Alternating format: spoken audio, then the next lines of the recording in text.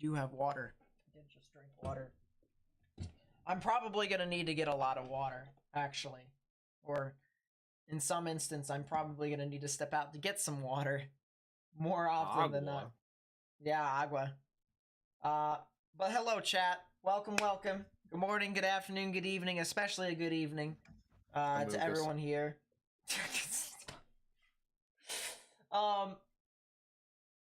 It is February 15th, 2023. We've got an enhanced risk today, and this is a really interesting enhanced risk to me, specifically because it is more of an overnight style of threat, and overnight tornadoes are not fun whatsoever. I mean, you can look back at the long list of tornadoes that we've covered at night, and they have done a lot to a bunch of unsuspecting people. So if you were to take away anything from this stream, I'm not going to be doing this for the viewers because everyone's going to be asleep. All right. At this point, you know, if I were to do this for the viewers, you know, to try and get as many, you know, subscribers and stuff like that as possible, I would be trying to do stuff during the day. You know, I'd cover snow and stuff like that. But no, that's not how that works. We're covering stuff at night, and they have the potential to be rather significant. So that's what we're here for. We have our risk in front of us right here. This is... Turn your volume up. Turn my volume up. There you go. Oh, that seems a little bit better. Boom. Yeah, Morgan's in the background. He's going to be helping us out, of course. Yeah, we fixed that. But here's our convective outlook. For those of you who don't know what convective outlooks are, they essentially are these little graphics that are issued from the Storm Prediction Center, or NOAA. NOAA is the larger corporation, or actually not even a corporation. It's a governmental agency that controls all the little weather agencies across the board. And the Storm Prediction Center issues these little outlooks based off of the severity of severe weather. And so that's what these colors kind of are, with the exception of the radar. So let me actually turn the radar off, and we'll show you this. If you're in the light green, all right, for tonight, you guys are fine. All right, we'll get into what's going to happen tomorrow later, okay? But for tonight, okay, this light green area, you guys are fine.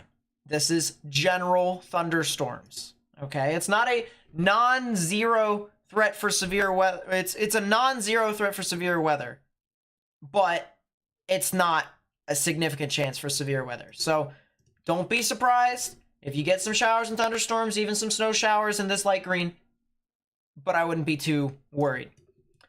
If you're in the dark green right here, it is surrounding this kind of yellow and orange thing. If you're in the dark green right here, you're in a 1 out of 5 in the severe weather scale. Now, this is the lowest on the severe weather scale, which means the chances for severe weather within this area is either very little, or the threats that come with it aren't significant enough. Now, don't let that mislead you, because what we have over here in the left side, and I'll turn off the Storm Prediction Center graphic for a second, this giant yellow box right here is something called a severe thunderstorm watch. This was issued about, what, an hour ago to an hour and 15 minutes ago?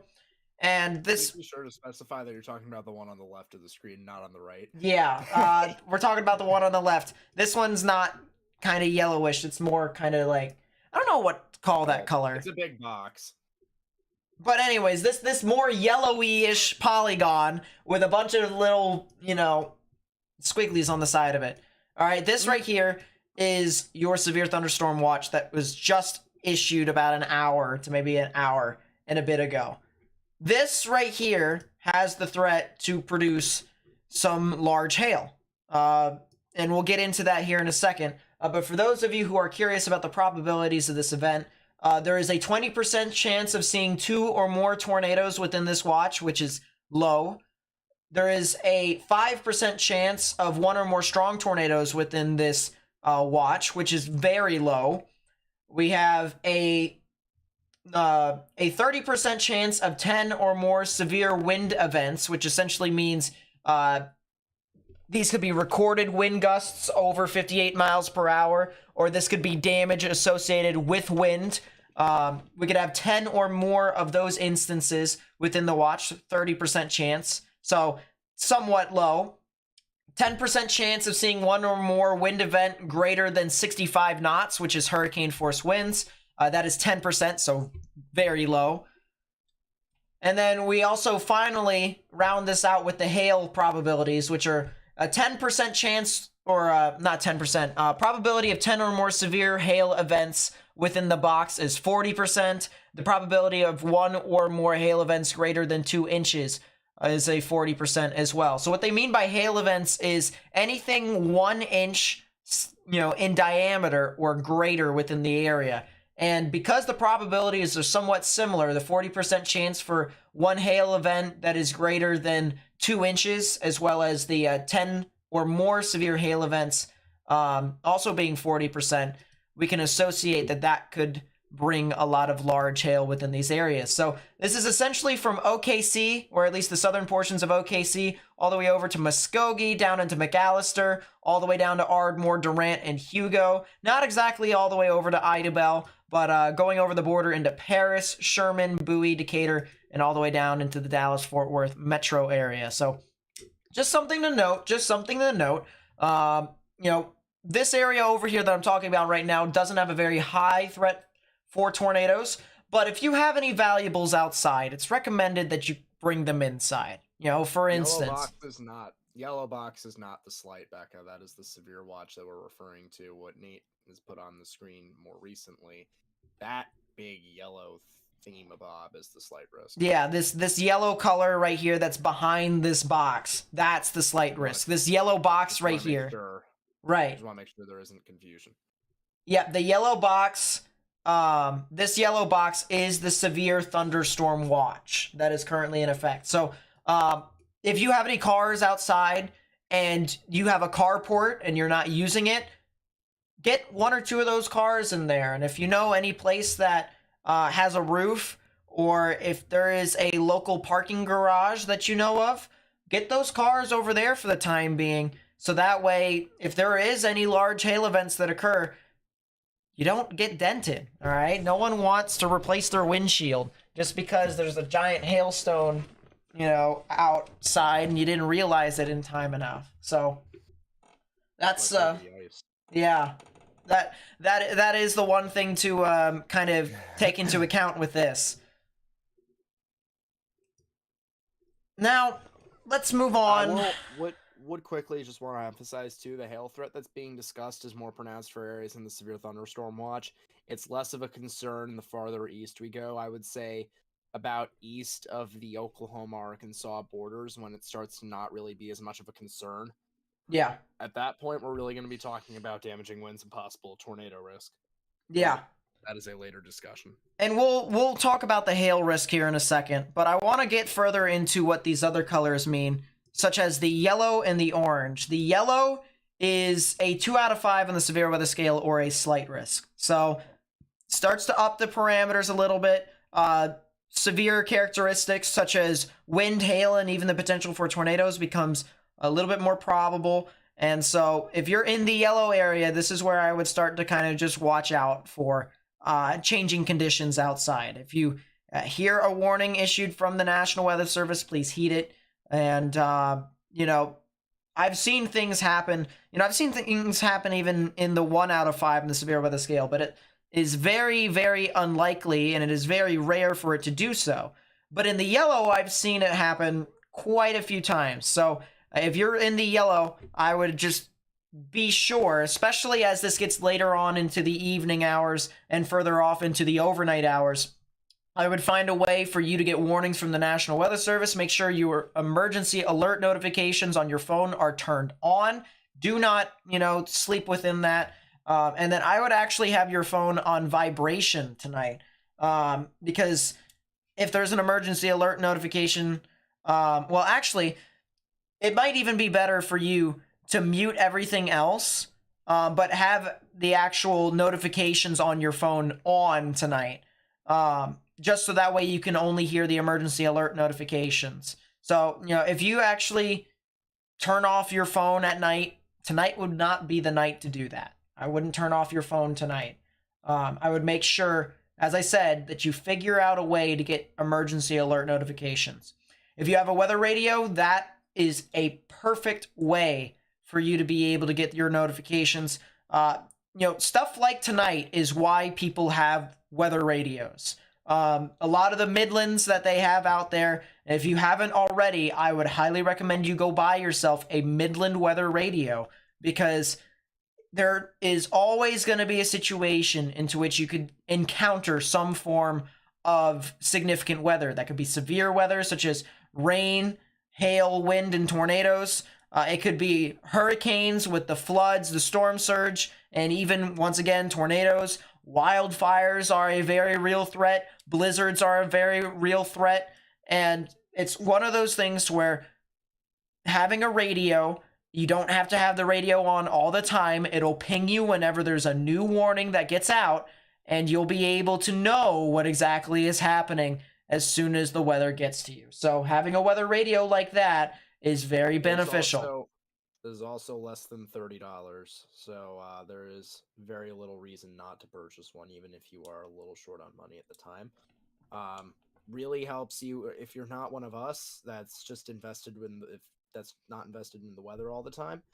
Really helps you stay up to date on what's going on in your area and around your area, just so that you don't need to be monitoring your phone 24/7. Right. And then we get into the final, or the highest risk for this evening, unless if something changes over the next couple of hours. Some weird stuff happens. We have our 3 out of 5 in the severe weather scale, and this is where the confidence in where the most significant weather will lie. Usually it's within that higher risk, and because of that, we have a high confidence that there is expected to be some form of activity situated along the Mississippi River from the border of Louisiana and Arkansas to as far north as the border of Kentucky and Tennessee this evening. So that would include eastern portions of Little Rock. That would include areas like Jonesboro, Greenville, down south along the Mississippi River, all the way over into Jackson. And then once again, Memphis, this area over here, big populous area over on the western side of Tennessee. So, hey Nate, am I quiet on your end, or is it just me? I could turn you up and then it would be better. I'm saying, do I sound quiet just in general? You're fine. Can you speak real quick? Because there you chat's go. complaining a little bit. There you go. I fixed it. But yeah, that right there, this orange area, if you know anyone who lives within these areas, I highly recommend you guys monitor the weather here today. And I've been preparing for this day, over the past, I'd say 24 hours.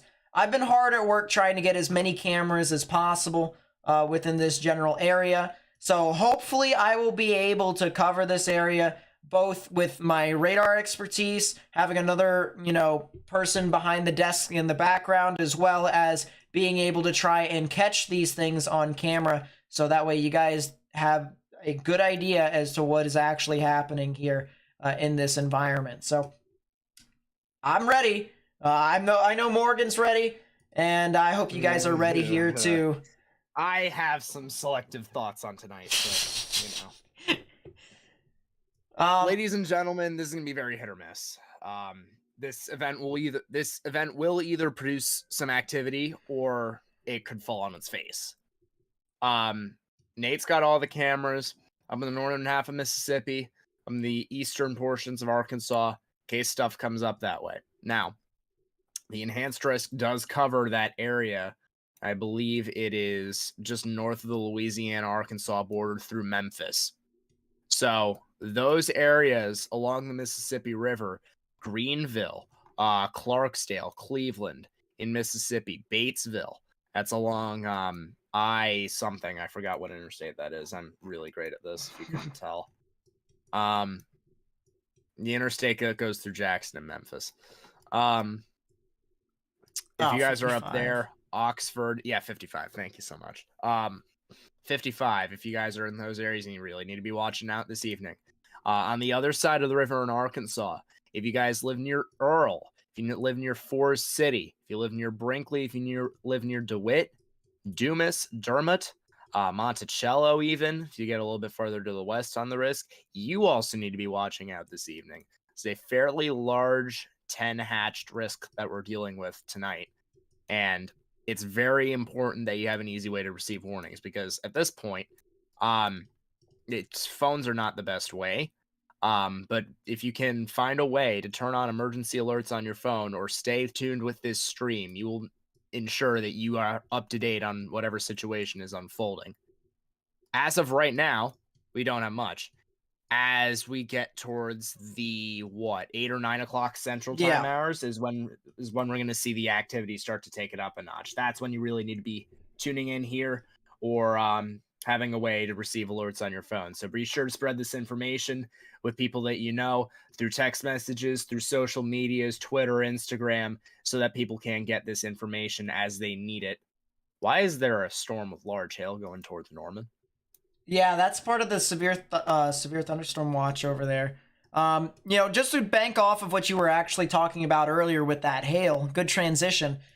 This is the risk for significant hail here today. And notice how it's only localized around the southern portions of Oklahoma and extreme northern Texas area, which is right near where the severe thunderstorm watch is. We can zoom back to where the other colors would be, like the oranges and the other yellows. That isn't the case. It is only localized over the Oklahoma and Texas area. So a lot of large hail is possible within this area. And as you have mentioned, we do have some severe activity heading off towards the Norman area. Let's take a look here specifically. Starting to get into the McLean County area, almost getting into the Cleveland County area. We got a couple showers and thunderstorms that are approaching Blanchard and Kreiner, as well as Lindsay and Pauls Valley. So if you guys are over there, highly recommend you guys watch out for changing conditions. If it starts raining and especially hailing, I'd advise you guys to go ahead and get indoors. As of right now, there is only really one storm that I would be monitoring for the most, and that would be this cell over near Blanchard.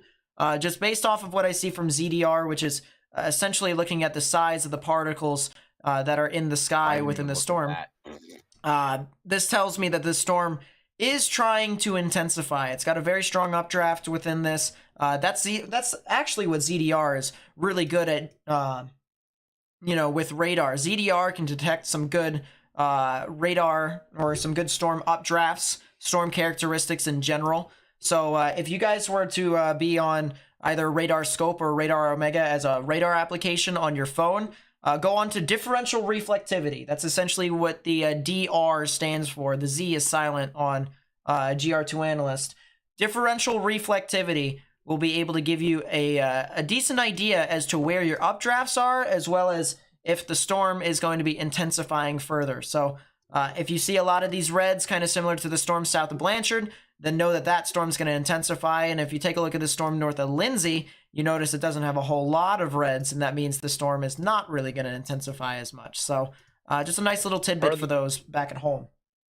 Per the National Weather Service in Norman, as of 7:15 Eastern Time, a thunderstorm with the potential to produce small hail will affect Blanchard and Newcastle in the next 10 to 20 minutes, southwest from OKC and the Moore area in the next 30 minutes. So that is that storm with the big ZDR arc. So if you do happen to be traveling, this storm, truthfully, is not posing as much of a threat to life and property. But if you happen to be traveling, just take extra precautions, particularly if you need to be traveling on the United States Route 62 area that goes through Middleburg and Blanchard. As this storm moves through, visibility could drop off a cliff for a little bit. Yep.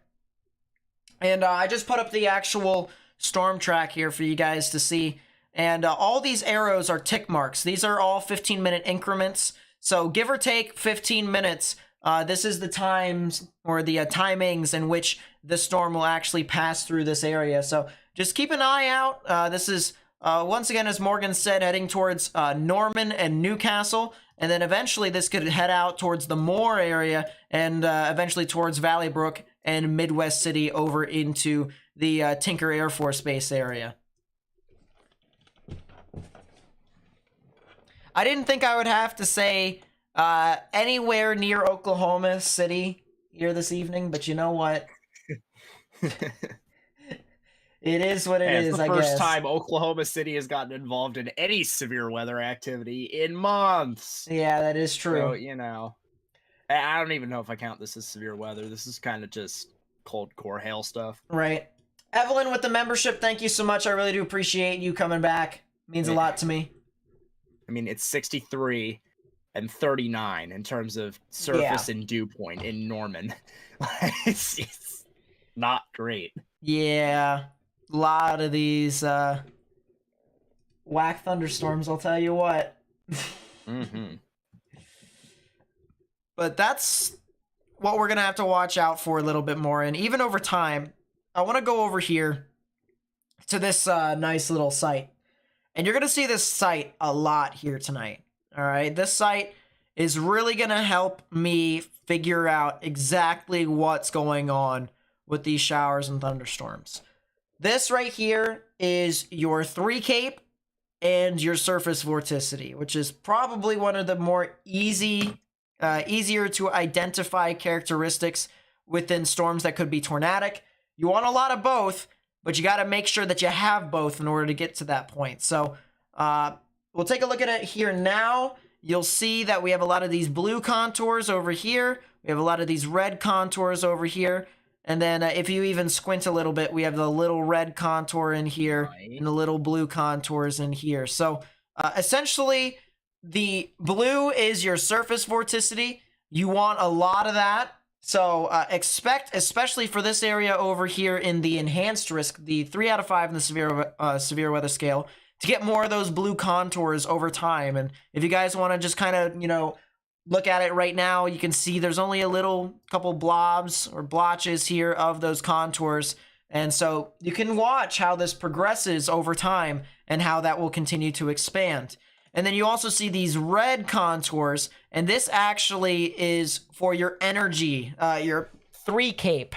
Cape is convective available potential energy, which is essentially tells you how much energy there is in an atmosphere with how much warm air is rising and cold air sinking. So if there's more warm air rising and more cold air sinking, the greater the displacement indicates more and more energy present in the atmosphere. So you want a lot of those reds, and if you see a lot of those reds, that means you have a lot of energy.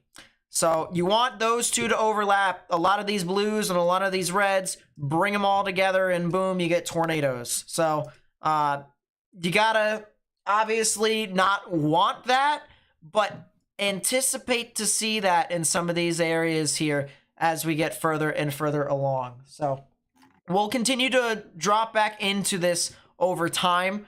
And if if you see me on this page over and over again, looking at this map, now you understand why.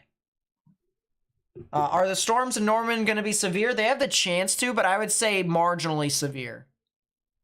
I would say they are very low in the threat for severe weather. We also have a severe threat for tomorrow, and this is going to be really interesting.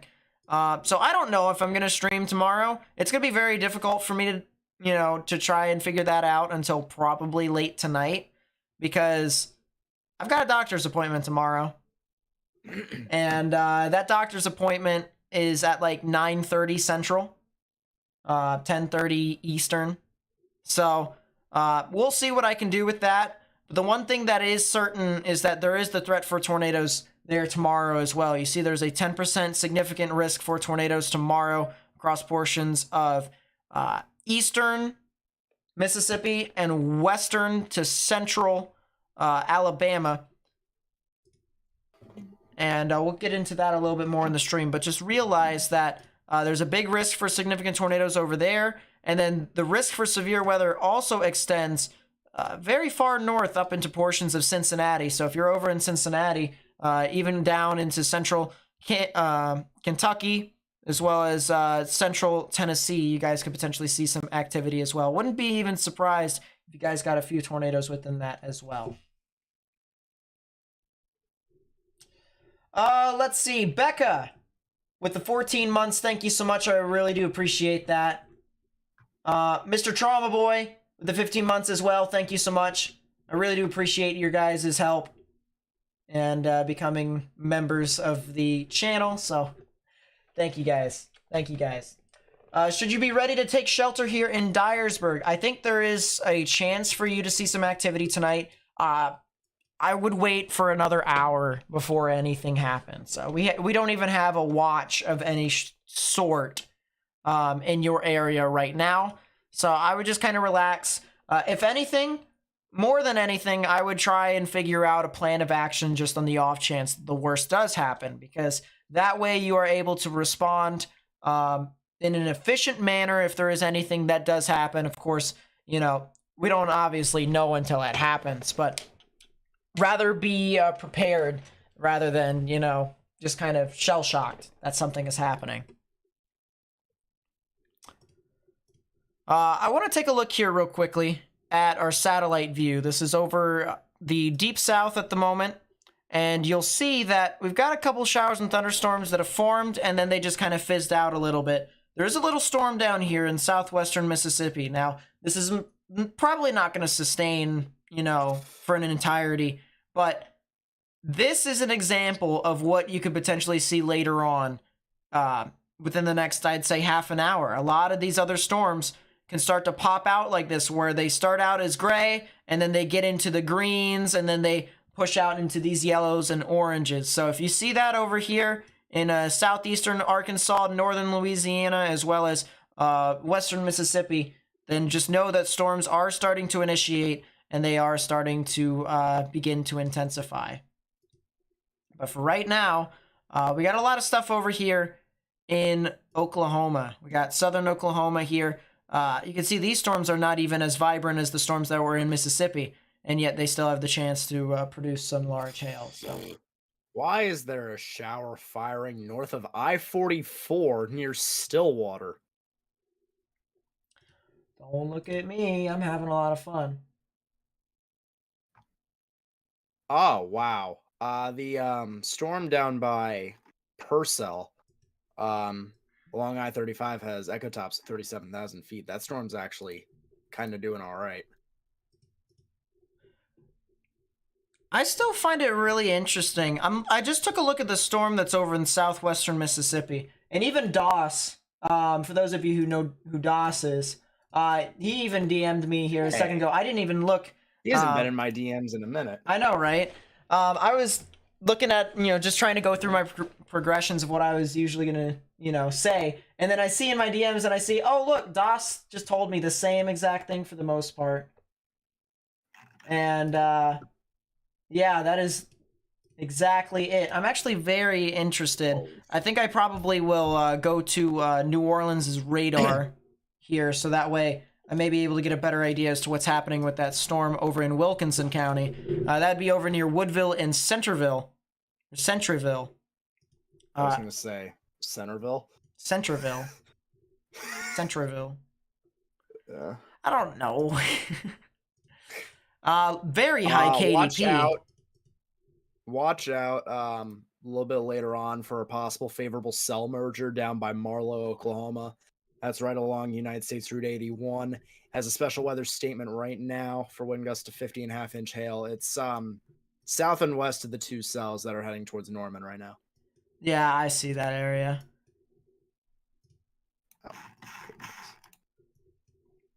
But yeah, the cell over in Wilkinson County in Woodville, it is fired off. I mean, look at this here, guys. This is the enhanced echo tops, which is what we look at to see how tall thunderstorms actually are. And we have our kind of legend on the left-hand side that tells you how tall it is in KFT or kilofeet. That doesn't really make a whole lot of sense, too much to people who know about metrics and stuff like that. But yeah. Essentially, if you see these numbers on the left-hand side, 20, add 3 extra zeros, and that's how tall the storms actually are. So 3 extra zeros to the side. Yeah. Don't put a decimal in it either. Yeah, don't go decimal point 0.3 zeros, because then you're not getting anywhere. But you see the 40 here, once it gets into the orange, that means that anywhere above the 40 is above 40,000 feet. So we have 40,000 foot echo tops in some of these storms, and maybe even taller in some areas.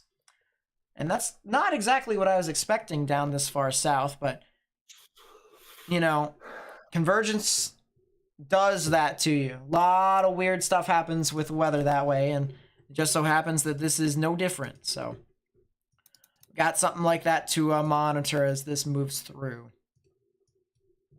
Also, a lot of convergence in general over here into portions of central Mississippi. You can see a lot of these little showers and thunderstorms that are moving off towards the Philadelphia and Columbus area, as well as even Greenwood. These storms are not expected to do too much, so don't worry about this for right now. As I said, we'll go back to the actual satellite, and you see that this right here is what you want to look for your strong storms. If you see a lot of those over here, which we don't, we used to see one right here and then it went away. We used to see that and then it went away. You want a lot of these down here that are in southwestern Mississippi to start to pop across in order for you to really get your event underway. But as of right now it seems to be pretty tame, which is the good news. That's what I think it is. Nice. I want to go over here real quickly back to the risk for severe weather for today, because we didn't exactly mention where the significant tornado risk was. I mentioned earlier for the risk tomorrow that there's a 10% very quickly. Yeah. There is the risk for tornadoes here today. So we have a 2% represented in the green, a 5% in brown, and a 10% in yellow. What does all those percentages mean? Well, that's the chance of seeing a tornado within a 25-mile radius in those spots. So 2% in a 25, 5% in a 25, 10% in a 25-mile radius. I'm getting hiccups all over the place now. This is fun. Bless you. Thank you. Hey, we're really going to start on this? Don't ask. It's not how I wanted it to go. But this is where you can really see your main threat for tornadoes this evening. This is the Memphis, Oxford, Clarksdale, Monticello, Greenville, Greenwood, as well as the Forest City areas, and the areas even around that by a good 10 to 15 miles. So don't be surprised if stuff happens within this area, especially late tonight, even through further on into the overnight hours. And we'll talk about that here by us looking at the HRRR model, albeit this isn't exactly the most accurate model in the world for these given scenarios and stuff like that, but it really gives us just more of a general idea as to what we can expect. So I'll pull that up here right now, move that over, and yeah, this kind of gives us a general idea. It's good enough. So we'll move this over to 18Z. And the time is right here. You see the time is in 1 p.m. Central Standard. We're obviously going to move that up a good bit, so don't be all too worried about that. That's 5. You see those storms kind of wither away. 7, 8, 9 p.m. Central Standard Time. You see a lot more storms start to fire off across the board. 10. You see even some of these storms start to get classic hook characteristics within them. And then they start to continue to move across further towards midnight, 1 a.m., 2 a.m., 3 a.m. So these storms are going to linger. They're going to be here for quite a bit. We'll actually go over to Arkansas so that way the people of Arkansas can also see this. So back over to this again. Storms form, and they start to kind of go sometime around 7 to 8, right there. See that? And then pushes off through 9, 10 is when stuff starts to, I would say, be near the peak because a lot of these storms are starting to rotate more and more. 11, 12, we also, according to the HRRR, there's another peak, another storm that could potentially produce a tornado right within there. And then we have 1 a.m., 2 a.m., and 3 a.m. And these storms really just kind of linger throughout this area for the most part, so.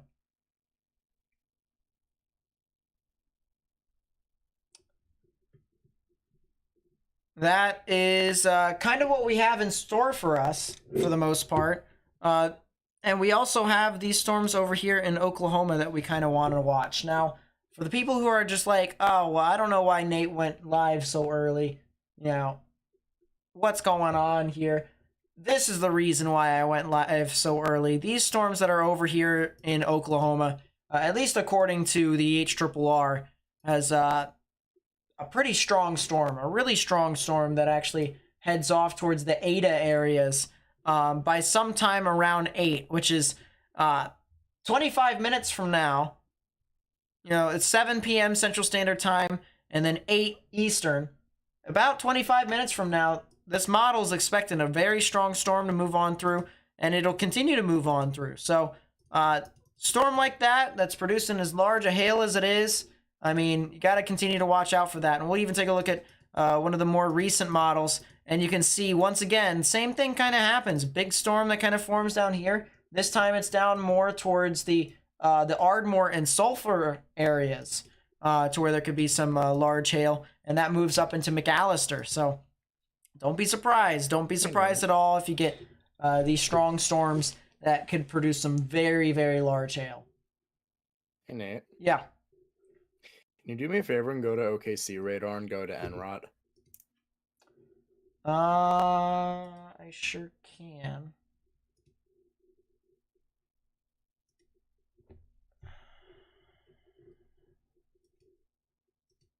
NROT? Why?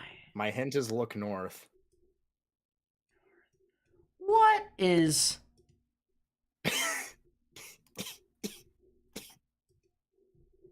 It's totally not legit, but it's very funny.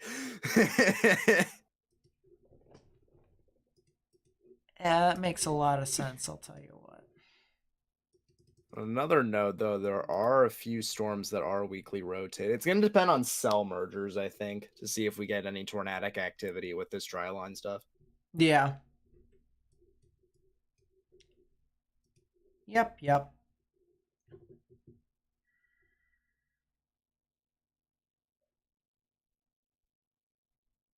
So yeah, we're watching out for the stuff in Oklahoma right now. Never would have thought, but there we are. I'm also going to try and see if we can get more cameras. Well, actually, probably not. We're probably going to want to just start using cameras in general. So what would probably be the best place for us to start?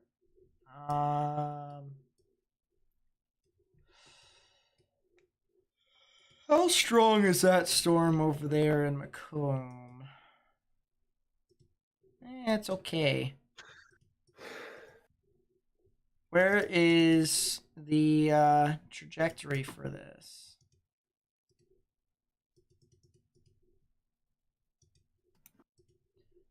Storm motion takes it more this way, so that would be heading towards Meadville. So probably not with that.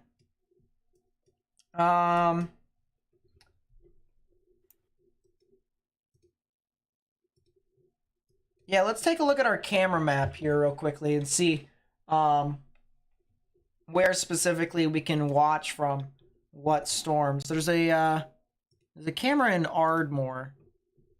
There's a couple storms that are over near there. So let's see with this Ardmore camera. This is News 10.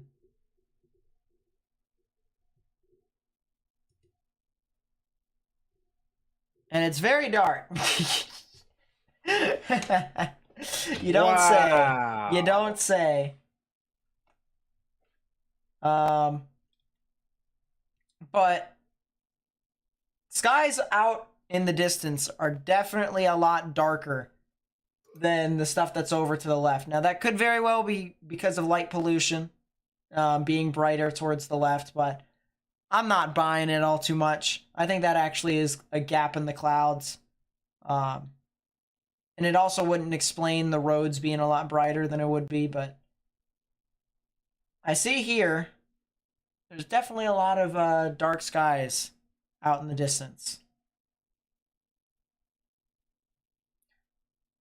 Should you be worried in northeastern Oklahoma? No, I think you guys are fine.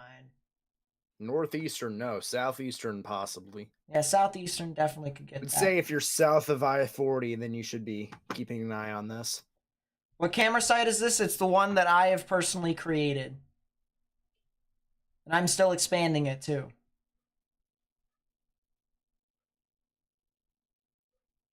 I actually spent a lot of time on it today and put up like 200 some odd cameras. Just crazy. I'm crazy. Don't know why I do this to myself. I do not know why.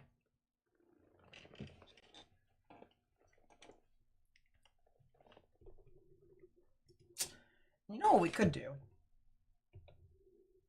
That's not Montgomery, Alabama. This is Ardmore, Oklahoma.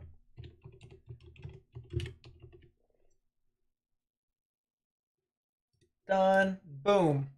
Fixed.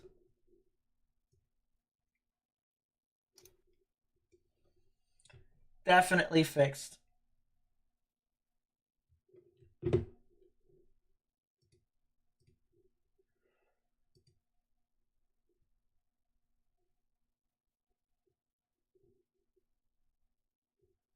By the way, I appreciate you guys helping us out here so far. If you're enjoying the stream, please be sure to hit that thumbs up button down below to help us spread this out with more and more people on YouTube.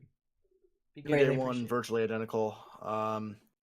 Looks like the enhanced risk reaches a little bit farther north to the border of Kentucky and Tennessee, extreme western border of Kentucky and Tennessee. 10 sig tor maintained, 30 wind maintained, 15 sig hail maintained. Looks like they have trimmed the tornado risk maybe a little bit more to the maybe a little bit more from the west. So, like I said, and what I said looks to be holding up all right now. If you're in the quarter of Oklahoma that is east of I-35 and south of I-40, that's where I would be watching, just keeping an eye on things tonight. Other than that, really wouldn't be worrying about too much severe activity across the state. Now, the other thing here, too, that I want to talk about here this evening. So, I gotta say, you guys are really amazing in regards to support to my channel. Especially interacting with my channel and being able to send in a bunch of reports on Twitter, sending me pictures and stuff like that on Twitter. I really do appreciate it.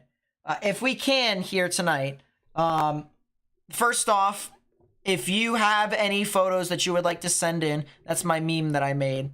If you have any pictures that you would like to send in, please be sure to post it on your, post it as a tweet, and then at me at Nate_Snyder.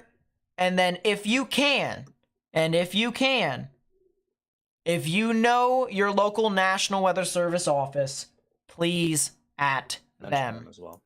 If you don't know what they are, please be sure to tell me, hey, I don't know what my local National Weather Service office is, and I'll ping them for you. And it's fine. I've seen National Weather Service offices actually, interact with my tweets as well. So, it's not like I'm completely out of the water, but please be sure to send them in from Twitter as a post, tweet it out with the picture. Say your local area. You don't have to give me your address because, no one wants, weird stuff can happen on the internet with stalking and stuff like that. I understand that.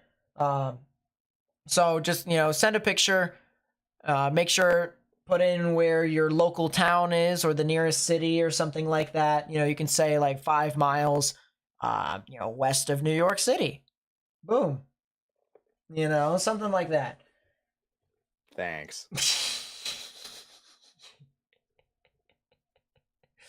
And it'll be fine. Also, check out DMs just for a funny bit that just occurred to me. And I'll put the thing back.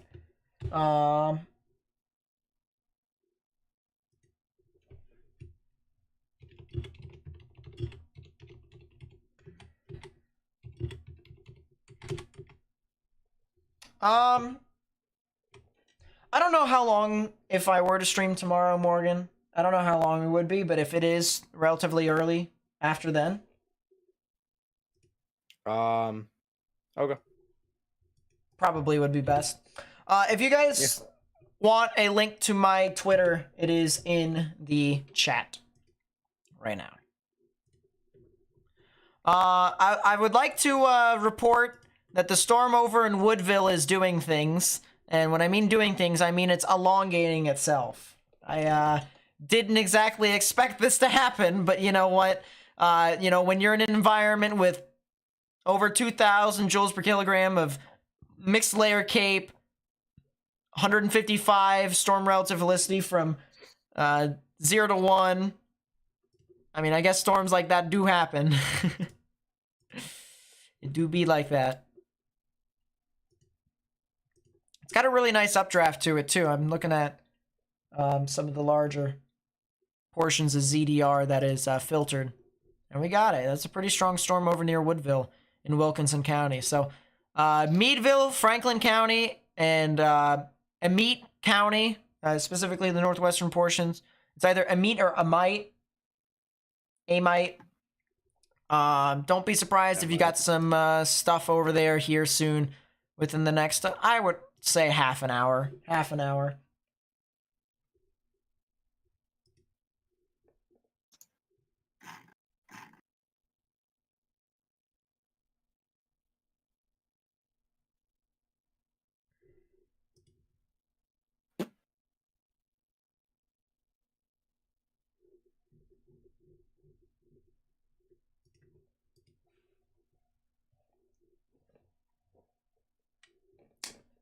Skies are starting to get darker and darker over in Ardmore, as you can see in the top right-hand part of your screen. Oh, man. And I'm actually curious here. I'm going to zoom out of it again. I'm going to go back to our camera map. Show you guys what's popping over there. As I said, I have a huge camera map that I've been working on for quite some time. I mean, look at all of these cameras.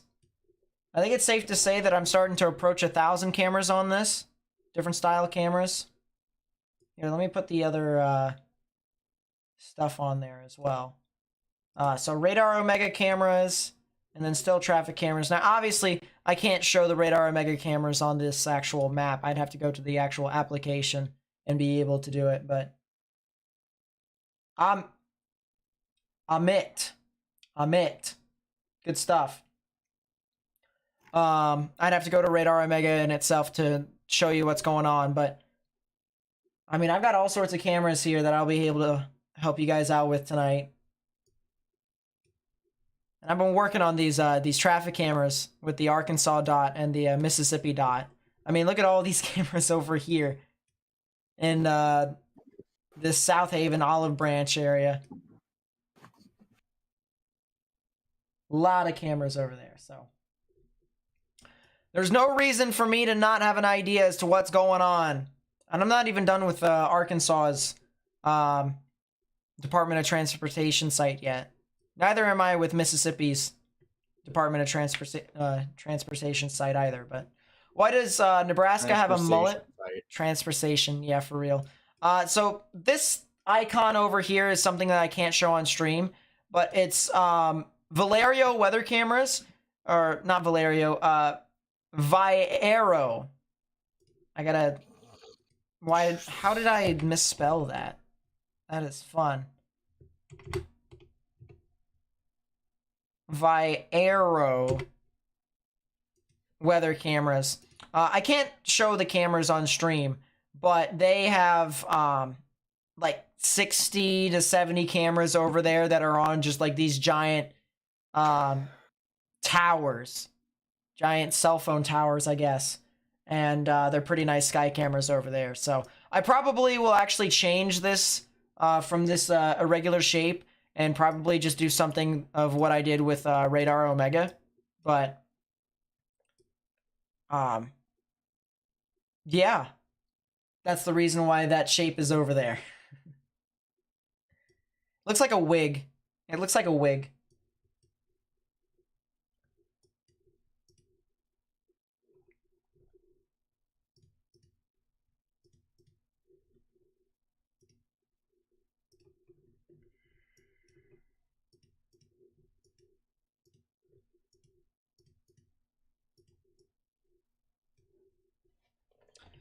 go back to the radar here in southern Oklahoma. And the storms that Morgan was looking at earlier, that was over down near the Marlow area and Rush Springs, it's starting to move off towards Alex and Kreiner and Lindsay. And it's following very similar paths to the storms that just went through to the north. Very similar paths, actually. Fortunately enough, though, doesn't seem to be a lot of large hail. There is a storm that is down south, though, over near the Waurika area. This is Jefferson County in Oklahoma, right on the border with the Montauk County and Clay County areas along Highway 81. So if you're over here in Jefferson County in Oklahoma, and then eventually into the southern and southeastern portions of Stevens County, don't be surprised if we actually had some activity over in your area, because there's a storm that could actually produce some large hail. And I think there actually is a closer radar for this. Yeah, there is. So I'm actually going to move one of my radars over there just for us to kind of get an idea. Yeah, Waurika, some large amounts of hail over there. That's kind of interesting, that pretty cell. But yeah, we've got some very high values of DBZ here. This is essentially the radar picking up a lot of stuff in the air in this area. So at minimum, a lot of heavy rain here in the Addington general vicinity on Highway 81. But this will be heading off towards the Velma, the Loco, the Comanche areas, and then eventually in towards the western, or not the western, the eastern portions of Stevens and the western portions of Gavin and this is Carter County.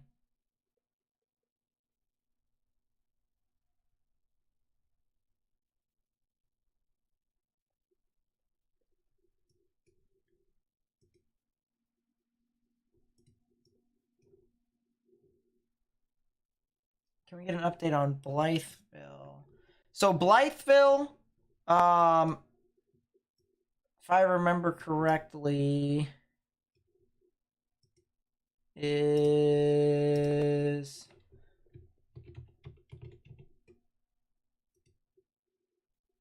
all the way up there. That's right. That's right. I knew it sounded familiar. So you guys are in a really interesting area here for severe weather. Tonight, you guys are expected to get some strong severe weather within your area, at least with the strong damaging wind perspective. Some storms are expected to produce some 60-mile-per-hour wind gusts within your area that could knock down trees and power lines. So this is expected to occur overnight and continue to actually stay that way all the way into the early morning hours. So if you can, please be sure to have a way to get warnings, whether that's from National Weather Service Paducah or the National Weather Service Memphis. I believe Memphis's jurisdiction is actually your area. So if you have a way of getting the warnings from the National Weather Service, please be sure to make sure that you turn that on tonight, or do whatever you can. And if you don't, if you have a phone, please be sure to turn on your emergency alert system, the emergency alert notifications, so that way you can stay up to date with all that. But really, the risk is expected to start within your area sometime around midnight, maybe even a little bit before midnight. Oh, what the heck? What are you what the hecking to? Severe thunderstorm potential continues through the evening. Large hail and damaging winds possible north of the Oklahoma-Texas border along the warm front. Is that an MCD? That is an MCD. Just got issued? Just got issued right now. Seems my GR Earth needs to update, and there it is. It's to consider the following, it seems. Soundings Fort Worth indicate the cap is weakened but remains in place. 50-degree dew points.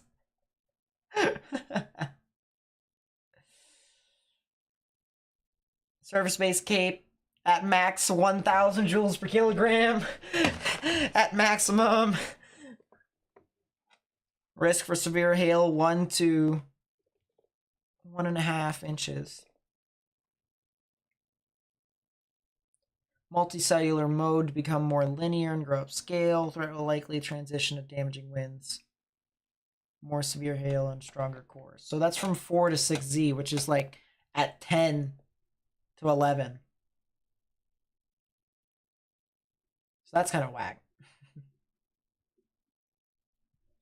Why is my radar app not showing this upcoming storm? Are you talking about the live radar or future radar? If it's future radar, then I honestly have no clue, because from my my models and stuff that I see, and I've been showing the chat for the majority of time this stream, Dang. we've got a lot of these storms that have been moving on through as well. But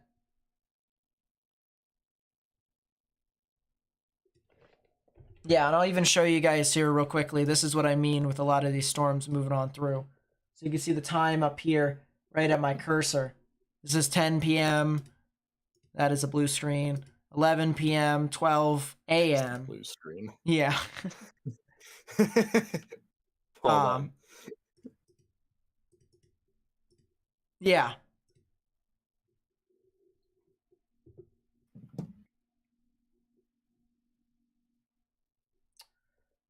Well, still, storm formed through northern portions of Dallas, Fort Worth. It's unlikely, honestly. They're in a severe thunderstorm watch, but I think the further north you go, the higher the chance for thunderstorms are. And this is further illustrated by the severe thunderstorm watch that was issued by the Storm Prediction Center. So you can kind of see this giant yellow box right here, which is where the threat for severe weather could exist. As I said, the further north you are in the box, the higher the likelihood of there being severe weather in that area. And you can kind of already see that it's mostly over southern Oklahoma. So, will it miss Nashville? For tonight, it will. Tonight, Nashville's not expected to get too much. But tomorrow is when things could start to transition. This is the risk for tomorrow. Which hopefully I will be live tomorrow. Depends upon if I can bypass or if I can quickly go through my doctor's appointment. We'll see. But you can see here, we've got our enhanced risk right in there. This is a 3 out of 5 in the severe weather scale, which is usually where the majority of the severe weather actually is located. However, the strongest tornadoes actually will be located down a lot further south of you into portions of Alabama and Mississippi. But Nashville is not, a place to, completely neglect the weather. You guys are still a part of that with some very strong damaging winds. So I'd watch out for tomorrow. How long will I be on tonight? More than likely until 2 or 3. I'll probably step out for like a little bit. Yeah, way too late. I'll probably step out for like a little bit to get coffee and then come back. But storms that move through Arkansas and the Oklahoma border become straight line storms or scatter storms. More than likely straight line storms. More than likely.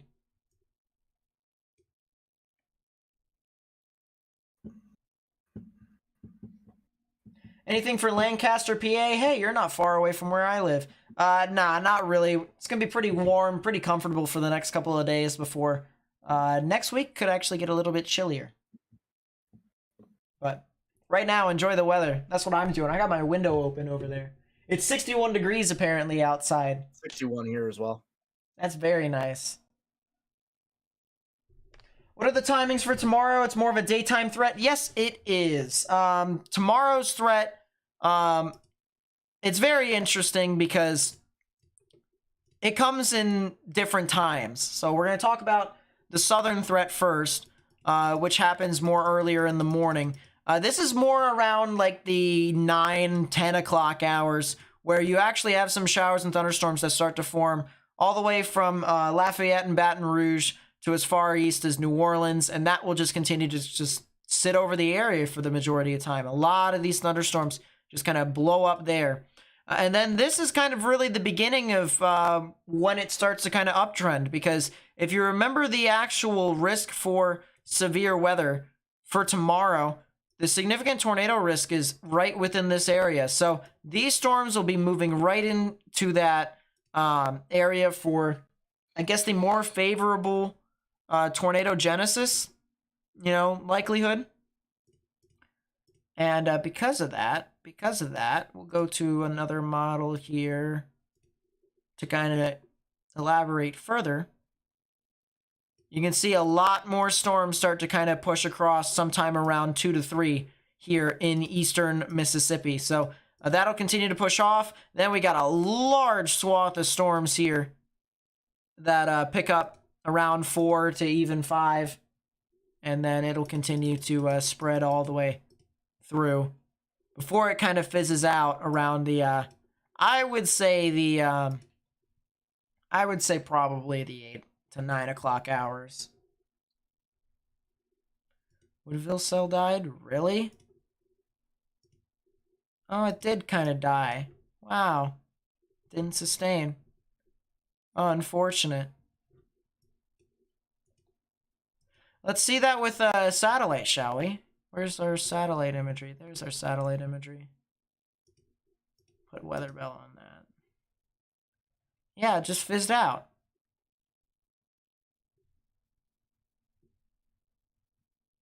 Why do I hear? What in the world is happening?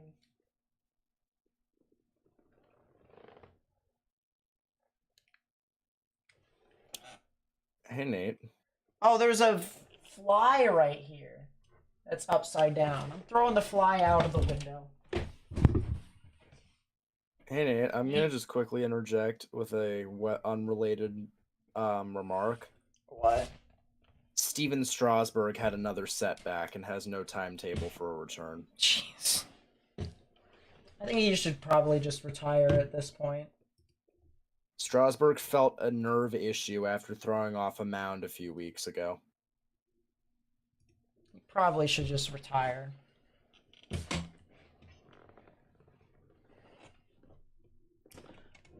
But yeah, interesting satellite there. I actually want to move the satellite over to Oklahoma. You guys can kind of see. Yeah, there's that storm that I was talking about over there. That one could potentially be our next severe storm. The Duncan and Waurika cell. And then don't be surprised if that cell that was over near Norman heading up to Shawnee actually does stuff. Actually, I kind of want to go see for myself what that storm's actually doing. What are you doing, buddy? A lot of localized stuff.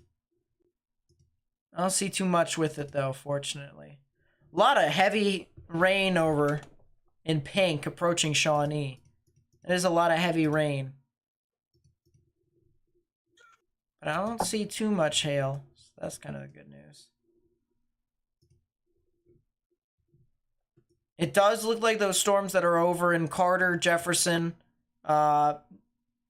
Stevens, Garvin, I should say, and Murray County. Those counties down there in southern Oklahoma starting to build a lot of hail with that, so.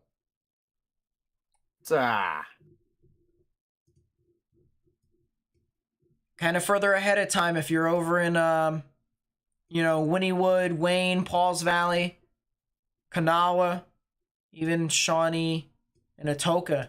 You guys could be seeing some large hail here soon. Large hail.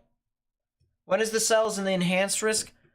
Another hour-ish, probably another hour.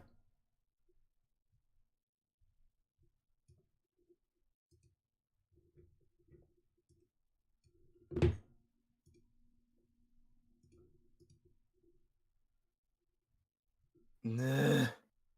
What are you sighing for over there? I hate Bogan Bogdanovic. He ruins my poverty basketball. What the heck?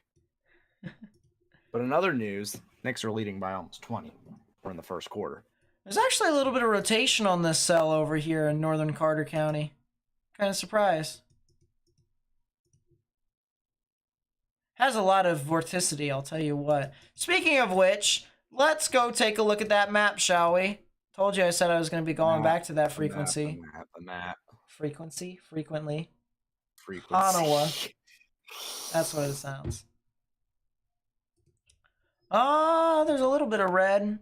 A lot of blues over here, though. Lot of blues. There's also more red building in some of these areas. So we wait for the red to build over here. And we wait for the blues to build over here. And the answer will be the daily double.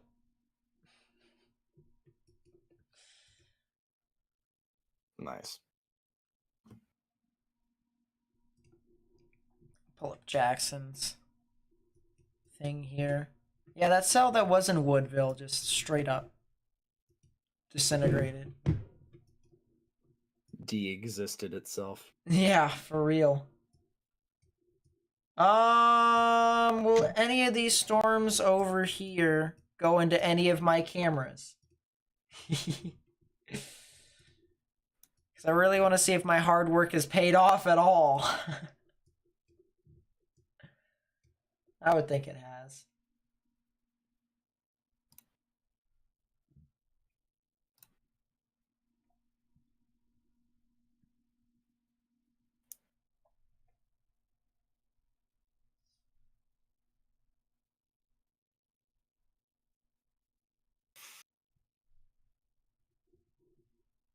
Cells popping in the enhanced risk on the satellite view. Let's take a look, shall we? It's in a book. Yeah, there is one or two. Yeah, you're not wrong. It'd be these storms over here near Cleveland. Wait a second. Don't I have a camera that's approaching the Clarksdale area? Yeah, I do. It's looking north, however, so we won't be able to actually see what's going on with it until the storm passes. But once it starts to get closer towards the Helena and West Helena area near Lula, we'll be able to get one or two cameras over in that area. We also have a lot of cameras over here in the Tupelo area, and then cameras over here in Columbus. I'm actually curious to see what these storms in Columbus are doing. Probably not too much, so it might be me being overcautious or just me wanting to look at something with a camera, but yeah, not too much. Not too much activity at all.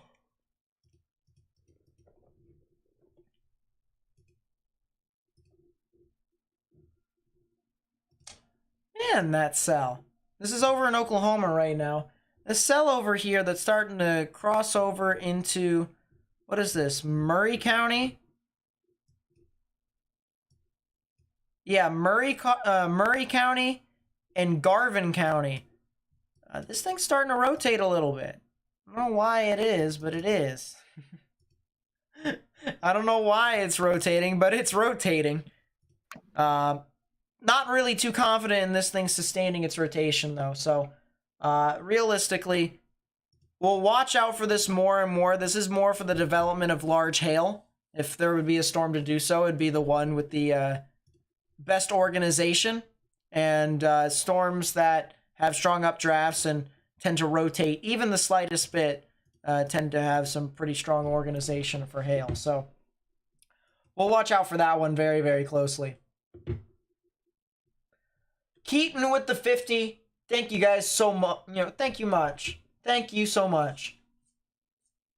Read through here. So much more in this. What you can afford right now. Listen, all right. You really didn't have to do that. Everyone say thank you to Keaton if you haven't already.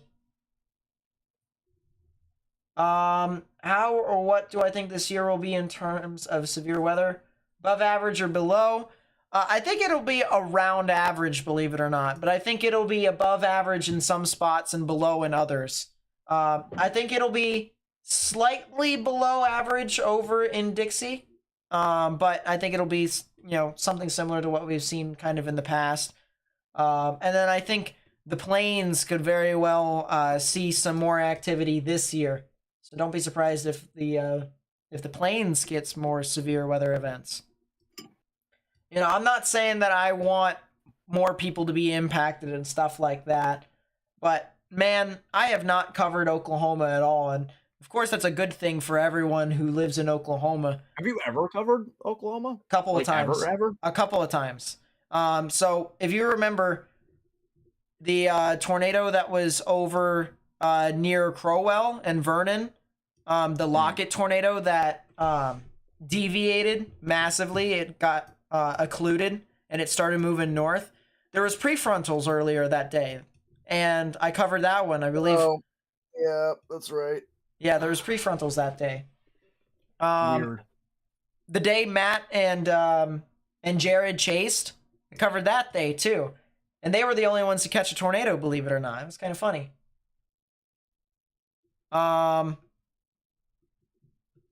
There's been a couple of these storms in Oklahoma rotating. Yeah, the one that was over south of Hennepin. Maysville? Where's Maysville? Hennepin? Hennepin is like near 35, just to the west of Sulphur. Wow. Never mind. The one I was looking at is more side loby now. I'm looking at this from... that is rotating. Weekly, but... Yeah. That is more side lobe. Alright. I will be back. Sounds good.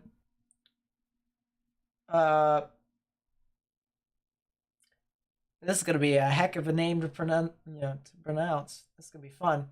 Unipanther. I think that's how it's pronounced. I think. Sorry if I butchered.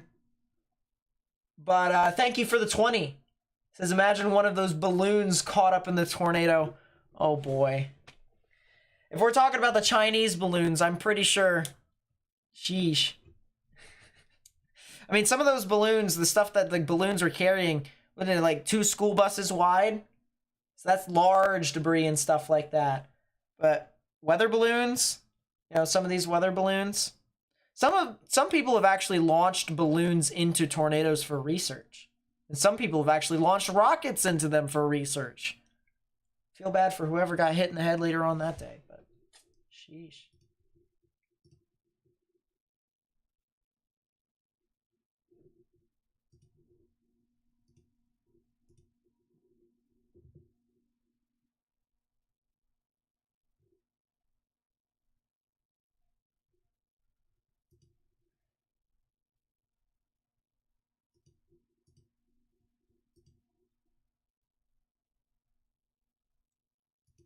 I'll probably download that in a bit, DOS, but thank you much.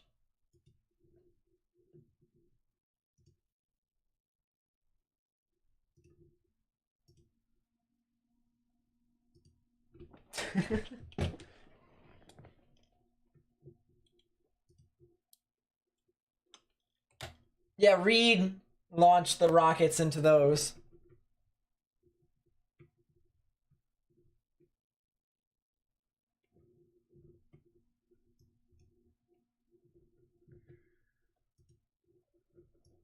Ooh, that storm near Purdy and Elmore City's got some pretty strong updraft characteristics within that.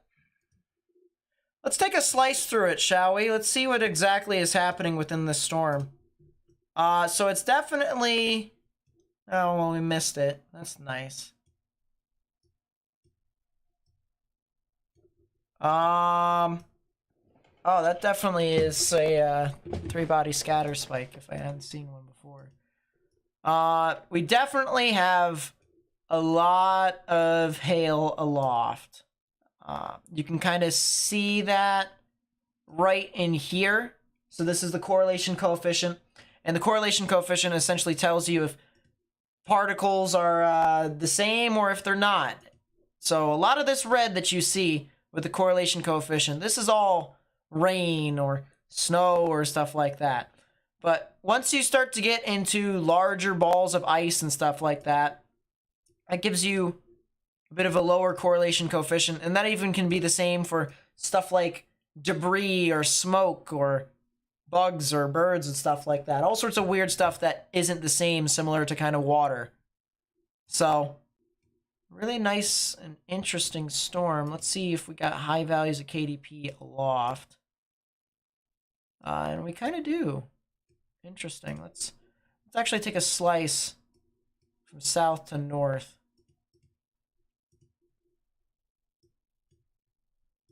Let's go say high.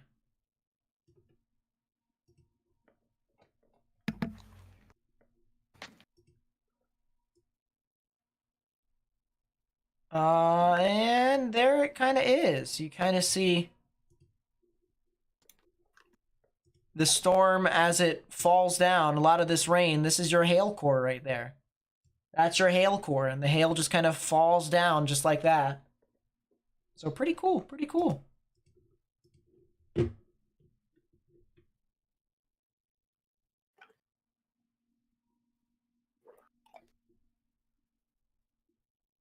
Someone watching from Australia and Hobart.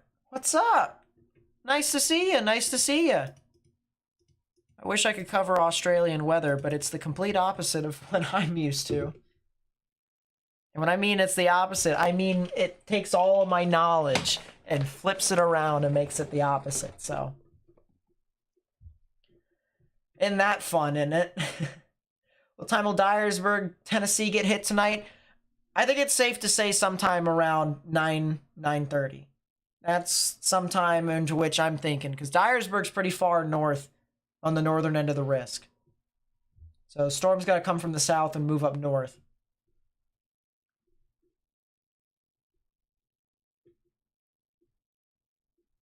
Do I think seriously we'll get bad later on? I think mainly for just wind, but realistically not too bad.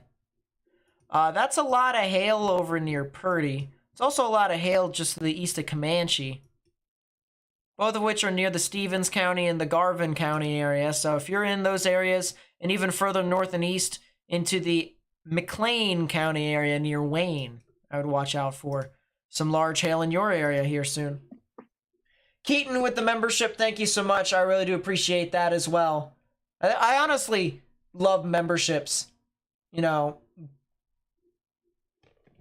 people getting into memberships and stuff like that, because it's almost kind of like, you know, to me it feels like more of a sponsorship role, even though it's like $5, or if you want to go a higher tier it's $10. Sponsors usually give like a crap ton more money, but it feels like I got like more than just a supporter individually. And I've got a bunch of stuff that, you know, people may like behind the scenes that are available to them. So thank you so much for the membership. I really do appreciate that.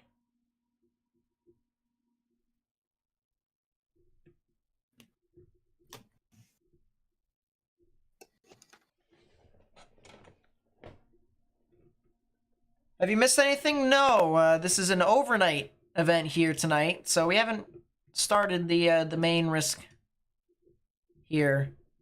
Although that is really starting to rotate, heading towards Davis. So that's going to be interesting.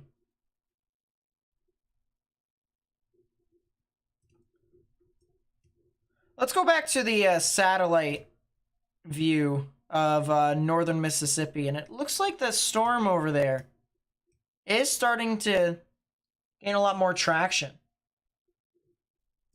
At least from the looks of it, that's what it is.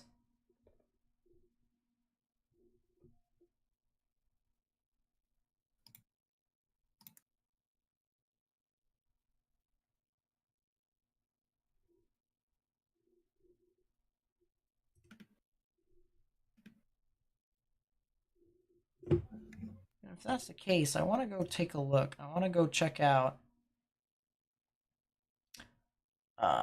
Memphis. Let's go over here. Let's go to Memphis's radar. while I take a bite of pineapple. Let's go see why this thing is bugging out.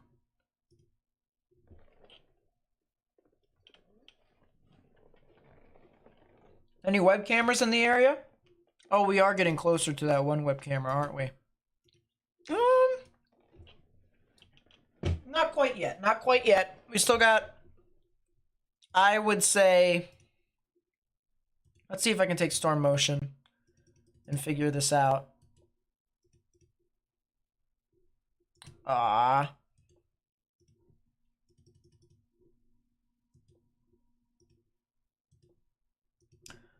We still got, believe it or not, about a half an hour until it probably comes into view.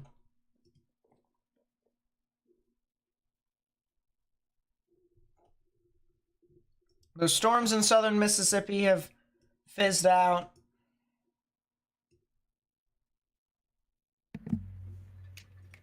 Is that a bounded weak echo region? Wow, that thing is rotating now. Look at that. Wow. Huh. Yeah, that thing is rotating. That thing wrapped up in a hurry. Yeah.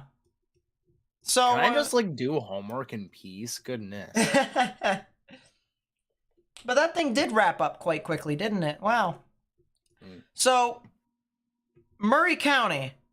If you're in Murray County, that would be near Davis, Joy, Sulphur, as well as Garvin County, Wynnewood, Stratford, Pauls Valley.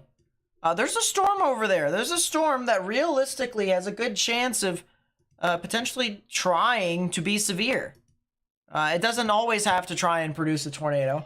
It could always just produce some large hail. And, you know, this is kind of a byproduct of this. Some strong velocities here that could indicate something tornadic. So don't be surprised.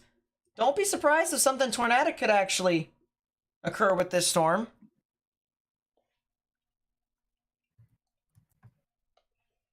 We have the ZDR on it. That's fine, Mark. But yeah, this is a storm that's actually trying. There's so two Davis. rotations. Yeah, there is one behind it as well. That is kind of funny. Are these two separate storms or are they? Oklahoma. Let's actually go take our satellite over. That's not exactly where I wanted to look. I wanted to look right here.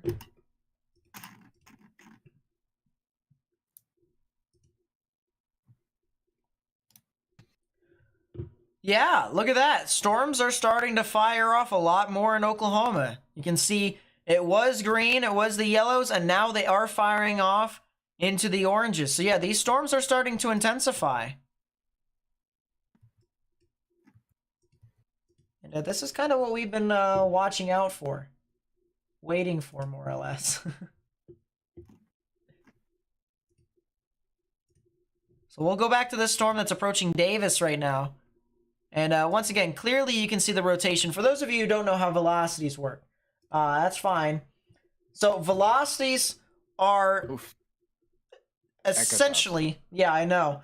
The velocities with radar is really weird and also can be misinterpreted sometimes. The radar can only see winds moving towards the radar and away from it. Nothing in between. So if it's moving alongside the radar can't see that. And that's the reason why you see a lot of these gray values sometimes. You know, it's saying that there's zero wind, but it's picking up on some form of wind. So it's, you know, it can't quantify it as such. So what we have here is these two different colors, red and green, with also gray in the background, but gray is near zero in your winds. Your reds are your winds moving away from the radar. So we have our radar that's up near Oklahoma City. I keep blinding everyone. I apologize. But there's Oklahoma City up there. And there's our radar right there at this circle. There's our storm all the way down there near Sulphur and Wynnewood, near Murray County, in Murray County. And you can see reds are the winds moving away. And then the opposite to that is greens moving towards. So right in the middle is where the tornadic rotation would be. It is approaching Davis, Oklahoma, as well as Joy and Wynnewood. So if you're in those areas and even near Sulphur or west of Sulphur, I would highly recommend you guys monitor the changing conditions. If it starts to, hail a lot over there, get indoors. If the winds start to get pretty strong over in your area, get indoors. All right, it's not severe quite yet, but it very well could, because based off of the current trends, it seems that this storm is going to be one of those that is going to try and intensify further. So yeah, could definitely could see this get worn down the line in a few minutes as it approaches the Wynnewood area. So yeah, it's starting to get its act together much nicer. And Echo Tops are having fun. Oklahoma! Man, it's been a minute. Yeah, it has been a minute. Is there any other stuff? Frederick, Oklahoma's All radar. the special weather statements. Yeah, how many of them? Let's actually go over. Let's see with Omega. Here's Radar Omega, all right? We don't use Radar Omega too frequently. We use GR2 Analyst more often because it's just a superior radar. Although, for how much money you put into GR2 Analyst, it better be superior. But you can see all these light blue boxes right here. Now, they're not on the legend up top because usually, as I said, we don't use Radar Omega. But these are special weather statements, believe it or not. Special weather statements that the National Weather Service issue. We'll actually read up on one here with this storm. This is a special weather statement for Davis. This is 6 miles west of Davis, moving northeast at 30 miles per hour. Wind gusts can be up to 50 miles per hour and nickel-sized hail possible within it. This storm may intensify, so be certain to monitor local radio stations and available television stations for additional information and possible warnings from the National Weather Service. So, something to watch out for that. But yeah, the storm approaching Davis, Wynnewood, Sulphur.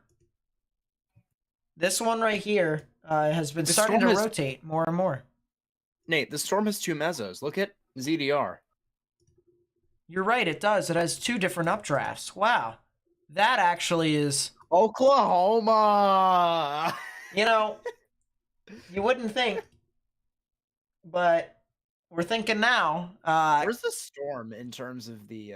It's in the 2%. Yeah, it is in the 2%. That is pretty strange. But, I mean, this storm here... We're going to go back to this product called differential reflectivity, or ZDR. I love this product, all right? This radar product right here, ZDR, or differential reflectivity. You can find differential reflectivity on both Radar Scope and Radar Omega. This thing right here can help you with a lot of things if you know how to use it correctly, especially with high values of ZDR. A lot of these reds can indicate... strong updraft characteristics, which is essentially a rising motion in the thunderstorm that is kind of like a ventilation process. And if you have a strong updraft, a strong ventilation, the storm is able to continue to bring in more and more moisture, more and more energy for it to continue to use it and be able to intensify as well. So ZDR can help you find where some of the updrafts are. And there's actually 2. You see there's one blob of red right here, and then you kind of see the lower values of ZDR, and then another blob of high ZDR right here. Now, how we know that there are 2 updrafts within this spot is because if we go over to the velocities, the rotation in itself, we talked about what the radar does and how it actually finds velocities. And you notice we have 2 areas of reds dipping down, reds moving away from the radar, and then we have these grays or greens moving towards. So we have 2 individual areas of rotation right next to each other that are trying to fight for dominance. And we'll have to see as to how this all plays out, because let's put it this way. All right, most of these situations to where there is storms that have 2 areas of rotation right next to each other, one usually doesn't last for a very long time. The other one usually becomes a lot more dominant and kind of takes over. So which one will be the one that'll try to intensify? More than likely, it'll be the one all the way to the east, approaching Davis, especially since right now it looks like it has a stronger velocity couplet. It just updated, and you can still see there is still some strong velocities within that storm. Still 2 strong areas of updraft being signaled. Yeah. And this one is also further out in front. So when we talked about ventilation, oh, that is a hook. That is 100% a hook. Yeah, so I think we know which rotation is going to give way here soon. Yeah, although there's 2 hooks, but one is a lot stronger. One's a lot more pronounced than the other one. I wonder if 3D is any good. Yeah, I'll probably check that here in a second. But the other thing is that when we talked about ventilation, the storm has to ventilate the excess rain out ahead of it. And that can create the air around it to be a lot cooler than it originally was. And a lot of that cool air can also go backwards into where the storm originally passed over because, well, it rained there. Rain, if you've ever been outside during a thunder shower, you notice that the temperature suddenly drops. And that is the same premise within that. So the old, or the, I should say the second rotation, not the old rotation, is starting to move through into that area. And it's going to encounter some of that cold air. So just something to note there, just something to note. If those storms continue to kind of battle for dominance, don't be surprised. Don't be surprised at all if the easternmost one actually ends up becoming the one that is victorious. And that is, man, that is some really interesting rotation within that. I actually am going to take, I'm going to actually take your advice. ZDR, man. This slightly concerning. I'm going to take your advice here. I'm going to take a 3D. And yes, this actually looks pretty nice on 3D. What we're looking at here is a full 3D image of this storm from the radar. And this can tell us a couple of things, all right, depending upon how you look at it. Number one, most, if not all, and actually I think it is all, it's not most, all supercells have a way to ingest energy or moisture from the atmosphere.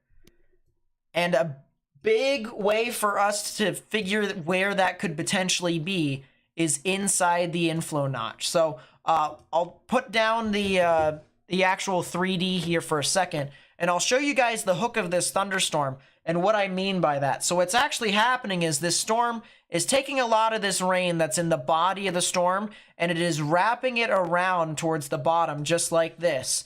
While that is happening, we also have a lot of this moisture that's out in front over near like Davis and Sulphur, and it's being pulled into this little notch right within here where there's not as much rain. And what ends up happening is when all that moisture and energy gets pulled in just like this, the wind and rain start to wrap around the bottom, and it can create your counterclockwise spin, which is what you want to try and find for tornadoes to occur. And so that is exactly what's happening. And believe it or not, on correlation coefficient, you can actually see the air traveling into the storm, the moisture deep inside of this. That's another blinding image. But deep inside of this, in this blue blob right within here, that is air. That is moisture being pulled into the thunderstorm, and that is supported by the low values of reflectivity. So once again, all right, this is definitely a storm that is starting to intensify more and more.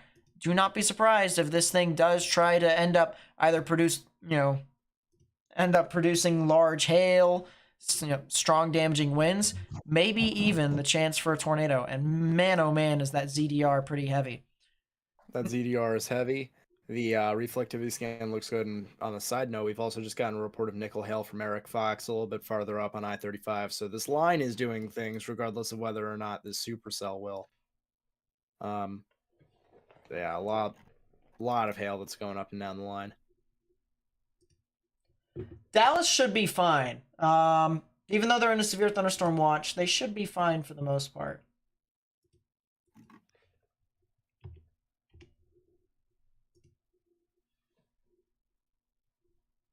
I'm also going to do that here real quickly just to make my moderators' lives easier.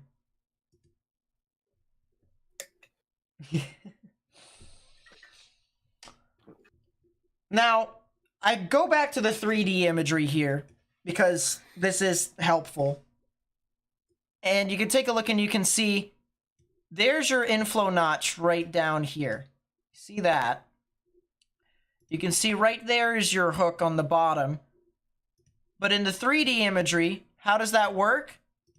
Well, the inflow notch ends up becoming a cave. And that is exactly what we have right there, ladies and gentlemen. We have a bit of a cave right in here, almost as if this thunderstorm has kind of a mouth. And as it travels through, kind of like Pac-Man does in games, it kind of munches on all these little dots, continuing to upgrade it more and more and more, give it more points and points. And that's what we got here within this thunderstorm. This thunderstorm is continuing to kind of eat and feast on all the moisture that's in the atmosphere to try and allow it to form or sustain. And that is a heck of a hook. My goodness. Look at that. Wow. That is a heck of a hook echo right there. Look at that. Wow.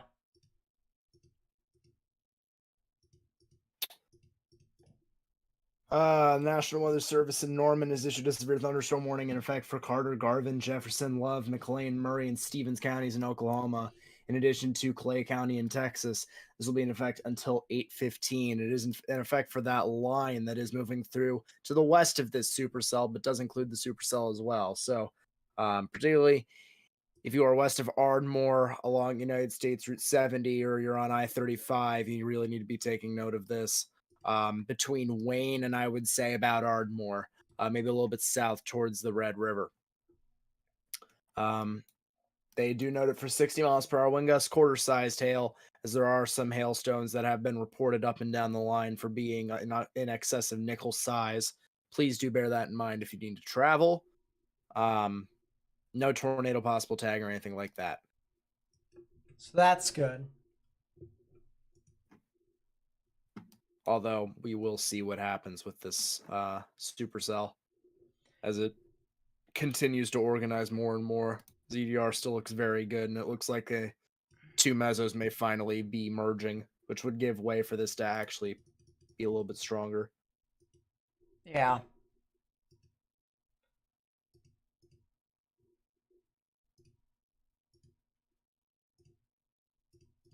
And yeah, this thing definitely has some good rotation on it. I mean, this thing is going and going and going and going.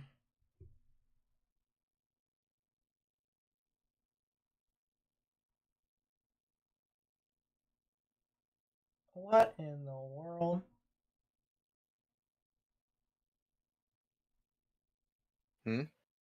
Oh, I was just looking at something on the left-hand side. So it's just like, what in the world is going on with that? But it's nothing too much. Knicks are up by 20 at the half. I'm going to go back over to Mississippi. I'm going to take a look at satellite. Oh, yeah, that thing is popping off now. Oh, yeah, big cluster of storms. Look at that, huge cluster. Clarksdale-ish. Yeah, like Clarksdale. Are we getting closer to where I can use my cameras in there? Or 130Z for what it's worth. Let's figure it out. I hate the fact that we don't have any radar over in this area.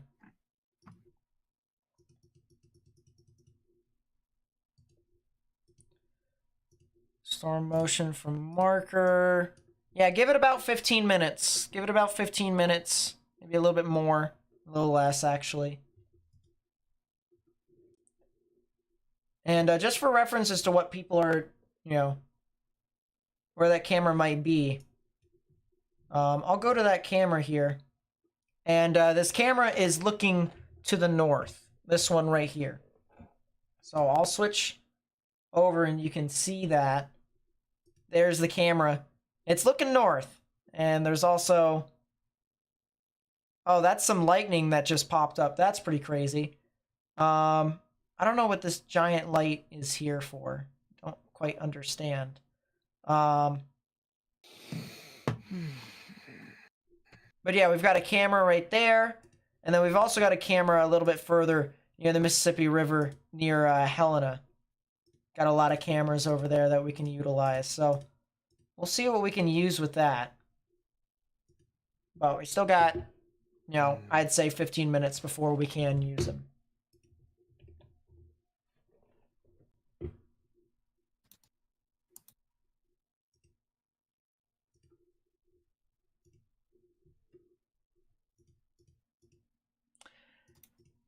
Yeah, that is a full-fledged mezzo, all right. That is a full-fledged mezzo. And that's kind of crazy to see. There's still 2 distinct updrafts within that. And a lot of large hail with that, too. Look at that. A lot of storms that are actually starting to get up to inch-sized hail. Maybe even a little larger than that.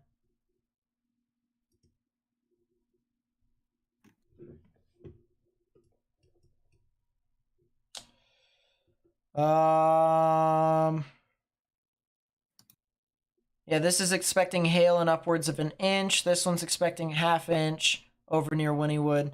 So the algorithm really likes the Velma storm and the Tatum storm over here near Purnell. It really thinks that there is some severe hail within this storm right here. Lot of lightning, 27 flashes per minute within that storm.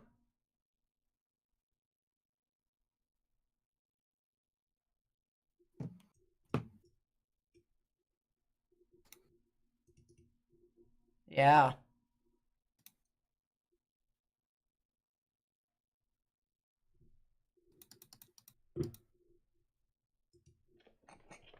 It's pretty funny. Mississippi has radars down right now? Really? You sure? Not on my screen. Definitely see Mississippi.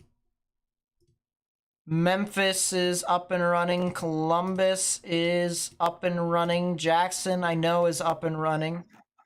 I think Mississippi's fine right now. National Weather Service in Norman has issued a new severe thunderstorm warning. There you go. Specifically for that supercell, Garvin, Murray, and Pontohawk, and that will be until 8:30 Central Standard Time. No tour possible tag as well, although I can understand why this thing is kind of struggling at the moment a little bit. Still a lot of ZDR, so. Right. It's gotta overtake that other storm first. It's the only way it's gonna be able to. Question is, does the line catch up to it before that occurs? They're moving at maybe a little. The supercell is moving maybe a little slower than the line, but not that much. So yeah, that's the new severe thunderstorm warning, as Morgan just said. Roth, Fitzhugh, Vanos, as well as Stratford, and of course Joy and Wynnewood right now being impacted. Large hail is anticipated with this, as well as some strong damaging winds. So do us a favor, don't be stupid. Get inside. Don't go outside during a storm that's producing, you know, quarter-sized hail, maybe even a little bit larger than that. Last thing we need you to do is to get injured. So get inside, protect yourself from the storms around you. And you should be fine. You should be safe if you do that. You're in Ada, Oklahoma. Are you going to die? No, you're not going to die. All right. The storm is heading off into your general area. I will say that, but I don't anticipate it to be, you know, like a strong storm that produces like a significant tornado, although that is considerable.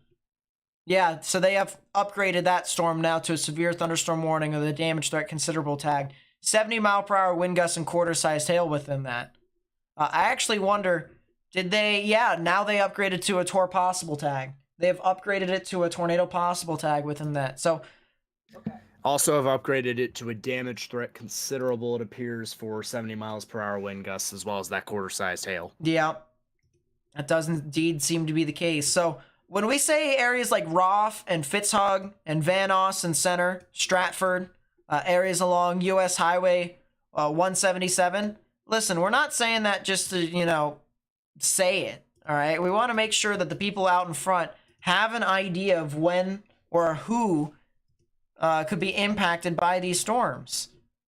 So please be sure, if you haven't already, okay, if you are in the Chingley, Wynnewood, Joy area, Iona, Dolberg, Roth, Fitzhugh, Lawrence, Gar Corner, Stratford, Hart, and then the areas that are southwest of Ada, you guys need to get indoors right now and stay away from windows if you can.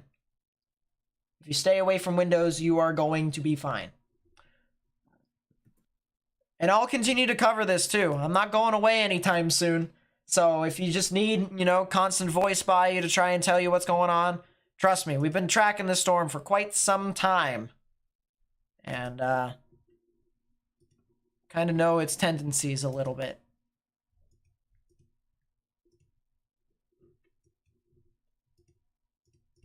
But yeah, this thing does have some really interesting rotation out front of it. And you can also see, if I zoom out just a little bit, here's the radar. Once again, this is essentially picking up how much stuff is in the area.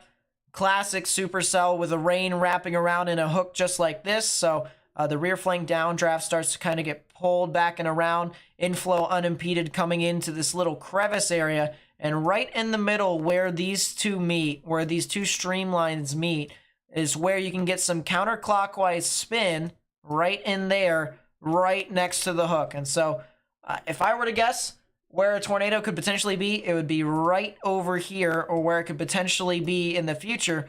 If you see this same hook shape as it continues to progress towards the north and east, it would be right on the front part of that hook. So that's the reason why we say areas along Highway 177 and areas near State Highway 1, approaching the State Highway 19 areas, and even all the way up to Stratford, you guys got to watch out. In addition, if I may just get a word in here really quickly. Go for it. The severe thunderstorm warning containing the line up and down I-35 and a little bit west of that has been upgraded to 1.5-inch sized hail. So that would be ping pong ball, if I am not mistaken. Yeah. Which is not damage threat considerable, but teetering on the edge of. So do be mindful of the large hail that could be going on in those areas. Elmore City, Tatum's, Fox, Healdon, Wilson, Ringling. East of Ori, go west of Ardmore, like I said, along 70 earlier, and then southern areas of United States Route 81 as you get towards the Red River. Just bear that in mind if you need to travel. And, just to kind of tack on with that as well, all those areas that Morgan just mentioned, it's not just from one individual storm. It's an entire line of storms that could potentially be producing the same characteristics. Even if you miss out on a little bit, you still could potentially be seeing something similar. And when he mentioned ping pong ball sized hail, listen, golf ball sized hail, which is 1 3/4 inches, is damage threat considerable severe thunderstorm warning criteria. So if it expands in diameter by 1/4 inch, it gets to that point. And I've seen golf ball sized hail absolutely wreak havoc to windows. So because we're getting close to that point, it is imperative for you guys to not be anywhere near windows while these storms continue to exist.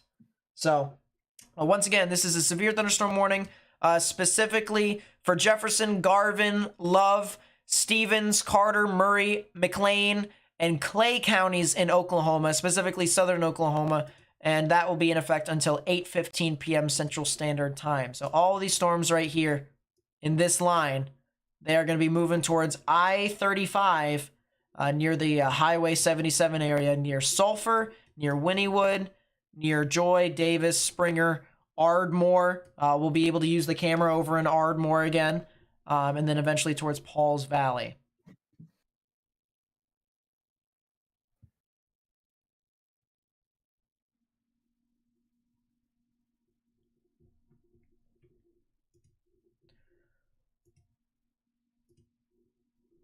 The velocity on this storm still is pretty strong. Still got a lot of reports of rotation within that. Funnel reported 1 mile north of Davis. Oh, so someone reported a funnel on this. As I said, if you guys do find anything on Twitter, please be sure to @ me, @Nate_Snyder. So that way I may be able to kind of figure out what's going on.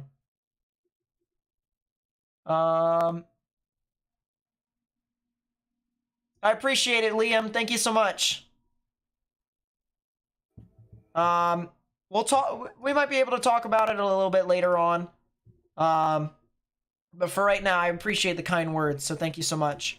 As I said, if you guys find anything on Twitter, please be sure to @ me, @Nate_Snyder. There's the report. Observed lowering 2 miles north of our position. It's from Jackson Farley. Multiple CGs and rotating wall cloud over there within this storm. So this is a bona fide supercell. This is 100% a storm that could definitely try to be tornadic. So when we talk about the areas that are going to be impacted out in front of it, it's going to sound repetitive, but that's kind of what we have to do in order for people to have an idea as to what exactly is going on. So we're going to say Chingley, Iona, Highway 177, Dolberg, Hart, Stratford, Gar Corner, Lawrence, Fitzhugh, Roth, and then eventually towards the Pickett and Ada area a lot later on. You guys are going to be in the path of this storm. Do not be surprised if this thing produced large hail, very strong damaging winds, and maybe even the chance for a tornado. All right? So have a plan of action. All right? We're going to take a timing here for you all so that you guys may be able to kind of understand. This is going to get out to Ada in about 45 minutes to an hour. So you guys have a lot of time before this thing actually gets to you. But if you're over near Highway 177 in between Sulphur and Stratford, you guys need to have a plan of action. If you have an underground facility like a basement or cellar or something like that, go get to it. Or if you are outside and, you're at practice or whatever, if there's baseball practice, football practice, whatever, get into a sturdy structure if you can, because this thing definitely has a shot at producing some large hail that could impact you. All right. No one wants to get pelted by hail, let alone hailstones. Don't get impaled. Yeah. Don't get impaled, as I would say. No one wants to get hit by those types of storms. And so that's the main thing to take away. Severe thunderstorm warning for this supercell will continue. Upgraded to, I believe that's $half sized hail on top of the 70 miles per hour wind gusts, and the tornado possible tag remains damage threat considerable for these areas of Garvin, Murray, and Pontotoc. That will be for another 37 minutes. 8:30 Central Time is when it will expire. Jeez. It also looks to me like the storm that's south and west of this, over near Fox and Tatum's, starting to split.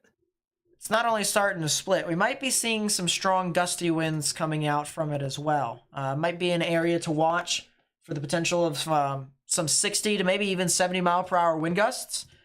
From the looks of it, I think this storm is moving due east, and that appears to be the case.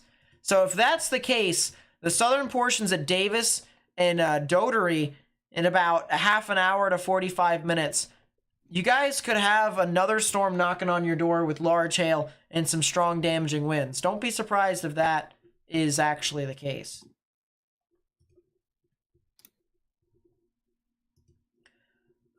These clusters over here in northwestern Mississippi, I'm looking at it right now. I don't see too much with it, so that's kind of the good news. But Mississippi, I'll continue to watch. I'll watch very closely.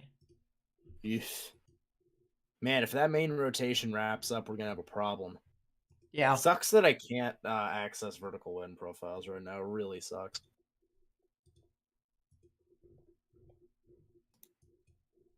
Yeah, I would love to understand what's going on with that too. But that does have some pretty good rotation within that. I'm actually pretty surprised too that it's gotten to that point.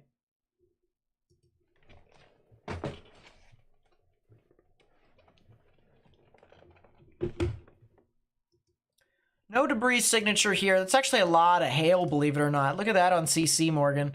A lot of hail indicated on the correlation coefficient. There is a tremendous amount. I'm actually, oh, look at KDP. Wow. That even further emphasizes that point. My goodness, that is a lot of rain. That's a lot of hail. Oh my goodness. And I'll tell you what, Morgan, look at ZDR. And actually, it's got some dry hail in this too, believe it or not. Look at ZDR. Look at that. Wow. Huge band of ZDR right there. And I think that's actually the vorticity band right within there on the forward flank. Man, oh man, that is... This thing might be trying here soon. Real soon. Because that's ZDR. As I said, if you're new and you're just tuning into ZDR and trying to figure out what all is going on with it, you know, this storm right here is intensifying, you know, just by us looking at ZDR. For ZDR, you know, we can tell just by looking at it with ZDR, I should say. ZDR can pick up updrafts. There's a good way, it's a good tool to use to try and find updrafts, and updrafts is essentially a way for it to ventilate and be able to intensify further, because it wouldn't want all of its cold air to be trapped within it. It wants to get it out. So that way it can get more warm, moist air, more energy for it to continue to sustain. And high values of ZDR, or differential reflectivity, can show you that you have some pretty strong updrafts. Line of thunderstorms has been upgraded to damage threat considerable. 70 miles per hour wind gusts, ping pong ball size tail in effect. Carter, Garvin, Jefferson, Love, McLean, Murray, Stevens in Oklahoma and Clay County. Northern Clay County, extreme northern Clay County in Texas. And this will be for another 18 minutes until 8:15 Central Time. So kind of lining up with the other warning that we got going on right now. Yeah, that warning did just got upgraded to 70 mile per hour winds. Wow. Could well be for that. Could well be for what's moving on through south of Hennepin. Yeah, that's what I was thinking.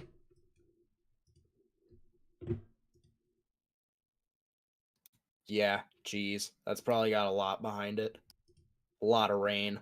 Holy crap, that's a lot of rain. I'm actually curious if I put KDP on that. Wow. Yeah, that's a lot of rain, all right. Yeah, it's hard for me to explain KDP to people who don't know, but essentially it takes a look at how much stuff is in it as well. How much stuff is actually falling through the sky. And contrary to reflectivity, KDP is more of a liquid version, and then if it's negative KDP, it looks at solids and stuff like that. But there's a lot of rain. A lot of rain. Usually when you get into the yellow, it's a lot. You get into the orange and even the upper echelons of the orange, that's a lot of rain. Heavy, heavy amounts of rain that's coming through with that. And look at spectrum width, if you don't mind. Wow, that's a lot of turbulence. Shelf cloud. That's got to be a huge shelf cloud in there. Big turbulence out in front of this strong damaging winds that are surging eastward.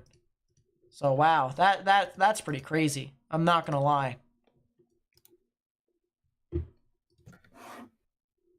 People are telling me to check Twitter. Appreciate it, boss. Oh wow, that is a good view right there. This is from Stephen Jones. Stephen Jones at Tornado_Stejo. So if you want to look at that, I've retweeted it on Twitter, but I'm going to full screen it now so that way you guys can see it a little bit more up close and personal. This is the Supercell north of Davis, Oklahoma.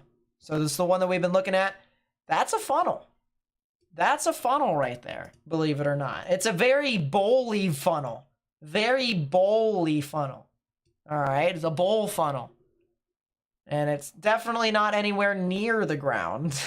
But that is definitely a funnel. This thing is definitely rotating. Talking And about on the left side of it, right? what are you talking about? I'm looking at the thing, just to the left of all the scud and stuff like that, and that's where you're talking about, right? I'm talking about right in the middle where it dips down. So you have Yeah. yeah. So you see the shelf that moves on through. Kind of in the middle of the shelf, there's a cloud that dips down into a bit of a bowl, and then it goes back up. That right there is what I'm talking about as the funnel. Yeah, nowhere near the ground, definitely. But, I mean, just kind of how this works, for people who are curious, you have a lot of the rain that comes back down behind it, and it's being pulled around by the rear flank downdraft. And it splits out in the two different directions. You have one that goes down south, and then you have one that goes north and actually spins back up just like that. And that's how you get your funnel right within there. And that's how most storms and tornadoes form on the northern side of that hook. English, Morgan. Yeah. National Weather Service Norman is acknowledging the increasing tornado threat. The potential for a few tornadoes appears to be increasing across south central Oklahoma into southeast Oklahoma through 10 o'clock. They highlight the towns in particular of Ardmore, Durant, Atoka, and Ada. Ada.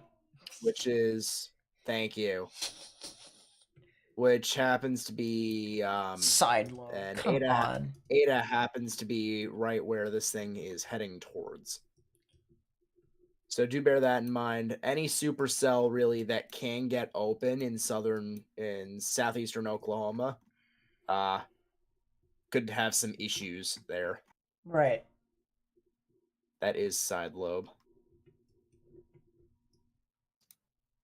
That thing's trying. It's getting caught up by the other storm that thought it was going to split, and now it's not going to split, and now it's being absorbed by the line. It's definitely got some side lobe in it. I'll tell you what. It's side lobe minimum. It's on the struggle bus.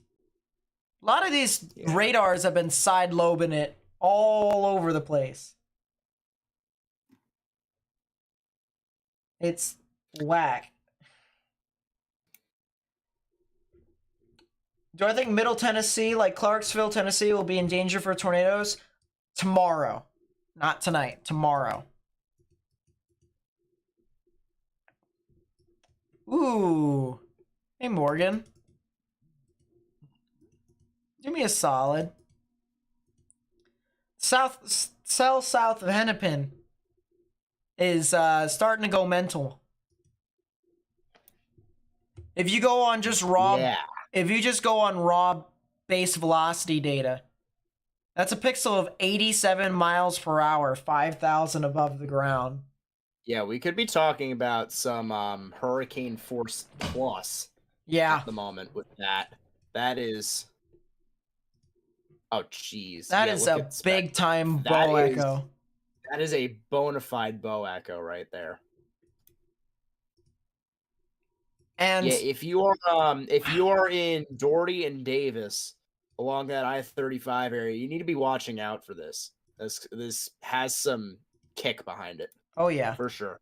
And to kind of put it further in perspective, of course, the frame that just got in kind of diminishes that. But if we go back one frame, there's a lot of stuff back behind the actual winds, which means there's going to be a lot of torrential rainfall that's going to follow with this. You're going to have a lot of wind. You're going to have a lot of rain. And it's going to be pretty extreme for probably about, a good 5 to 10 minutes before it finally goes out. Oh, yowza. What? That is some side lobe contamination if I've never seen it. A lot of it. Goodness. I think it's starting to fix itself. I think the Supercell is starting to fix itself, though. Soonish, yeah. Wow, those echo tops on Hennepin. Wow, 45,000 feet. Yeah. Yeah, you're right. So, just a refresher here for the people who just got down here, for people who just joined. We're looking at severe weather across southern Oklahoma, This is on February 15th, 2023. It is 9:05 Eastern, 8:05 Central, where we have 2 severe thunderstorm warnings with damage threat considerable tags. That's a 2 out of 3 on the severe threshold from the National Weather Service, one of which has the potential to try and produce a tornado. This is north of Sulphur, heading towards the Van Nuys Center, Stratford, and Ada areas over here in Oklahoma. And then another one is a big line of storms here, long line extending from Pauls Valley all the way down towards Jefferson County in Oklahoma, along the border of Texas and Oklahoma.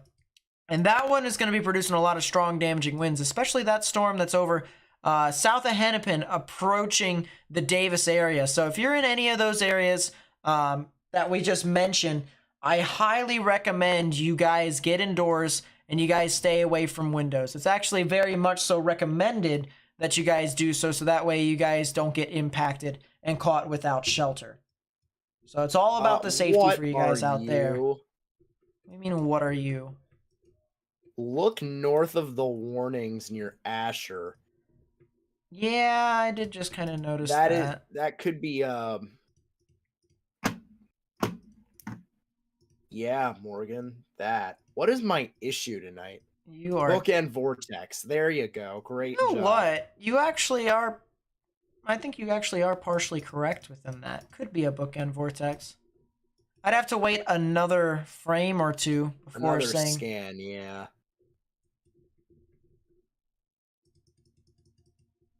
But yeah, you could be right in saying there could be something tornadic within that. Be a very brief spin up. Wow.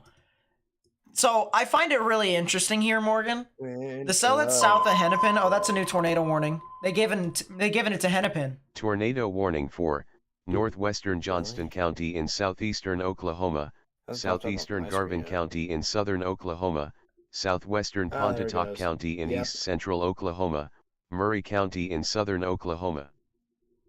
So there you go. I'm surprised they gave it to that. There's your tornado warning. Tornado warning for Davis, Sulphur, Hickory, and Roth. If you guys are over there in Oklahoma, you need to get in your safe space right now. Underground or lowest innermost part of your building, particularly a bathroom or a closet with no windows, so you can put as many walls between yourself and the tornadic rotation as possible. If you don't mind, Morgan, just talk about it a little bit more. I'm going to update the title of the stream here. So, we have been mentioning this for a little bit here. We've been talking about it as a potential Boeing echo. It does appear that there are some winds going in different directions. As of right now, though, not too particularly certain on where the exact rotation would be, as it could be in multiple different places. But right now, looks like it may be, there's a new velocity scan. It looks like it may be near the southern edge of the Boeing echo, as that area starts to flatten out on reflectivity. So we'll have to see if this wraps up, but if it does more, it could certainly produce a tornado, and Norman does seem to believe that it can produce a tornado as is. So if you're in the Davis area along I-35 and along United States Route 77, pushing east into Sulphur and Hickory, you guys need to be taken to your safe spaces, underground or lowest innermost part of your building, as mentioned. In addition, if you happen to be in the Doherty area, you are just to the south of the warning, but I would not be surprised if you guys get some outflow winds from this storm. This is a very, very strong thunderstorm that will likely have outflow winds associated with it, regardless of whether or not you get a lot of rain. A little bit farther north, in the Joy area, you guys should be expecting to see some hailstones in a little bit. A little bit beyond that, as you get towards Hickory and Roth areas, once again, you should be expecting to see some hailstones, and depending on the direction that this thing takes, could possibly see the tornadic activity as well. That was not what I wanted to do. I'm going to take storm motion here really quickly of where I think the current situation is. So it looks like the rotation is going to go south of Davis, but Sulphur might be in the line of fire.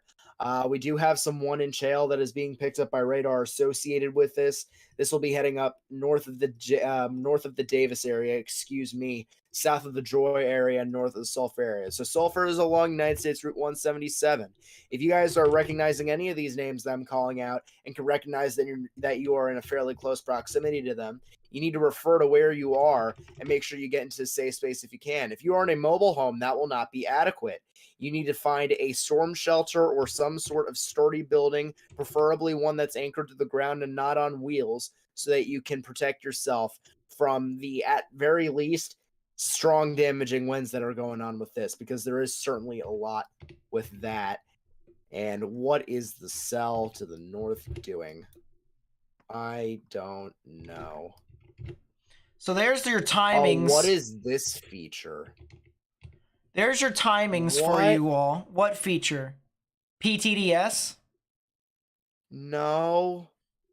What did I do? Why is it... Everything's moving with my loop. You might have to share your screen for that one, Chief, because I got no clue. But there's your timings here, everyone. Yeah. Davis, sometime around 15 minutes from now. What's happening? What in the world? What did you do? I don't know.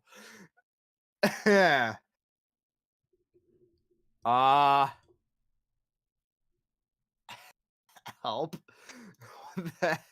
How do I fix this? Turn it off and turn it back on? I don't know. Did you hit anything up top that you weren't supposed to? I don't think. Turn off polling and turn it back on? I don't know. But there's your timings for you right there.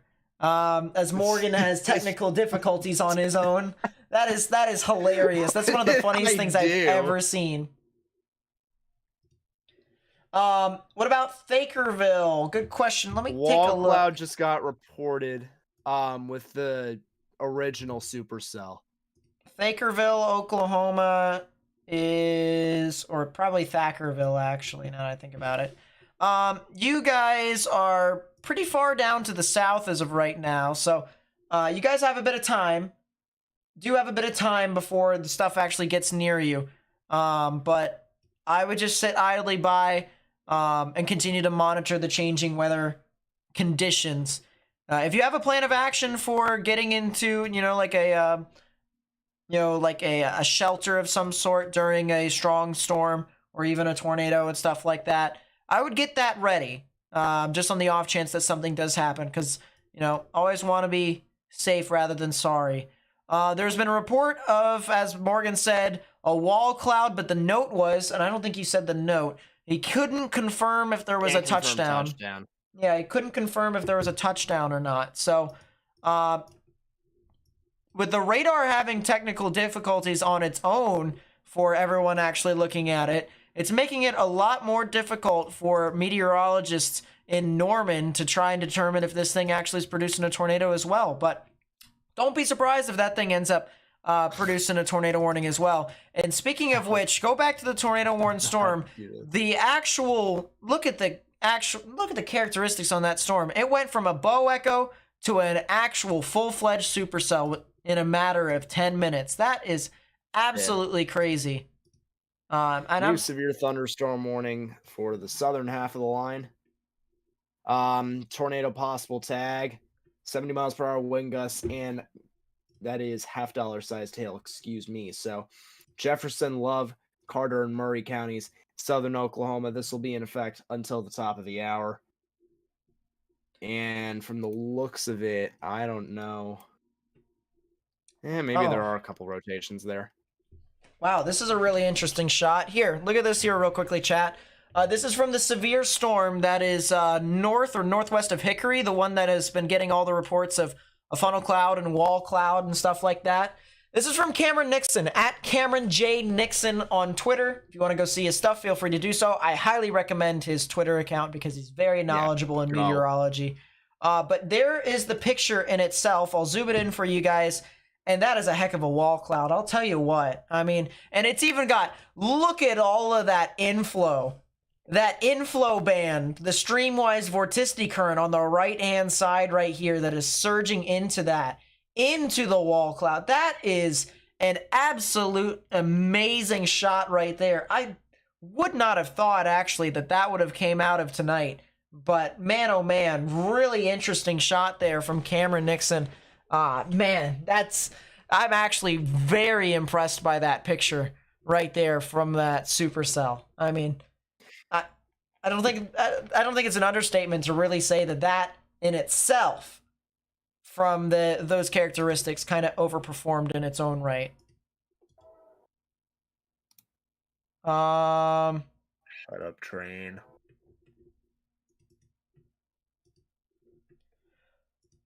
I don't know how to fix this. I don't know how to fix it either. Someone help me. Did you by any chance tap the icon or something like that? Like, so do you see the new tornado icon thingamabobber? What is that? What? TDS thing? Oh my goodness, that thing is all Not a TDS scary. anymore. Well, yeah, it's not, but it's got the new icon for it. Yeah. Did you tap that or anything like that? No, that's just the new GR update. Oh, what is this doing? ZDR, man. Yeah, I don't know what you did. I don't know what you did. But... Someone help. I'm gonna retreat to the freaking club. New report of a wall cloud on that same storm up north near Vanos from Eric Fox. It says large bowl-shaped lowering 3 miles to my northeast. So more and more reports of wall clouds over there in those storms. This has been very active for this. Very, very impressive, actually.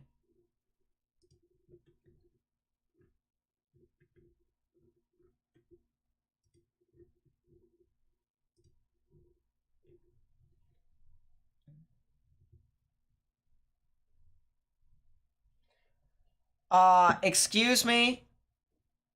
That's pretty funny. I'm not gonna lie. I'll talk about that with you here in a second, Morgan. Boeing again. What's up, Davis homies? is Boeing again. Yeah, it is Boeing. Oh, boy. Oh, boy. Yeah, the northern rotation probably gonna get a tornado warning here soon. Yeah, I'd say so. I just looked up in tilt with that one. Give it a bit. There's also another area of rotation on the southernmost severe thunderstorm warning over near Wilson, approaching Ardmore. That one probably is going to have to be something to watch out for as well.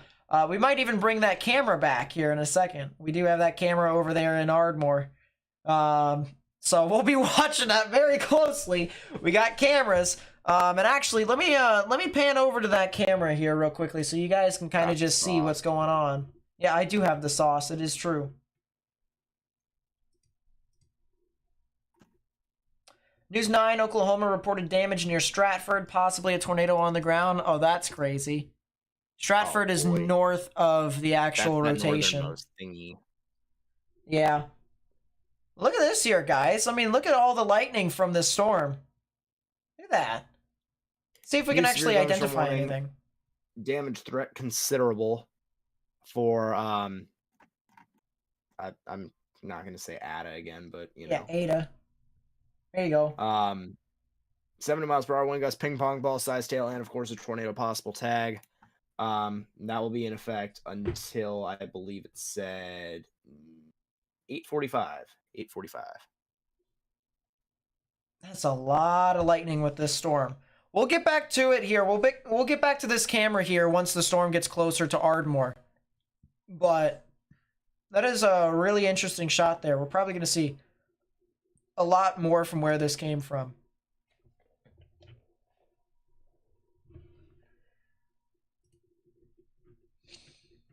I also, real quickly, So these storms, of course, they're going off. They're going off, but I want to quickly check up on the storms that are approaching Memphis. And believe it or not, storms have actually already passed my cameras over in that area, and they're getting closer to Memphis and Memphis. I don't see too much with it. There's a little bit of rotation near Batesville, actually. A little bit of rotation near Batesville. But there isn't too much with that to be super concerned about. So that should be the good news.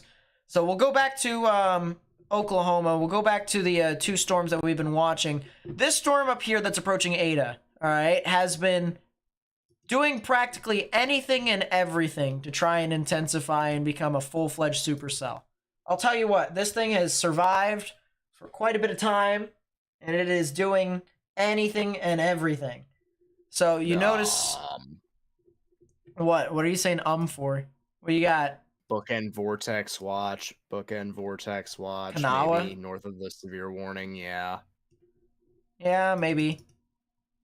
We'll have to see. It'll have to wrap up a bit, but yeah. Yeah, for sure. But you see here, this storm over here that's approaching Ada, which is right here, there's Bang and there's Kanawha. All right, this supercell is trying its best to absolutely wreak havoc within that. A lot of red up here, a lot of pinks, maybe even some purples and some of that. That is some very large hail, and that's the reason why there is a damage threat, considerable severe thunderstorm warning within that 70-mile-per-hour wind gusts and ping-pong ball-sized hail for Seminole and Pontotoc County in east central Oklahoma. So if you guys are over in those areas, you need to get indoors, stay away from windows. Don't be outside when the storm comes around, all right? This thing also has the chance to produce a tornado, and there's been numerous reports of potential funnel clouds within this storm, and even reports of damage from strong damaging winds. So it is recommended, it is highly recommended for you to stay indoors, stay away from windows, and if you can, you know, if I were to recommend anything additional to that, to get into the innermost portion of that building. All right, make sure you get into the innermost portion of that building where there is as many walls between the outdoors and yourself as possible. That way, just out of any precautionary, you know, if there's some strong damaging winds that, you know, push some debris from like trees, you know, like sticks or 2x4, stuff like that, it'll go through one wall, but it won't get into the innermost portion of the building. And you'll be safe there. So something to make a note of with that. In addition, there also is still, as Morgan mentioned, there's the potential of a bookend vortice, a little spin up, a little tornado that could be possible over near Kanawha in Oklahoma. So if you're in those areas, I recommend you get indoors and you stay away from windows over there as well. Get into the innermost portion of that building, so that way you may be able to kind of avoid all of the unnecessary danger that is over near your area. So please be sure, if you haven't already, get indoors, stay away from windows if you're in those areas. Moving down to the south, and the actual tornado warning, the first tornado warning of the night that got issued is for Sulphur, Hickory, and Roth. If you're in those areas, get indoors, stay away from windows. Very strong damaging winds is associated with this. For the longest period of time, this thing actually was primarily a damaging wind maker. All right, a lot of winds that could even be in upwards of hurricane force. That'd be 74-mile-per-hour winds or greater. So this thing has had a history of doing that, at least from radar, and this thing is continuing to maintain itself and even has a shot to try and produce a tornado. So if you could, if you live over in Sulphur, Hickory, and Roth, I would recommend you guys get indoors and stay away from windows. I would also recommend it if you would like to help support my channel and getting this word out to as many people as possible. Please be sure to hit that thumbs up button down below. We're at 430, believe it or not. 430 thumbs up, likes, as people call it. If we continue to get that number up, we're going to continue to be able to get this out to more and more people on YouTube. So please be sure to do that. And also share this stream by copying the link to the live stream and putting it on Facebook, Twitter, Instagram, or sending it through a text message. These storms don't know what they want. Dawson with the 2, thank you so much. I really do appreciate it. Says, what's the timeline for Central Arkansas, Little Rock Air Force Base? So the timing for you guys and when you guys can actually get your stuff is pretty interesting, believe it or not, because there's going to be one wave that's going to move on through tonight, but just like general showers and thunderstorms sometime around midnight, so maybe some passing thunder showers. And then you're going to get another line of storms that isn't going to be super significant as well in the early morning hour at around 6 a.m. So realistically, Little Rock isn't going to see a whole lot. It'll be areas to your east, right along the border near Fort Smith and Mena, Tornado as warning well to the west. So east and Memphis, west and Fort Smith.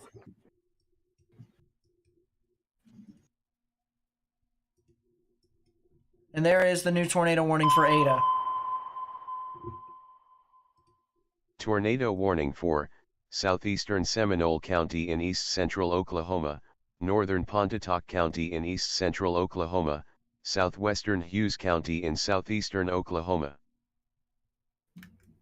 Yeah, I mean, I think it's fair to say it's about time, you know what I mean, Morgan? Wouldn't you say, wouldn't you agree?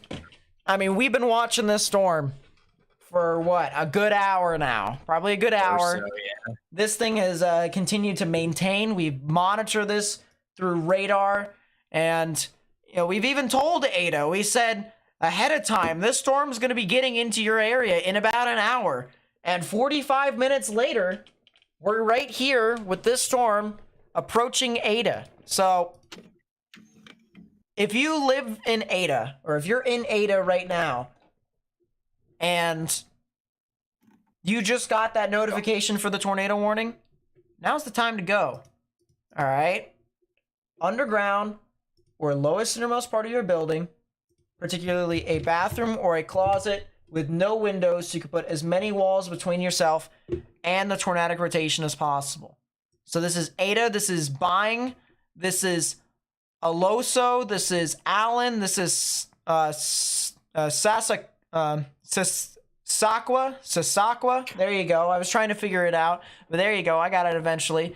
And this is Gertie. If you're in these areas over here, as well as along State Highway 1 and Highway 377 north of Ada, you need to get in your safe space right now. This is Pontotoc County. This is northern Pontotoc County, where this storm could potentially be trying to put down a tornado. So I'm going to reiterate really quickly something. Sulphur, if you're in there, that is the southern tornado warning. You need to shelter now, if not for nothing, for damaging winds. Because this thing is reverting back to its old ways of bowing out. Certainly some strong damaging winds to go around it there with that storm. Farther north of that, not so sure, because it may be taking on the same characteristics, but we'll have to see. Yeah, and I just updated the title of the stream so that way the people of Ada and Sulphur may be able to find a stream. As I said, tornado warning for Ada, Oklahoma, Byng. It's the title of your stream. This is in Oklahoma. The title of the stream is legitimately Tornado Warning Ada/Sulphur, Oklahoma, with an exclamation point at the end. Nice. This is bowing out. Once again, tornado warning for Ada, tornado warning for Sulphur. If you're in those areas right now, you need to get into your safe space, underground, or lowest innermost part of your building. Will that stuff dissipate before it gets up to the Tulsa area? Tulsa might be a little bit too far north. You got a lot of showers and thunderstorms that are near your general vicinity at the moment, but these storms are kind of passing to the south of you. I'll play the loop for you to see. They're trying to move up to Tulsa, but you might be getting the back end of it. It's kind of unlikely for you to really get a lot of the main severe risks. So Tulsa, I think you guys should be fine. Fort Smith, however, I do believe you guys over an elongated period of time, sometime around midnight tonight, that's when I think you guys can actually start to get some of these storms to enter into your general vicinity. So if you're in that Fort Smith area, McAllister, if you know anyone who lives in McAllister, Tishomingo, Atoka, Ardmore, even towards the Quinton, Stingler, Salisaw, and Chakotah areas, I would watch out for the threat for some severe weather moving off into your general vicinity in southeastern and eastern Oklahoma. And then eventually even towards the extreme western portions of Arkansas as well. Don't be surprised if that also happens. He sent me a live camera of Ada. If it's the same camera that I have, then whack, but Nice. let's see. Message request. Message received. Are you sure you sent it to me? 'Cause I don't see it. You don't have one in Ada. Oh, not Ada. No, I don't. Yeah, I don't see it. But if there's... Yeah, I don't see it on Twitter. I'll even put it up here. Here is my notifications. Don't see anything. Messages. The last person that sent me a message is Morgan, and even the message requests. No one hasn't sent anything since February 2nd. So make sure it's at Nate underscore Snyder. My goodness, I am going mental here right now. But that is my Twitter right there. Nate underscore Snyder. So if you'd like to send something to me, please be sure to do it that way.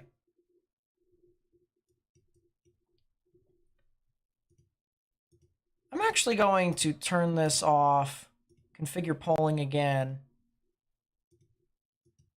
turn it back on, and then we're going to go with the animation setting. And we're actually going to make it somewhat speed.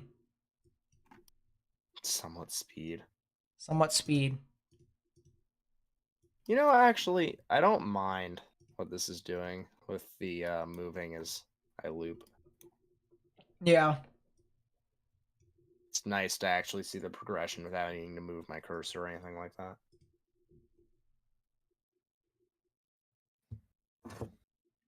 I don't see it.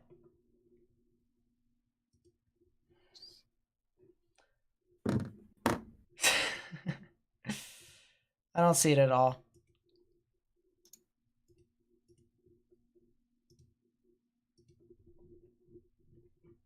Yeah, no dice.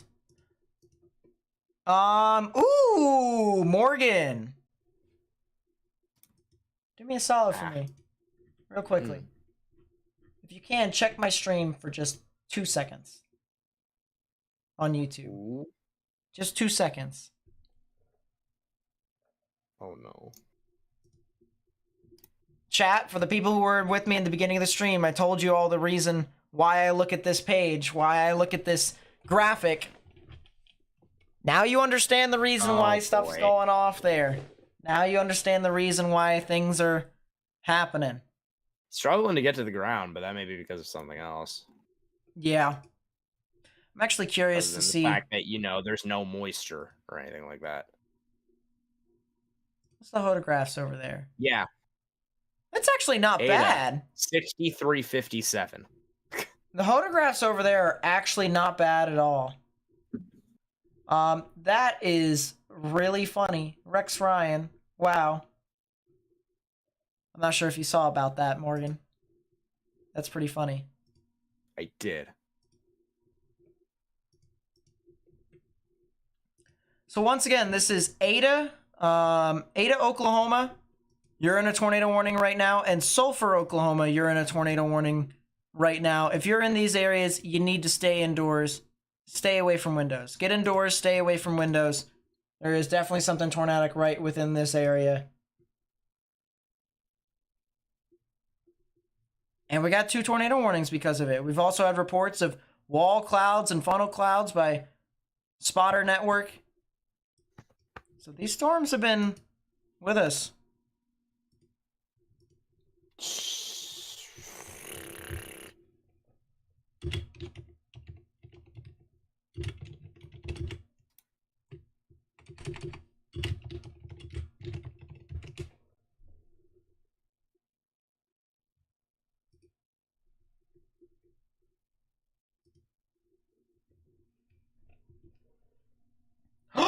I found the camera in Ada. It's in East Central University. Got it.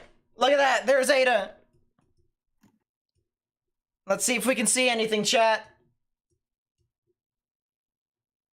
Pass. Ooh. Pass. Fine. Give me a second. Speed. Speed. Yeah. Let me actually put this camera over here to the other one, so that way I can put it on my camera map. Shelfie. I know, right? All right, let me put it on my camera map.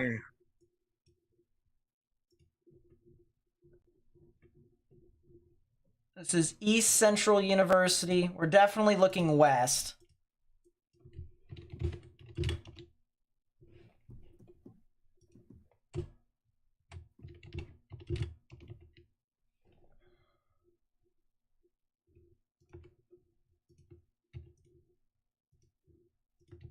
Do that. Boom.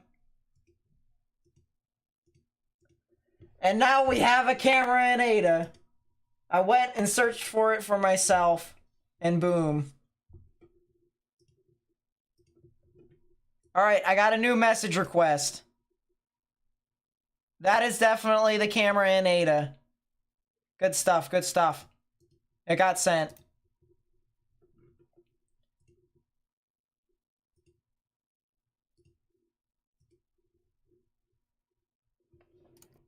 Oh, it's working on it. That is a heck of a shelf, though. I'll tell you what. That It's is working on it. You can see over here. Velocity's just legitimately coupled. Yeah. It looks like there's a little bit of a funnel. Like a little bit of a bowl on the right side. Could be some scud. Could be some scud. Okay. But there's something that's kind of bowling right here. From the looks of it, at least.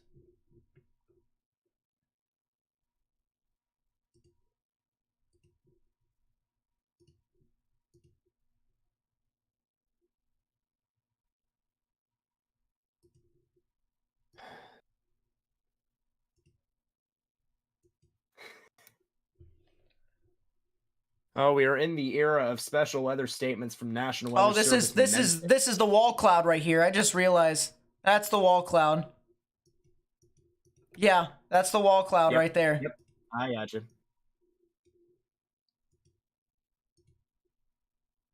Let's see if I can do this. There you go. A little bit better.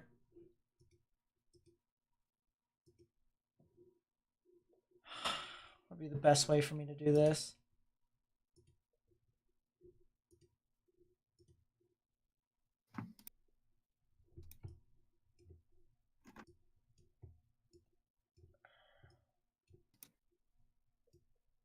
Ooh, look at that. Did you see that?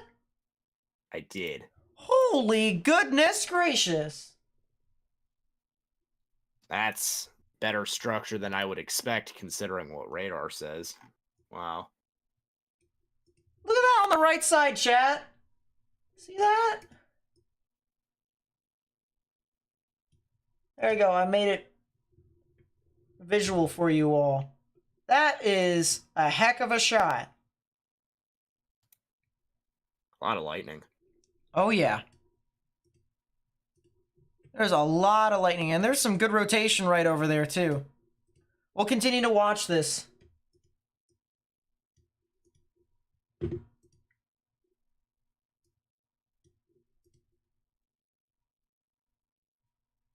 That is a heck of a shot.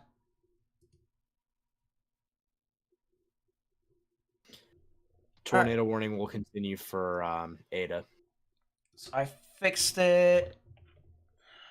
Put that right there. This isn't Ardmore anymore. This is Ada.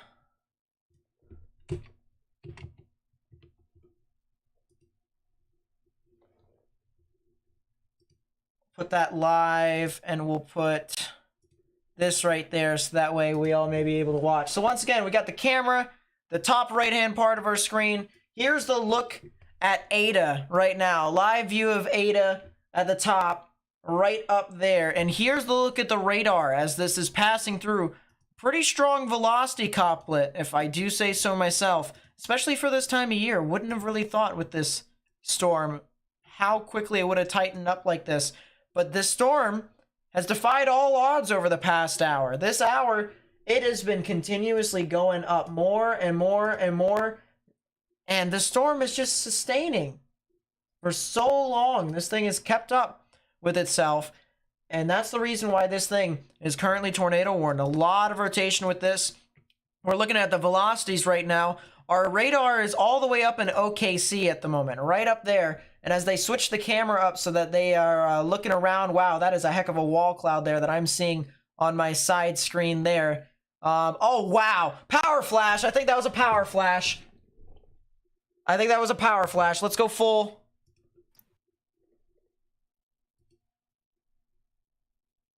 Oh. I think that was a power flash over there. We'll get another shot of lightning back behind it. But I think that was a power flash. Yeah, it should be a little bit more to the left. Yeah. Yeah, there it is. There's the wall cloud right within there. That is a funnel. There's a yeah, that is a funnel on the right side. They're tilting the camera back, and it looks like the rain's starting to catch up with it too. That looked like a little bit of a power flash right to the right side. I don't know why they're turning it back over, but that definitely seemed like there could have potentially been a power flash right within that storm. They're going to try and look back at it again. And that is still a very intense wall cloud. Formerly tornado warned storm near Sulphur. 60 miles per hour wind gusts and quarter-sized hail. I mean, this just looks... now it's raining.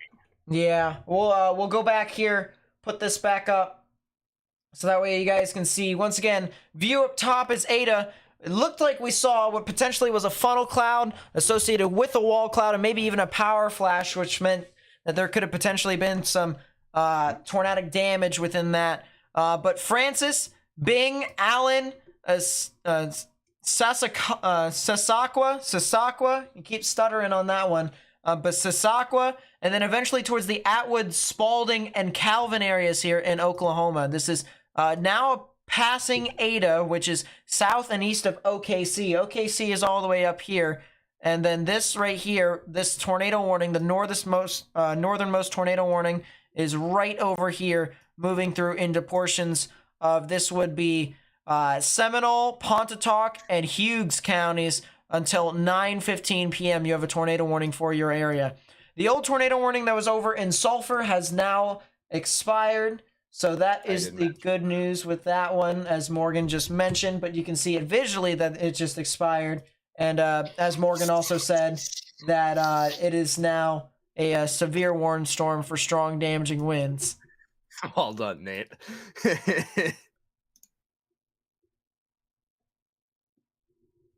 Yeah, they got the camera once again trained on that.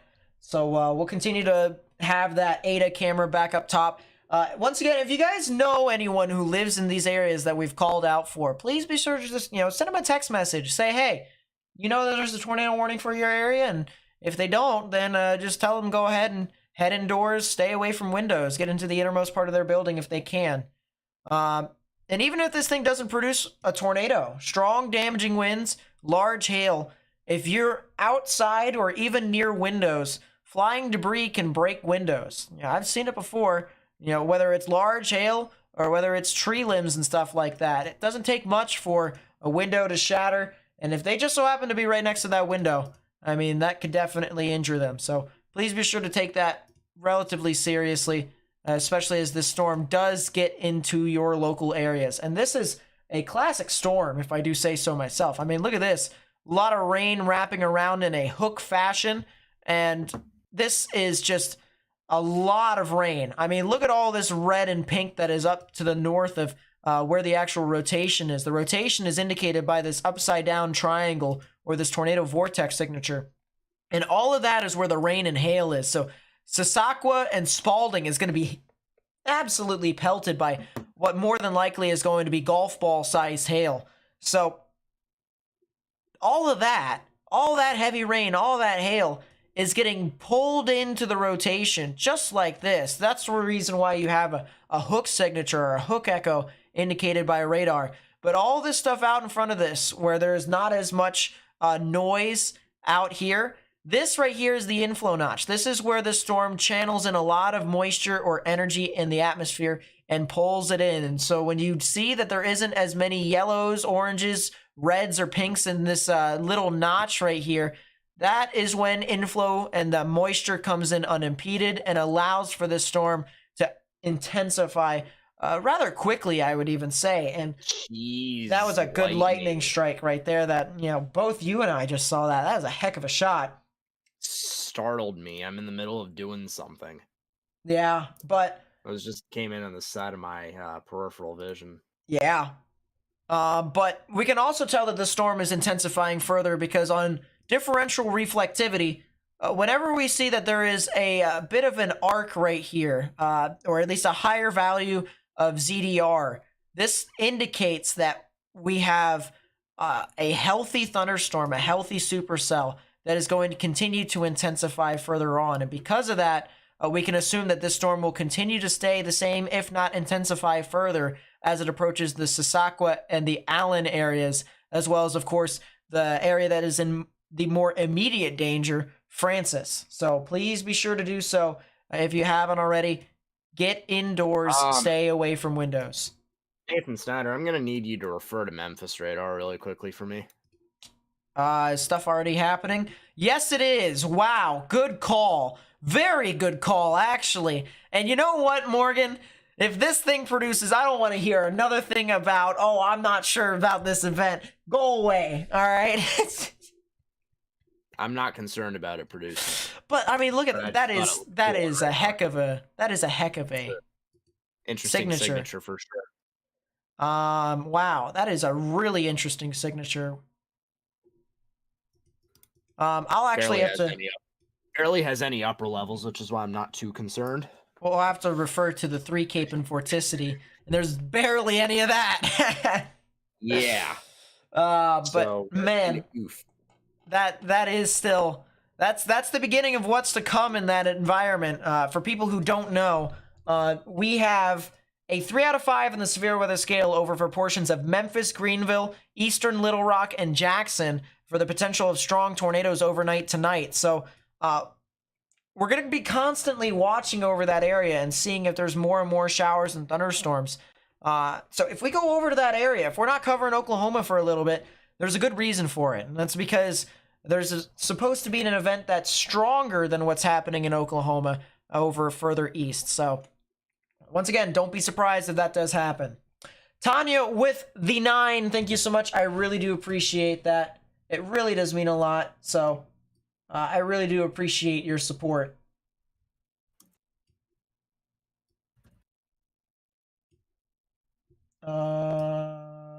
Boom, do that. Oh, there we come go. on.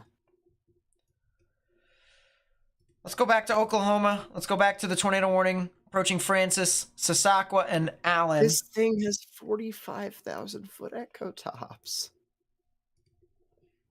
And man, oh man. I hate Mississippi. I've had enough.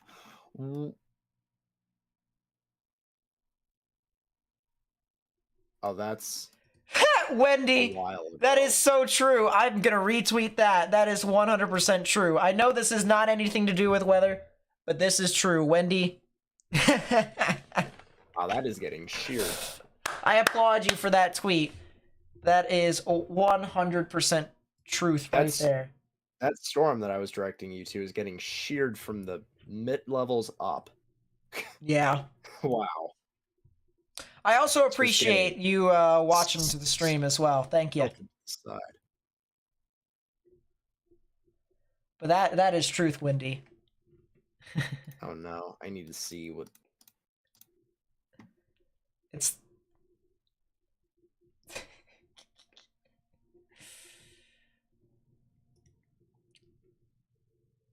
There hasn't been any additional reports with this storm, which is the good news. Yeah, we looked at it. Huh? Said viewership. Oh no, the one below that, the one that. Not the picture. It's the other one.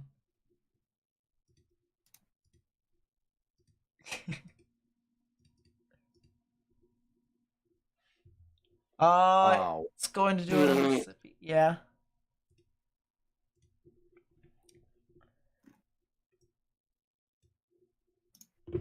Is the tornado next to Glenpool? Good question. Let me take a look here real quickly where Glenpool is. I'm assuming you're talking about Glenpool, Oklahoma. So let me point it out. No, Glenpool is too far north. You should be fine. You just got a lot of scattered showers and thunderstorms, believe it or not. So you should be good. This is down near Ada. This is down near Ada, which is south of I-40. Well south of I-40. It's southeast of Oklahoma City. So approaching the McAllister area. So you should be fine, Soccer Striker. What the heck? All good in Ada right now? That's good. Stay indoors for right now. Just give it another 5 minutes, honestly. And then once the rain starts to kind of calm down a little bit, you're going to be good. You should be fine.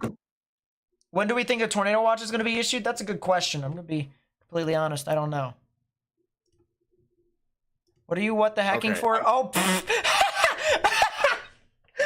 No, Morgan. not even that. Not even that. I'm still not concerned about it. There's a lot of hail. Yeah, sure. There is a lot of hail though, like for real. Look at it. So I have 2 radar tabs open, right? One of them is doing the thing, and the other one is not doing the thing, and I can't tell what I did wrong. Just close it and open it. Close it and open it. Yeah. You say. Mm-hmm. Ready? Okay. We're gonna open it.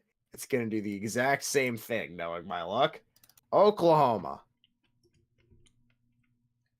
That's a really interesting storm, though, in northern Mississippi. If I'm the folks at home, if you're in Holly Springs and Wyatt, by the way, we have a camera that's over near Holly Springs, believe it or not, near Red Banks. And I only remember this because I stood up all night last night to get most of that stuff done. All right. Severe thunderstorm warning for Memphis. Severe thunderstorm warning for that cell as well, heading towards Holly Springs. Yeah, it's the that's the severe warn for. Actually, I wonder, is it Tor possible? 2-inch hail. No, it's not Tor possible. Oh yeah, that is 2-inch hail. Look at the hail on the storm heading towards Memphis. If you guys are in Memphis, you really need to be taken to an indoor space because that is a lot of hail. Don't get impaled. That's a lot of hail. Don't get impaled. That should be the saying now. That's gonna be the saying. That's a lot of hail. Don't be impaled. Good job, Morgan. You can trademark it now. That's a lot of hail. Don't be impaled. Get indoors. This is a GMs. A strong storm that's moving on through. That is true too. But Memphis, if you're in Memphis, Tennessee, if you know anyone who lives near Memphis, Tennessee, I would tell them to go get indoors. West Memphis as well. We got cameras up there, so we'll probably use those cameras. We got cameras all over the place. All right, man, we got the sauce. But you need to get indoors regardless and stay away from windows from strong damaging winds and potentially at maximum 2-inch sized hail. Nino with the 5. Thank you so much. I really do appreciate it. Thank you for sticking around. It really does mean a lot to me. Michael with the 15 months. Thank you so much. I really do appreciate that as well. It says, what's my thoughts on tomorrow's threat? I think everywhere in the eastern portions of Mississippi and the western portions of Alabama, specifically near Columbus, I think there's a good shot. I think actually areas south of Columbus over there. I believe that's over near 55, if I'm not or 59 and 20. 59 and 20, if I'm not mistaken. Yeah, that is 59 and 20 down there from Meridian all the way up to like Tuscaloosa and Utah. That could be an area to really watch. But I think the main thing to take away from that event in general, whichever storm is the most discreet and the one that is the furthest south, that one will probably be the one to be the stronger one. However, whichever one can maintain further north will be the stronger one vorticity-wise and could probably be the one to try and produce a stronger tornado. So just something to keep in mind with that. When's the worst supposed to hit Memphis? It's supposed to steadily progress between now and about midnight to 1. So yes. Yeah, the answer is yes at the moment. The answer is yes. Let's go back to Oklahoma here because we still got a tornado warning over here for Allen, Sasakwa, Atwood, and Calvin. A lot of hail with this storm too. So regardless if this thing does produce a tornado, which this thing still has a good shot. I mean, this thing still has some good velocities with it. But if you're over near Allen, Atwood, Calvin, Sasakwa, I recommend you get indoors and you stay away from windows. And actually, the velocities are starting to uptick with this one as well. And so is the ZDR arc, honestly. I would not be surprised, guys, if this thing actually could be in the realm of trying to produce a tornado here relatively soon. I really wouldn't be surprised.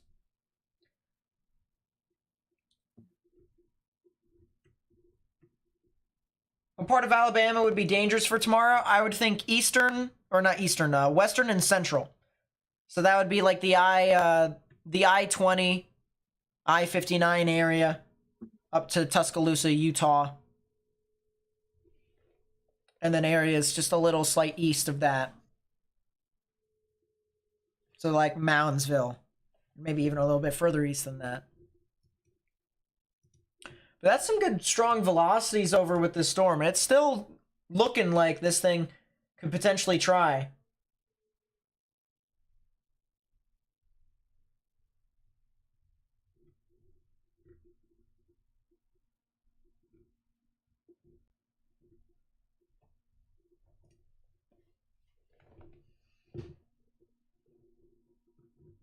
And yeah, wow, it's still going. We also have to talk about sulfur. You guys are now out of the risk for right now. I'm not sure if there's supposed to be another storm over here near Hilton that's gonna try and go back up. But for right now, the main strong storms that are currently developing into, you know, a mature state, those storms have passed you. But there could be some more storms that can move on through. But you guys are out of the immediate danger at the moment, so that's the good news.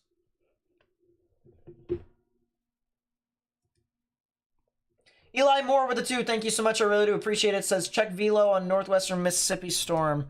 We were looking at that one earlier. And my goodness, Morgan, you might have to eat your words here in a second. I'll be alright. You will be alright, yeah, okay. But yeah, we mentioned we got the 2 severe thunderstorm warnings, one of which is for Memphis. So if you're in Memphis right now, you need to get in your safe space. Side lobe. But if you're over near Holly Springs, Marshall County, as well as portions of Tate County, Lafayette, and extreme northeastern Panola. Actually, Panola County might actually be fine for the moment. Hey, Nate. You should be good. Can you do me a favor? Look at KDP on Memphis. Give me a second. As well as the storm actually to the south of it. Goodness. A lot of rain there, too.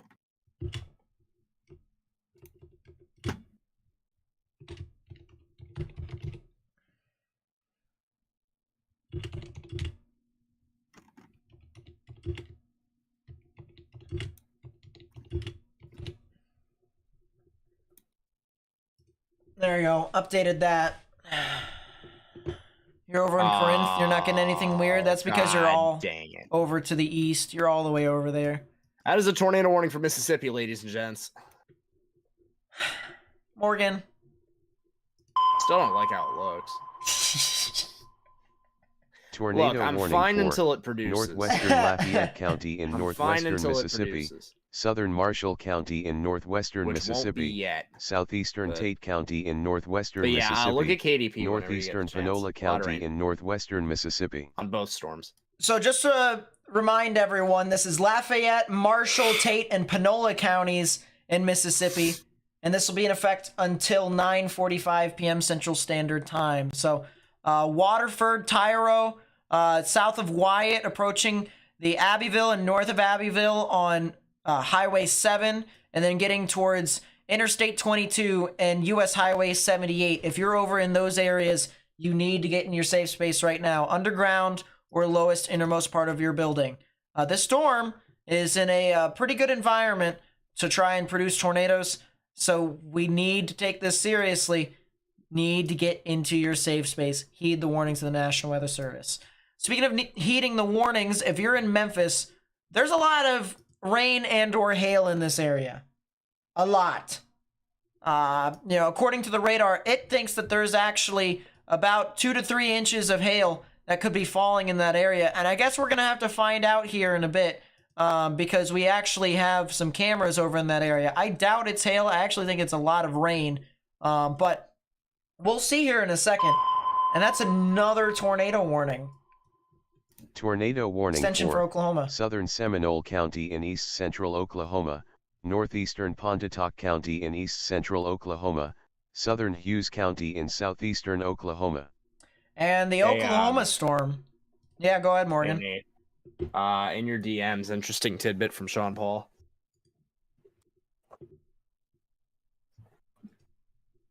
Yeah, that's true. That is true. It's pretty crazy profile. Well, I have to admit, even though there is a bit of a warm nose. Well, Be doing just fine. as soon as the Oklahoma tornado warning heard that there was a tornado warning in Mississippi, said no. Bring the attraction back over here into Oklahoma again. There's your new tornado warning. Once again, this is for Calvin. Yeah, this is for Seminole, Pontotoc, and Hughes County until the top of the hour, 10 p.m. Central Standard Time. So please be sure, all right? If you're in any of these areas, we say Allen, Atwood, Calvin, areas near Highway 75 and 270 over here in Oklahoma. If you're in those areas, you need to get in your safe space, underground or lowest innermost part of your building, particularly a bathroom or a closet with no windows so you can put as many walls between yourself and the tornadic rotation as possible. So Allen, Atwood, Calvin. Let's see if we can actually get the timings here officially from the National Weather Service. It says, yeah, the main areas are Allen, Calvin, and Atwood, fortunately. So not too much within this, but this is still an area that you guys should watch out for very, very closely. All right, let's go back over to Mississippi here. We're going to kind of go in between the two over and over again. I'm also going to move this radar over to Fort Smith just to kind of anticipate these storms to move off into that area. And I'm also going to go to one of my new cameras over there near Memphis. I'm going to try and see if I can, try and comprehend what's going on with some of those storms over there. And we're going to go over to the Arkansas dot. If it's going to load, hopefully we'll be able to show you guys what's going on.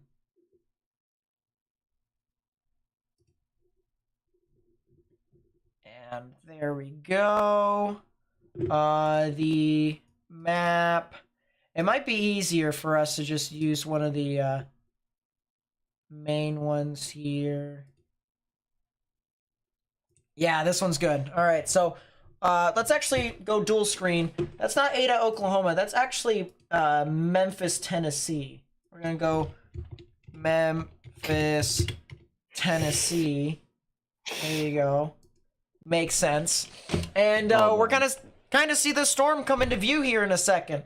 So you see a lot of lightning up top. We'll actually full screen it for you guys to see. A lot of lightning up top. The visibility is clear right now. I want you guys to note the visibility before I put it back to the top right. And if you guys are willing to continue to watch this storm as it continues to get closer and closer towards I-55 and I-40, I want you to note how the visibility plummets significantly. So let's go back to the half and half screen. And we'll talk about the tornado warning here.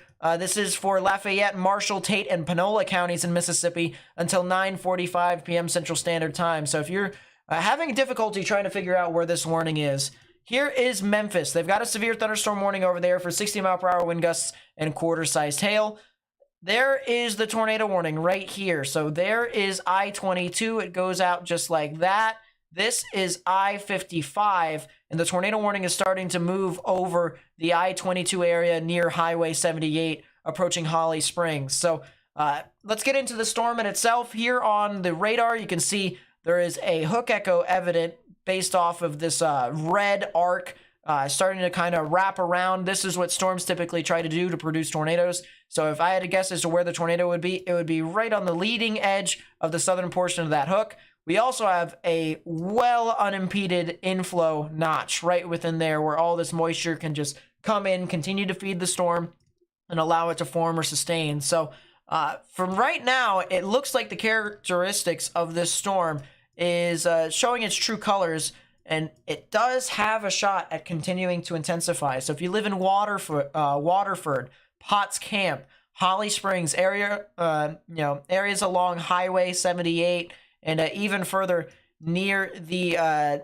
State Highway 7 areas, guys need to get into your safe space now while you can, before this thing does move over to your area, because there's a good reason why this thing is tornado warned, and we look at it based off of the velocities. Our radar is up in Memphis right now, and we have two colors that we mainly have to pay attention to. The greens, which are winds moving towards the radar, and the reds, which are winds moving away. And this can create your counterclockwise flow, your counterclockwise rotation, which is what tornadoes typically do. They spin counterclockwise. And because of that, well, that's the reason why the National Weather Service has issued that tornado warning, because of that area of rotation. And if we go to the normalized rotation, this actually quantifies how strong the rotation is. If it's in the blue, it's weak. If it's green, it's moderate. And we do have some moderate rotation evident over here, just to the south and east of Tyro. So Waterford, Holly Springs, areas in Marshall County, you need to get into your safe space right now. A lot of lightning with that storm in Memphis still. A lot of lightning, actually.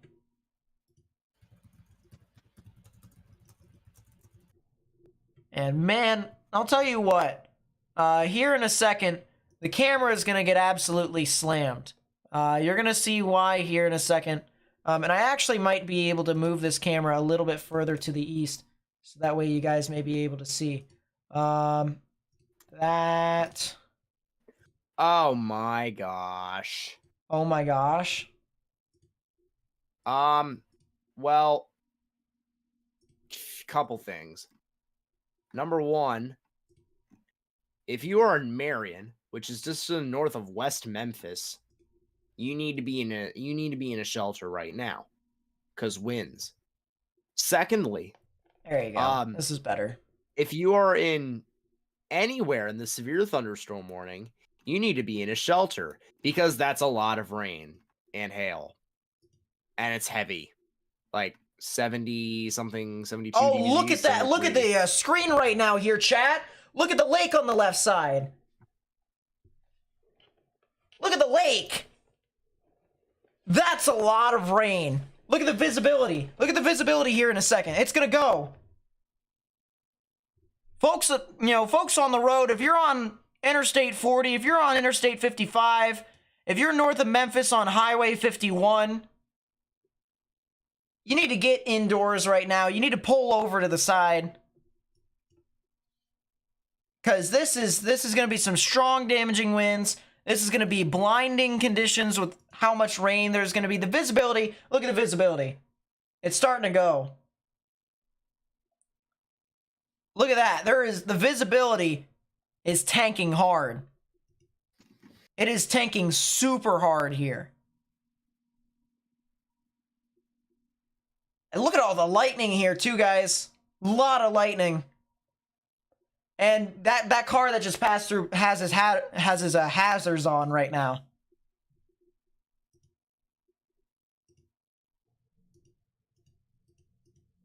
A lot of hail within that from the looks of that. There is some hail within this. ZDR. The arc is starting to kind of disrupt. Yeah, even the truck has the hazards on. This is, very blinding conditions here. And as I said, this is along highway or Interstate 40, Interstate 55 near West Memphis on the Arkansas side of the Mississippi River. This is going to be heading off up into the Millington area and Highway 51, all right, north of Memphis. So if you're driving along Highway 51 right now, you need to kind of pull out of the way. Or if you're moving north, continue to move north until the rain is right next to you, all right? Because I'll tell you what, travel through this area is very hazardous right now, very hazardous. And I'm watching my screen right now. I'm trying to see if there's anything different with traffic. They've slowed down. I mean, everybody except for this truck right here that just got onto the screen has their hazards on. So, you know, to put that into perspective of what the people are seeing on the ground right now from those trucks, this is not a place to where you can mess around. You gotta take this seriously because hydroplaning is a serious risk. The tornado warning that is over into Marshall County right now still is rotating. It has gone a little bit further south, though. The recycling process has put it a little bit further south. Don't be surprised if Waterford is now more of a main priority rather than Wyatt or Tyro. As a matter of fact, Tyro is now to the rear of the storm. So if you give it another couple of minutes, you should be good. But Waterford and Potts Camp heading towards I-22, you guys get a lot of stuff. And look at that visibility, guys. Look at that. Go back full to this.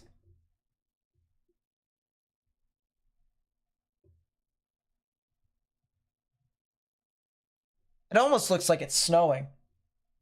Except it's not. But that's the type of visibility that you would have in snow.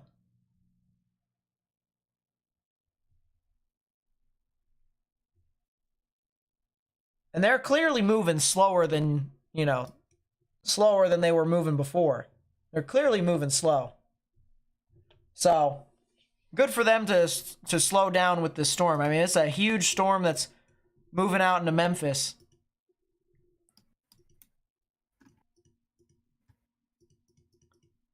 I mean, there's a lot of rain with that. There's a lot of rain with that storm. So just to kind of, you know, say it once again, one more time before we talk about Oklahoma. Mississippi, Crittenden, Tipton, and Shelby counties right on the border of Arkansas and Tennessee. There's a severe thunderstorm warning for 60-mile-per-hour wind gusts and half-dollar sized hail until 9:30 p.m. Central Standard Time. If you're in those areas, or if you're driving along Highway 51 near Millington or west of Millington near the Mississippi River, whenever you see that rain, pull over. All right, it's going to be pretty intense right within that area.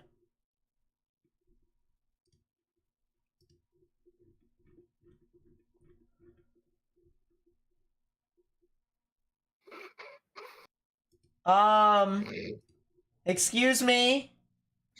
Hey Nate, if it makes us feel any better, the two Rangers play-by-play guys are having about as great speaking abilities as we are tonight. So, Hey Morgan, can you do me a your solid? cell went outflow dominant. Hold up, Morgan. Can you do me a solid? What's going on in Arkansas? Morgan, can you do What? me a solid? Maybe. Go to TMEM.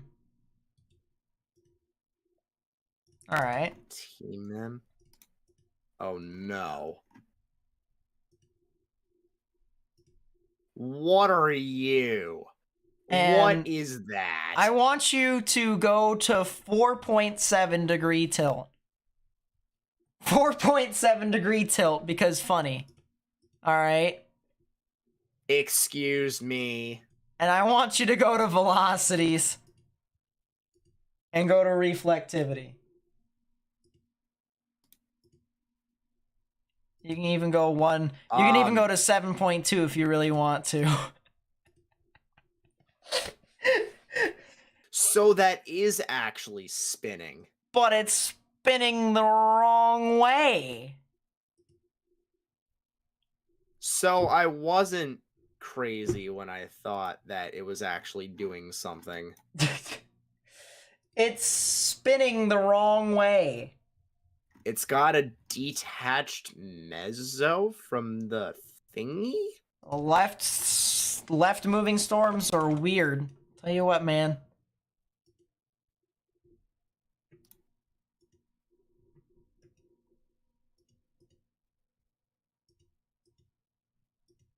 Left moving storms are the funny, clearly.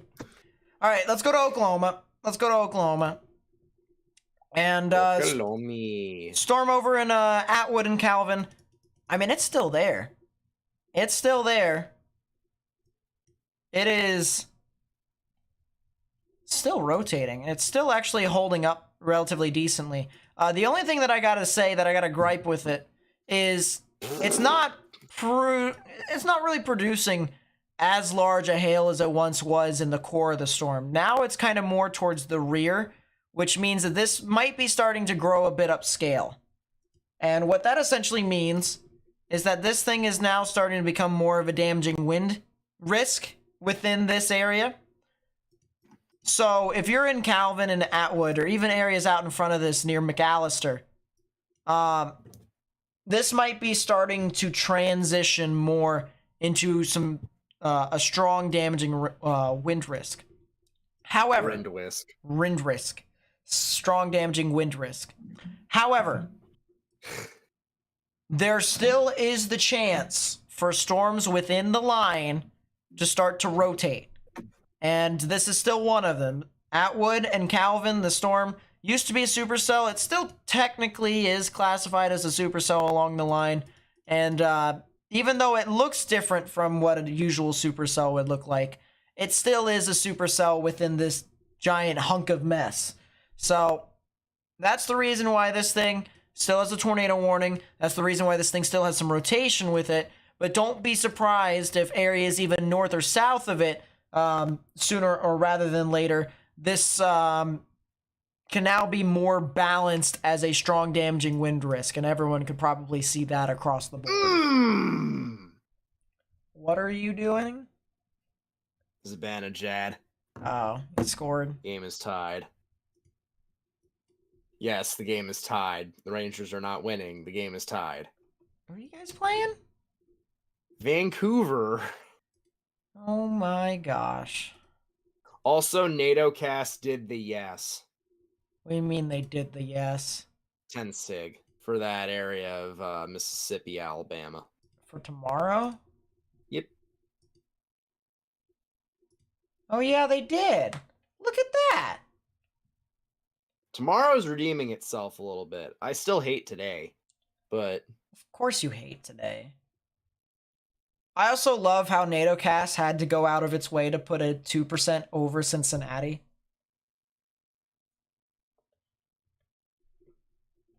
And then that's a lake, actually. Never mind. Or is that a lake? That could also be a 5, like a small 5 right there. Or actually, no, that's a 3. That's a small 3 right there. But that's besides the point. NATOcast did do the funny. They did put out the potential for some strong tornadoes over into portions of Mississippi and Alabama tomorrow. So, something to watch out for. Let's go over here.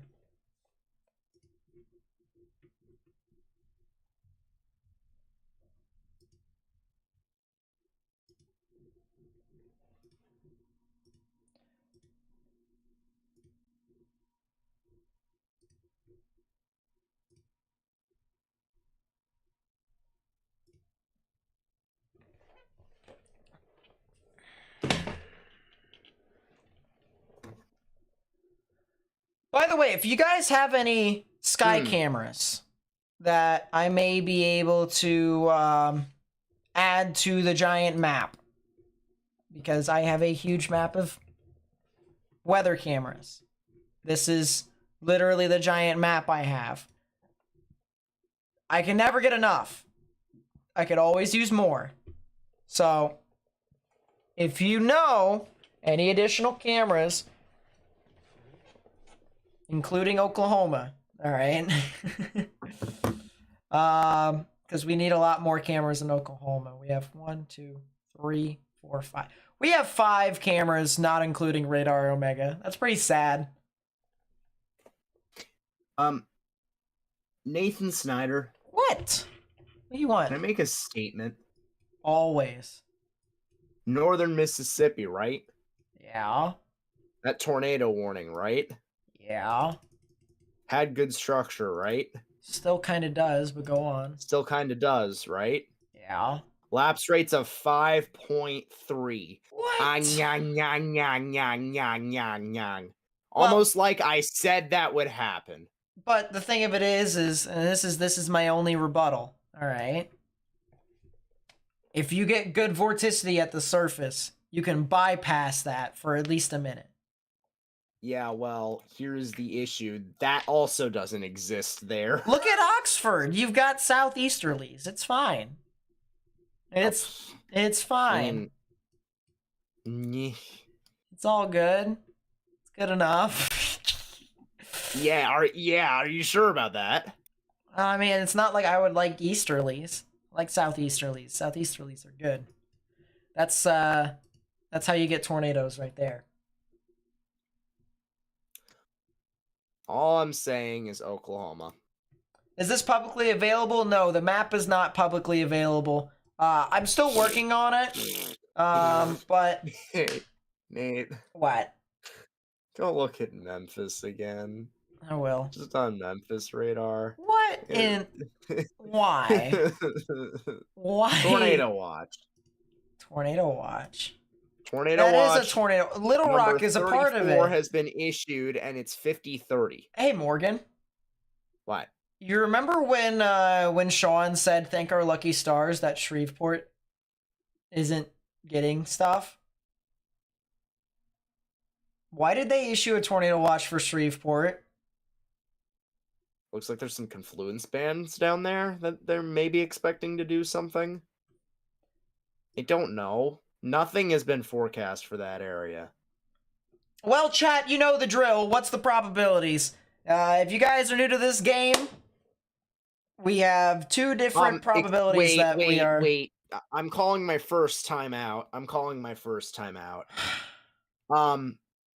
It says in the watch, the attribute table, max hail, 1.5 inches, max gust, surface 60 knots, max tops times 1,000 feet is 550, which means they're anticipating some echo tops of 55,000 feet. It's possible. Here? Yeah. New tornado warning. Oh, I know Morgan already said it, but for the people Oklahoma. who actually paid attention. There you go. Oh, that is the new tornado warning. That's Lula. Oh, really? That is some good rotation on that. Tornado warning for northern Cole County in southeastern Oklahoma, east central Pontotoc County in east central Oklahoma, southeastern Hughes County in southeastern Oklahoma. Got your alls next.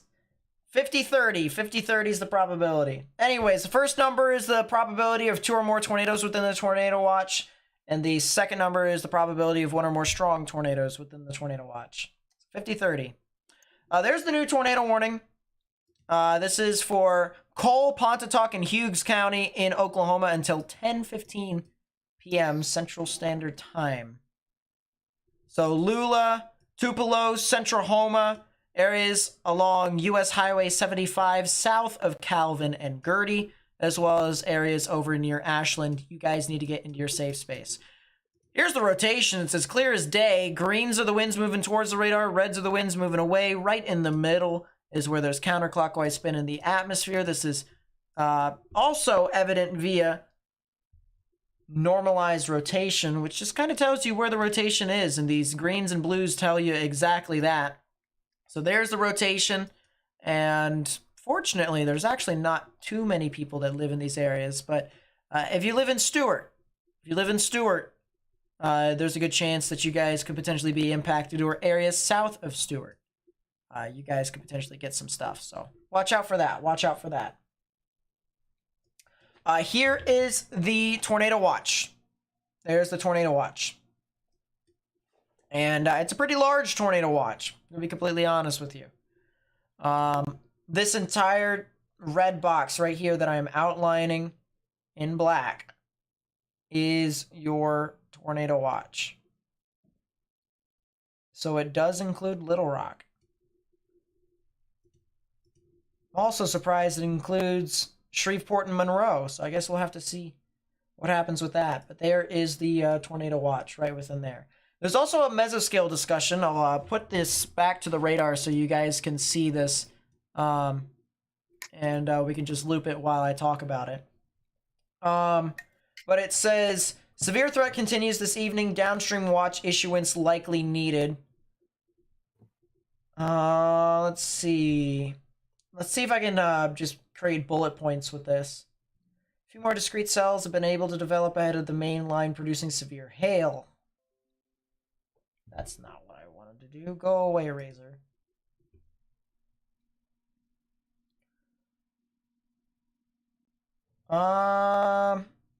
Capping inversion across far southeastern Oklahoma, maybe eroding in the last few hours. Maximum 1,500 joules per kilogram of surface-based CAPE. A tornado or two will be possible with discrete modes line mergers. So a watch will likely be needed within the hour. There you go. So a new watch will probably be needed out in front of these storms, which is pretty interesting, if I do say so myself. Don't be surprised in Dotery and Sulphur if you guys get a new severe thunderstorm warning over near your area. Even a new area of rotation near Ardmore. I'm actually interested. Let's go back to Ardmore here real quickly. I want to go see if we've got a live shot at that storm over near Ardmore. I'll actually go half and half screen, so that way we may be able to see it. But Ardmore.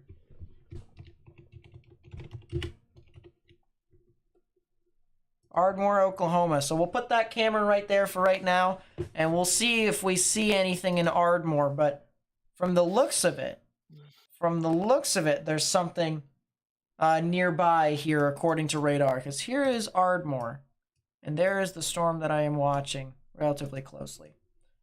So as I said, Springer, Ardmore, Dotery, Sulphur, Hickory, Mill Creek, and Dixon.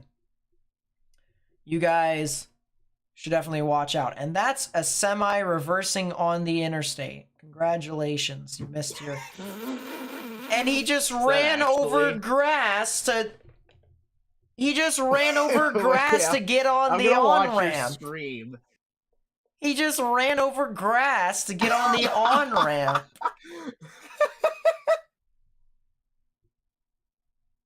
Congratulations, you know how to drive. He literally stopped in the middle of the interstate, said, oh, this is my exit. I gotta reverse on the interstate, and then go back on the on-ramp.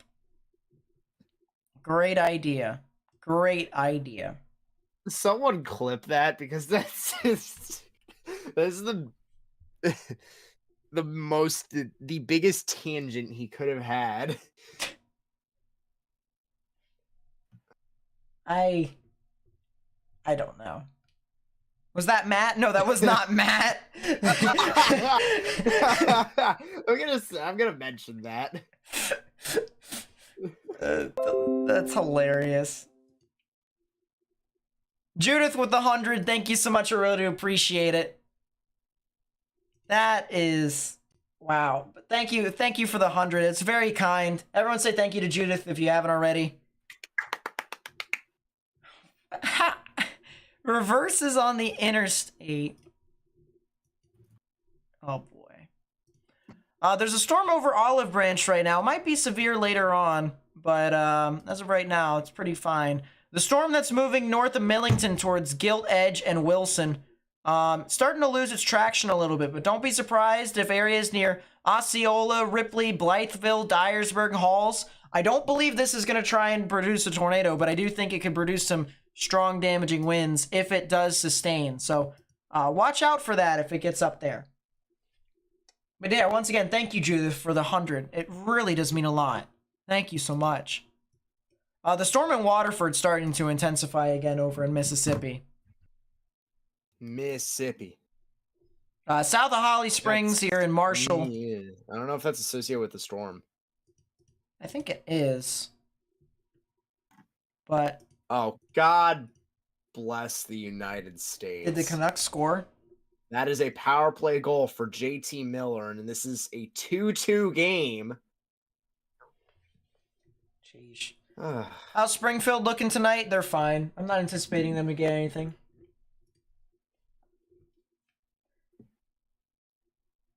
Yeah, Mike, for sure. Clearly. So we'll keep that camera in Ardmore, because I really do think we could be seeing something from that Ardmore cam. I wouldn't be surprised. Let's actually go take a look at two things. First off, the vorticity in 3 Cape, which the 3 Cape just so happens to be expanding down to Dallas-Fort Worth for whatever reason. That's classic. And the 3 Cape just seems to be eroding over in northern Mississippi for a little bit. Although it has kind of gotten a little bigger, it's just not stronger. Is this all going to miss Corinth, Mississippi? Possibly. It can go to the west. Tomorrow it won't. Tomorrow you're going to get some stuff, so I'd watch out for that. But yeah, there is some more vorticity developing over Arkansas. That is going to be interesting. And lastly, let's go take a look at our satellite here. You can see storms really blowing up along that line that's pushing on through. And you can clearly see, actually, even further than that, notice these storms. This is really interesting here, guys. All right, you guys might not think this is interesting, but this is a perfect example of 3 different types of storm motions. All right, you have all these storms that originated in this line together right here. You have this storm that went off to the right. So this storm is what is called a right mover, a right moving thunderstorm. You have this storm right here on the left that is extended all the way up and is moving super fast. That's a left moving thunderstorm. All right. And then you have this one in the middle that's kind of the median. What is that one called, Morgan? The one that just continues to just be mid? It's parent storm, I just think. Parent storm? Let's see. That's generally kind of what happens. Right motion, left motion. That's upscale. That's not helping.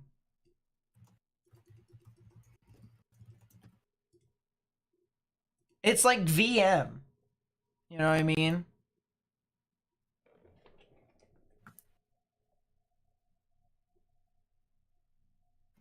I don't know. But anyways, there's 3 different types of storms. I don't know what that third one is. The one that's just kind of idle. But, I mean, just look at that. 1, the left moving storm. 2, the right moving storm. And then the third one that's just sitting idle. I mean, that's absolutely insane. That's what meteorology is in a nutshell. You have all these different storms that are doing all this weird stuff, and it's just, why are they called left moving storms? Because, so this is the original storm that moves on through. Left moving storms are storms that split to the left. They're also called left splits.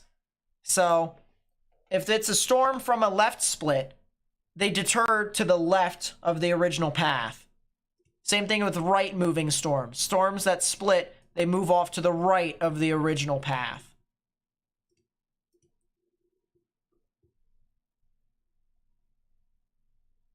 So storms go through a series of splits. And that's kind of with it. Oh, look at that.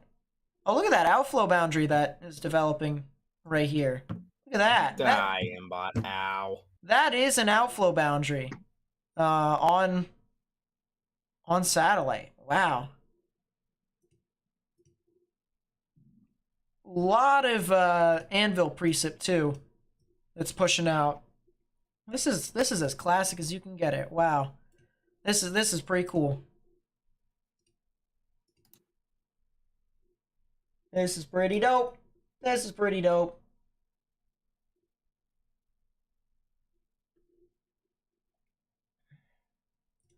Alright, the Ardmore Storm is just not going to consider the following anymore. So we're just going to go back to the main screen here.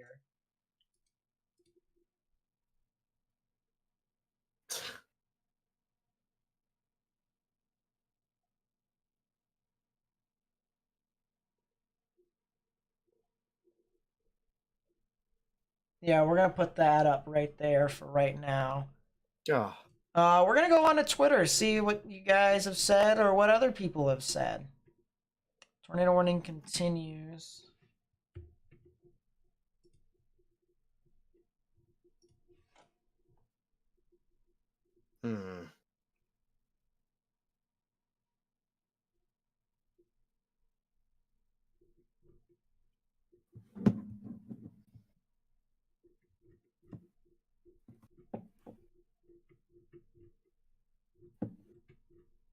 Yeah, I'm trying to look through.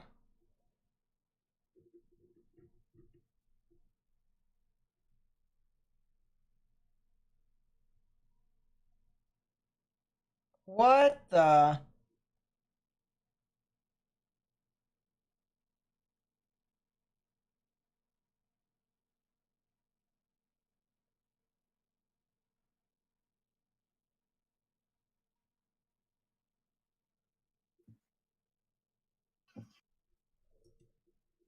I don't know. I don't know what just happened.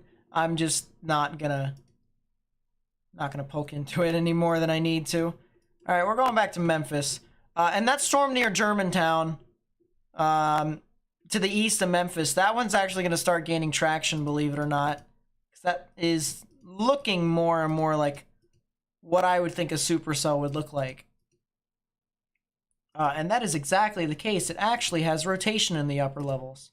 So, yeah, don't be surprised if we call Arlington, Oakland, Mason, Somerville, and Brownsville over in Tennessee. Don't be surprised. Look at bubblers in Arkansas on satellite. What? Those ones on the left? Yeah, those storms are starting to form over there in Arkansas. That is another thing there, too. Good call. Storms are not into the Fort Smith radar capability quite yet. Let's actually move the radar from New Orleans to Memphis, and then move Memphis's radar to Little Rock.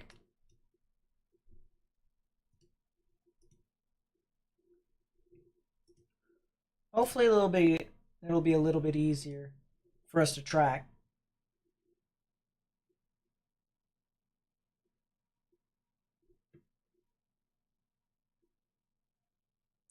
What's an outflow boundary? An outflow boundary is essentially a little vorticity band that a storm creates that's kind of like its own little mini cold front. Other storms can also form on this boundary, similar to an actual cold front.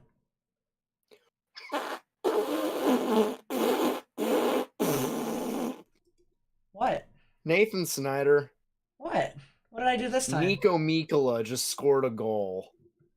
Oh my.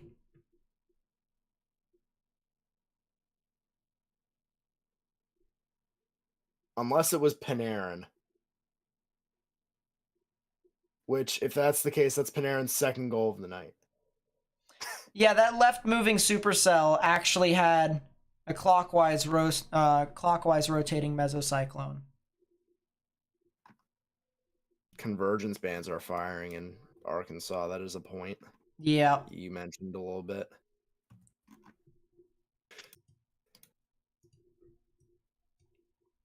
I wonder if that's also the case.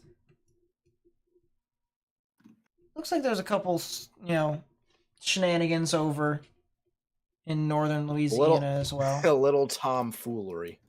Yeah, just a little.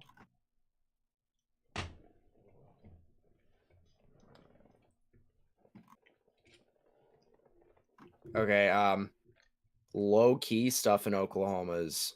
I just checked it for the first time in like 20 minutes. It's upscale. Mm-hmm. A lot of hail.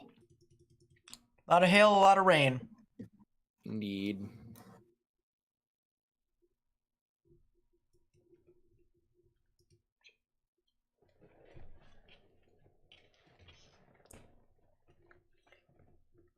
Man, that's a lot of hail approaching Ashland, though. Look at that. Big time DBZ. It's into the purple colors. Wow. That's, I think, yeah, 73.5 DBZ. New severe thunderstorm warning east of Memphis. For that, the small cell over near Germantown. Yeah. Yep. Collierville. Collierville? I can't tell. Tornado warning for Calvin has now expired. It's moved out of the area. Severe thunderstorm warning continues. That'll be over for portions of McIntosh and Pittsburgh counties until 10:15.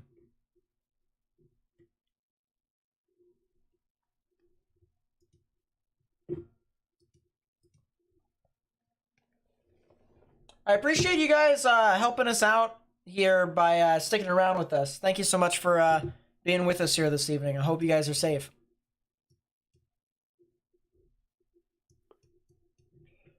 Looks like the storm did pass through Springer and Dotery. It went north of Ardmore, so it kind of dodged my camera, unfortunately.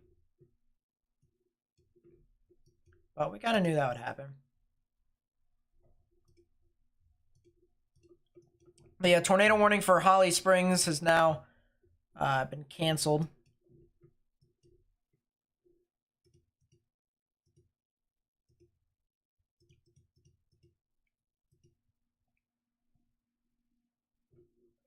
You know, the storm, the left mover still has a clockwise mesocyclone. It's still going. It's still doing the same exact thing.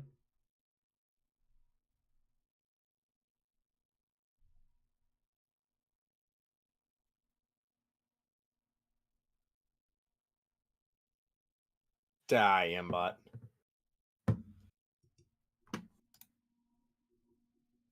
New severe watch. Number, 35. Extension for the Oklahoma stuff.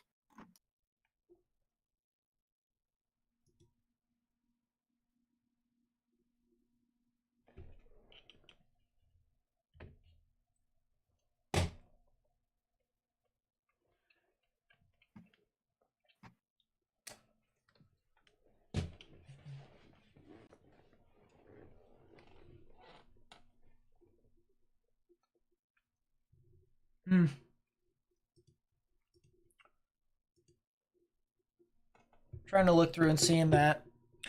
Yeah, it still has rotational off. That's kind of crazy. It's not supposed to be spinning that way. Not supposed to be spinning that way. It's supposed to spin the other way. So that's what it's spinning like right now. It needs to go the other way. Turn around. New tornado warning. Extension of Ashland. Oh. Interesting. We'll let that play out then, and then we'll answer a couple questions in chat. Sup, Amber Life? If it is going to update. There it is. Tornado warning for southwestern Pittsburgh County in southeastern Oklahoma. There you go. Pittsburgh County in Oklahoma. Get underground and get in your lowest innermost part of your building. Get your fill in the blank inside. Oh boy. Storm chasers. Yes. Plymouth, Michigan. You guys should be fine, honestly. It's just going to be a lot of snow. A lot of snow. Yeah, the Germantown, Tennessee cell is starting to spin. It is indeed. Please be sure to hit that thumbs up button down below if you haven't already. We're just a couple away from 550, and the closer we get to 1,000, the more people we can reach with this stream. Reach. Please be sure to do so if you haven't already. Yeah, the new severe watch finally popped up on my screen. Wow, and it includes Fayetteville, Fort Smith, and Mena, and that's it. 2010, 50, 10, 50, 10. Very cool. Oh, no, wait, I'm sorry. It goes over the current area as well. It overlaps. It does. So it actually includes Idabel, Antlers, Clayton, and McAllister, and Stigler. Magic. That is a 2010. Wow. He's watching the Rangers game. He lives near New York City, so... Will I be streaming as these storms move into Middle Tennessee? Tomorrow I will. Tomorrow I will be streaming that tornado risk.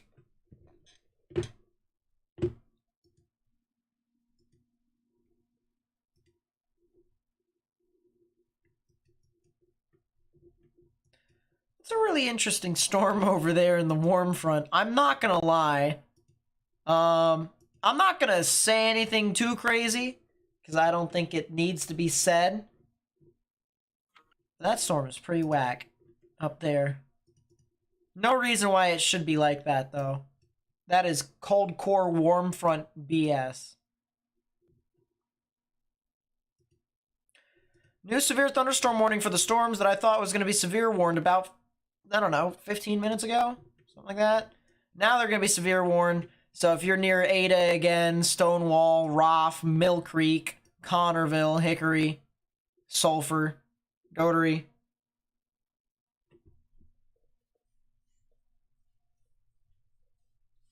Not that I think you're going to be outside at 9:46 in the evening, but, or I should say at night, but... Stranger things have happened. Yeah.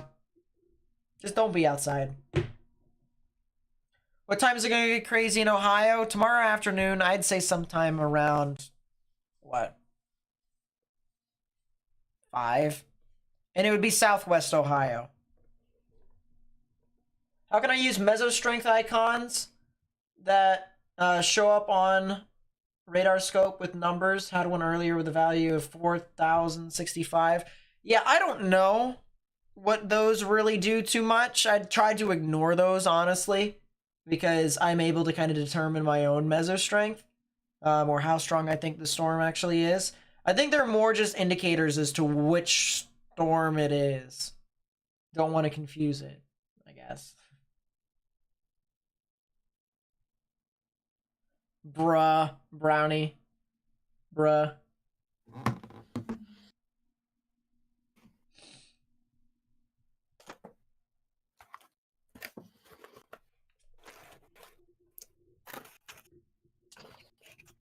So a lot of severe thunderstorms that are moving on through. Still has some good rotation over near Mill Creek. Is this a tornado possible tag on it? No. Hail threat is observed, though.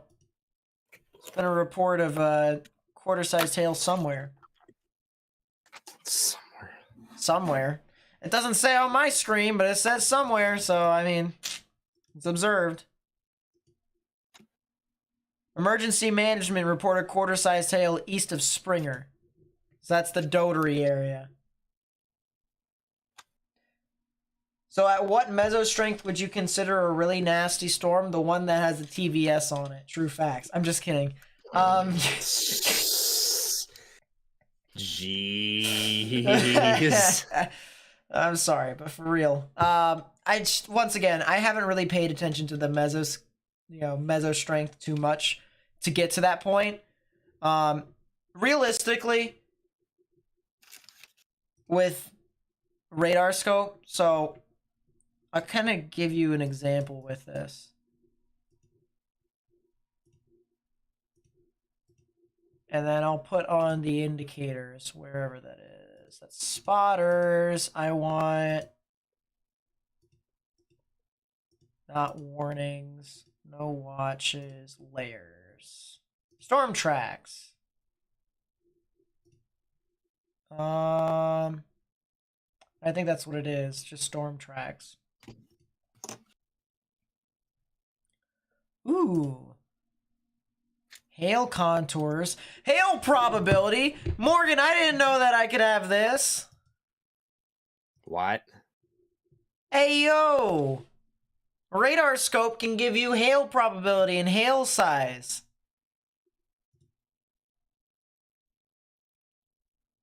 Azimuthal shear. What is this? I'm gonna have to look into that a lot more because I honest to God have no idea what that is, but that's pretty cool.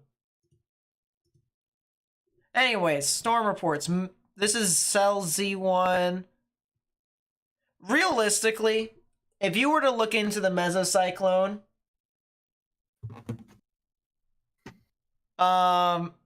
it'll tell you all you need to know. Just the meso strength, I'll have to find another one that'll probably tell me.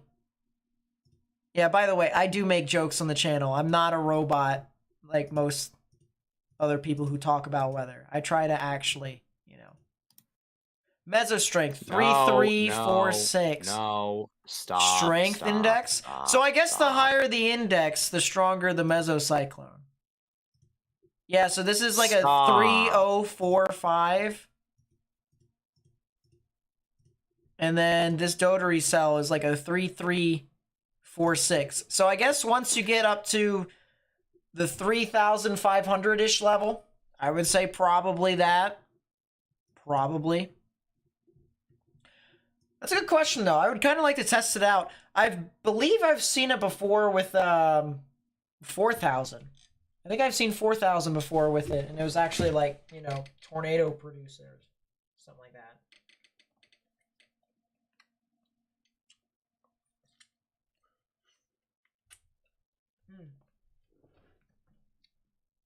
Pineapple's good.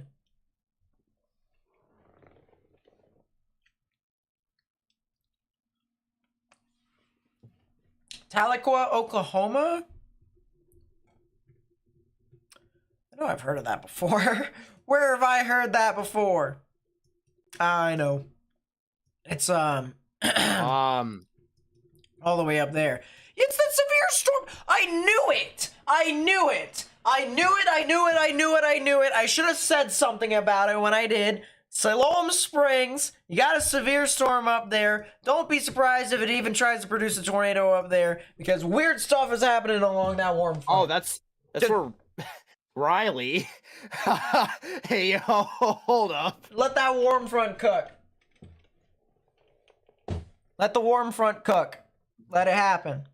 It's actually a mesolow there, believe it or not. There's a mesolow. Let it cook. Let it cook. Tahlequah, you guys are a little too far south to really be a part of that activity, but we'll show what's happening there anyways. Yeah, a lot of strong damaging winds north of you. South of you, looks like you're going to get spared for the time being, but give it another hour, hour and a half, maybe, you might be able to get something. Is Manette safe? Manette, Missouri is like south of Springfield, is it not? Or it's like near Springfield. I feel like I've heard of this place, but I just can't remember. A lot of these places that I've heard of. Severe in northeast Oklahoma about to produce. Tell it to stop. Maybe it can help. Manette, Missouri. Why do I feel like I've heard of this? Southwest of Springfield. Bruh. I'll be right back. I'm gonna make a phone call. Yeah, go make your phone call. Manette should be fine. You guys are good. Yeah, I don't... There's times when I joke, and then when there's, like, serious stuff happening, and then I don't joke. So, sure you wanted to cook? No, I take it back. I don't want it to cook anymore. Let it stop. It's not supposed to be doing this in general, so it's already cooking. Just tell it to stop. It'd be preferred if it just didn't do anything. Maybe it'd help my sanity while I'm at it. But yeah, a lot of strong damaging winds that are starting to get closer and closer towards the McAllister area. If you're in McAllister, I really would just get indoors. Isn't there a sky camera in McAllister? Anyone know that? How can you send me live footage from Memphis? Like, are you willing to provide live footage, or is there like a live camera of Memphis? Depending upon your answer. Hey, Nate. What? Riley's going chasing. What?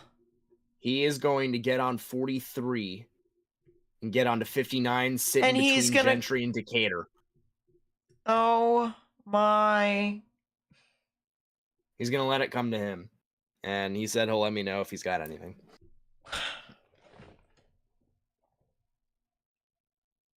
So we have a chaser in the field today. Take that, YouTube channels that are competing against us.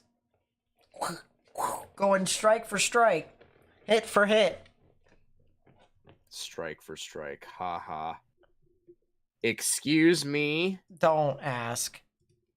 Don't ask. Multiple agencies are looking into cause of a loud explosion over Mission, Texas. Oh yeah, that was the Possible the meteor. meteorite. That's the meteor. What? Yeah. Where is Mission, Texas, by the way?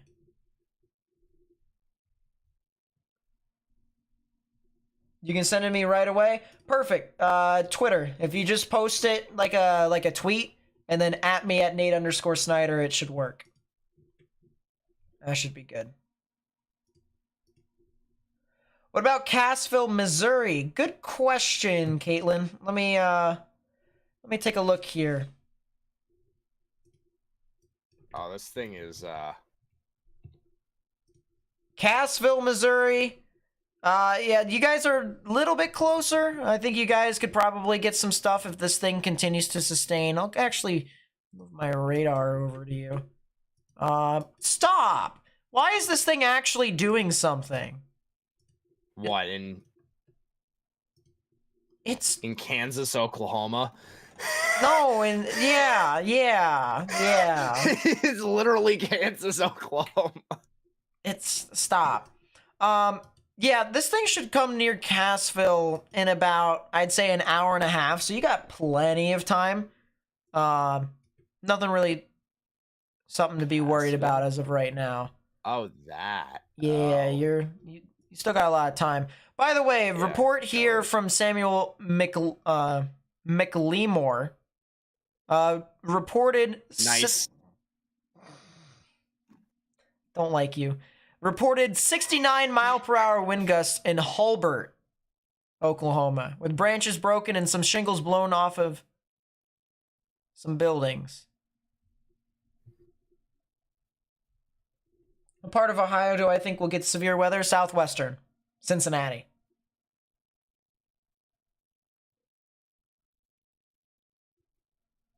What about Ruston, Louisiana? Ruston, I think they got a shot at getting some severe weather, but I don't think it's going to be as equal as all the other areas.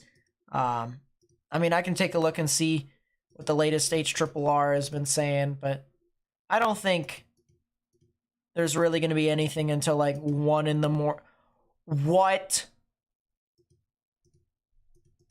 When is this watch till? 5 a.m. Which one? Excuse me.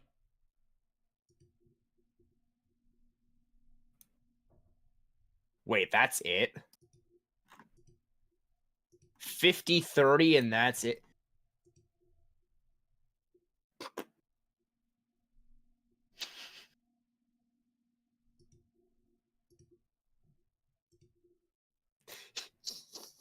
Rustin, you're going to get your stuff sometime around 4 to 5 a.m. So I would just watch out. You set an alarm or something like that, you might be able to get it. I'm not sure if I'm going to stay up by that time. I'm going to be completely honest with you. But that's yeah, just that one storm right I there. will note 5 Central to boot. It's not 5 Eastern. No, it's 5 Central.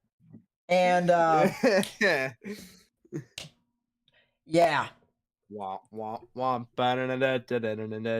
It's near Ruston. That's what I gotta say, though. It's near Ruston. So I'd watch out. I would watch out. Riley is en route. Oh, good. Let's check Memphis again. What's happening with that storm in Oakland?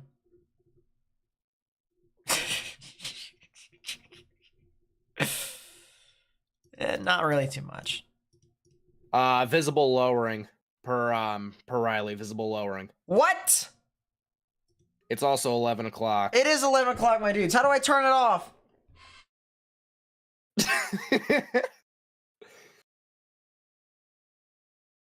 Says they're already in some wind fields too. Jeez, this thing is expansive.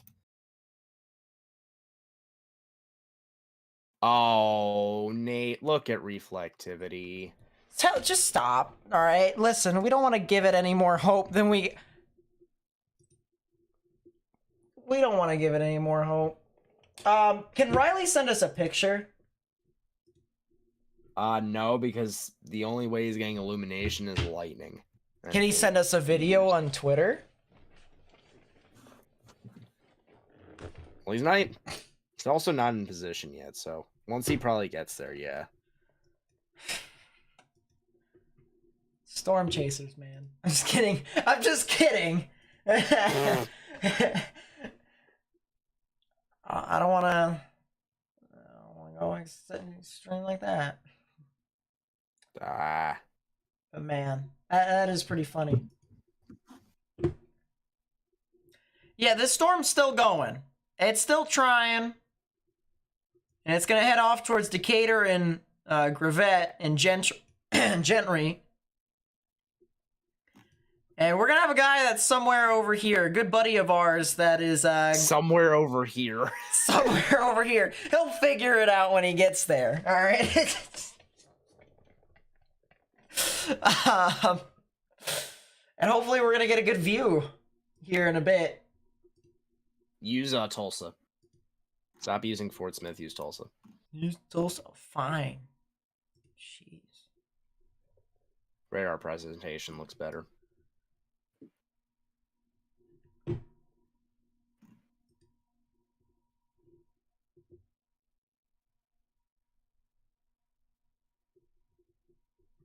What? Stop! Stop! I mean... Enough. Enough. This is not legit. This is not legit. This is not legit. The warm front magic it's got a ZDR arc. It's 61 degrees there with a dew point of 46. It's got a ZDR arc. It's on the warm front. Oh, that's a not good new velocity scan.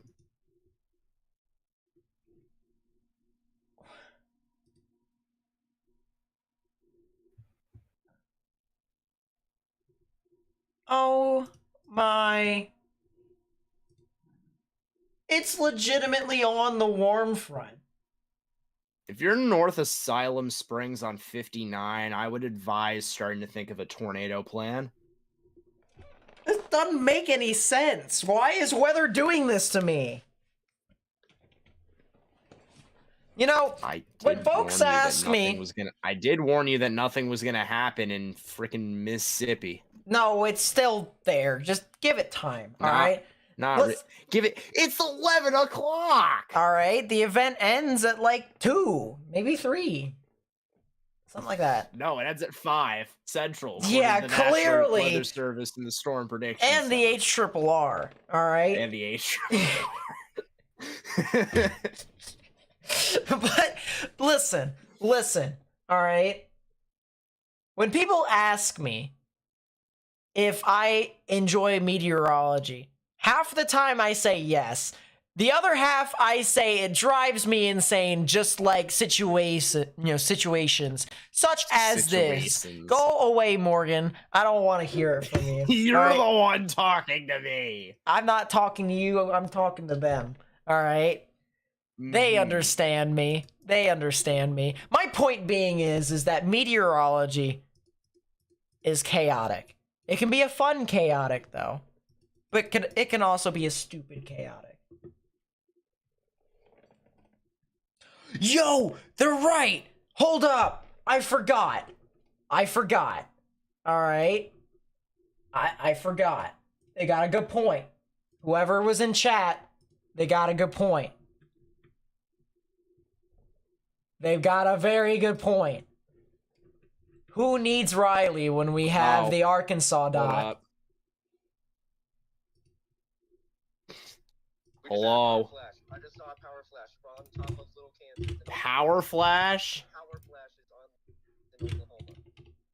I just saw it. It's a small wall cloud about half of the way from the base of the storm to the ground. I did not see a visible funnel, but we are getting power flash. Nate, did you hear any of that? I heard it. Stop here. This is a great spot. Find a spot to pull over. Pull over. So are you booking it on We're on Fif- 43, just about half a mile south of the roundabout. I have a perfect view on the wall cloud of the storm. Should we invite him into the call and have him do you want to video? come into the Discord and see if you can get a video of any kind? I can try. I'm Okay. standing on my car, but yeah. Here, Okay. then let's create a group DM. The amount of lightning in front of it is crazy, but you saw that power flash, right? Yeah. She says it's a power flash. Like, I know it's a power flash because it was blue and it only illuminated the bottom of the storm. Yeah. This is also really, really, really windy. So, Video call. all right. Stepping out of the car. All right, we've switched it over. There we go. And then hopefully he'll come in here too. Oh, we just- and they score. Christopher James. That's very nice. We just got a report Yeah, that's from very nice. Okay. So, trying to turn my camera around. Hold on. All right. It's back here. It's going to be right about where that light in the middle is. It's going to be right back there. Oh, wow. Wow. This is crazy. Wow. That's a heck of a wall cloud over there. Wow. Yeah. Oh, it's insane. Yeah, the amount of lightning with this storm has just been showing up. Let's see all if I around, can. like, my east to my west to my north, south, everywhere. I've seen everything. Yeah, we know. Let's see if I can make it bigger for you guys here. There we go. This should be a good view here. We get in You a want me to turn second. it sideways? Yeah, please turn it sideways. Woo! Hopefully that goes sideways. I can rotate it. Go out of video. So turn video Yeah, I off can and then turn it back off on. for you. Oh, there it is. It's on. It's on. It's on. It's good. Okay, good. Good. Wow, that lightning, man. Wow. Holy goodness. Ladies and gentlemen, this is for this storm that's near Kansas, Oklahoma, approaching Colcord, Oklahoma. Wow, look at that shot That's right there. low. That That is is- low. That is a heck of a shelf, and that's even a bit of a wall on the furthest right of the shelf from the looks of it. And that's going to get into his area here relatively soon, but that is an intense storm right there. I'm going to probably need another flash to really diagnose what exactly is happening within that. It looks like it's jutting out its RFD on the left part of the screen. We got a lot of rain on that area. Do you want me to turn the camera a little bit? No, it's fine right now. All right. I can access the vertical wind profile site. You can? I just got on it. Oh my goodness, Fort Smith. Oh my Okay, gosh. There's a lot of wind getting pulled into the Hey. storm behind me. Yo, have a Fort Smith wind profile. There you go. That is crazy. Let's see if I can pull it up here on my own, so that way I may be able to show. That's not what I wanted.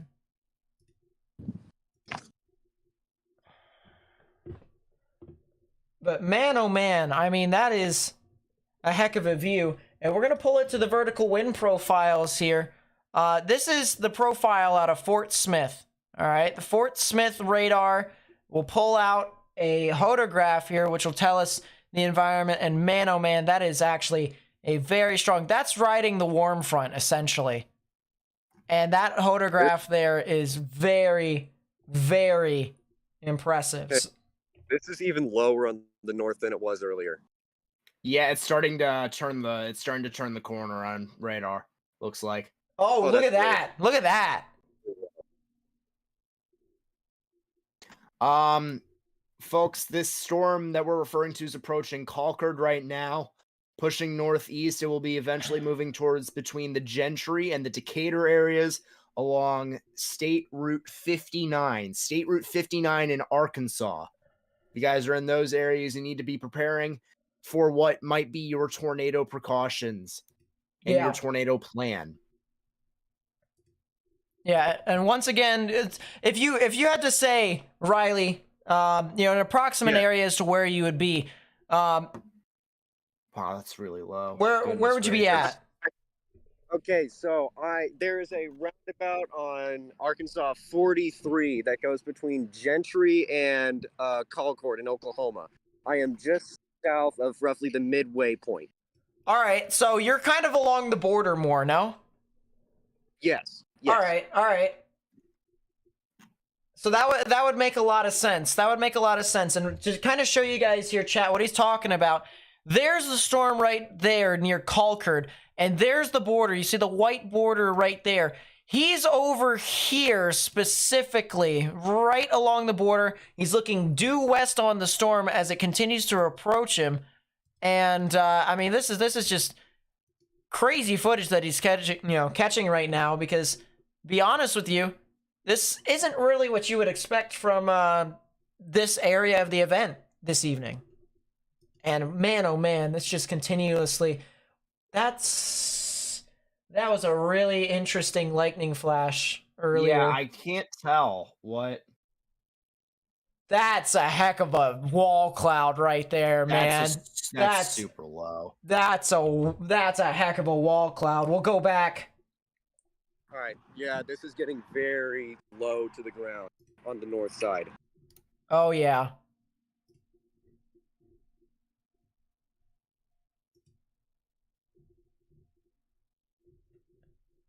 Sorry if I'm shaking the camera a little bit. I have to move around due to cars. No, I get it. I mean, that's just... Wow. I mean, that is... Where did you tweet me the footage, Lucky?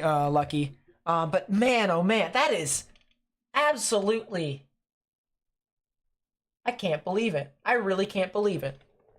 I'm going to have to go east soon because this is starting to catch up to me. Right. You might have So I'll let you make the call when I need to move east because I'm not looking at it. Yep. How far away are you approximately from it if you had to eyeball it? Probably 6 miles, maybe. Then I would probably head now, believe it or not. I would go now and then try and make your way north of Gentry along 59, if you can. Yeah. I know exactly where you're talking about. Right. Yeah, I would try and go ahead and head up there. That way you can continuously stay out in front of it. Yep, we'll do. Okay. All right. Yep. But man, oh man, that is a heck of a shot of what we are seeing over there along the border of Arkansas and Oklahoma. If you're just tuning in, we just saw what appeared to be a very well-pronounced wall cloud over there. More than likely, I would have to say this could probably be a part of more of a bookend vortice with an embedded supercell. I mean, this is just what I did not anticipate. I did not anticipate this to happen in this portion of Oklahoma. I thought southeastern Oklahoma was going to be the main primary target, and just ended up that there was a storm over there that ended up pushing on through. So really interesting to say the least. People are saying there's... If I may... Actually, go ahead. If I may just really quickly touch on what's going on in Tennessee, Mississippi right now. We don't really have any rotating storm activity to speak of right there.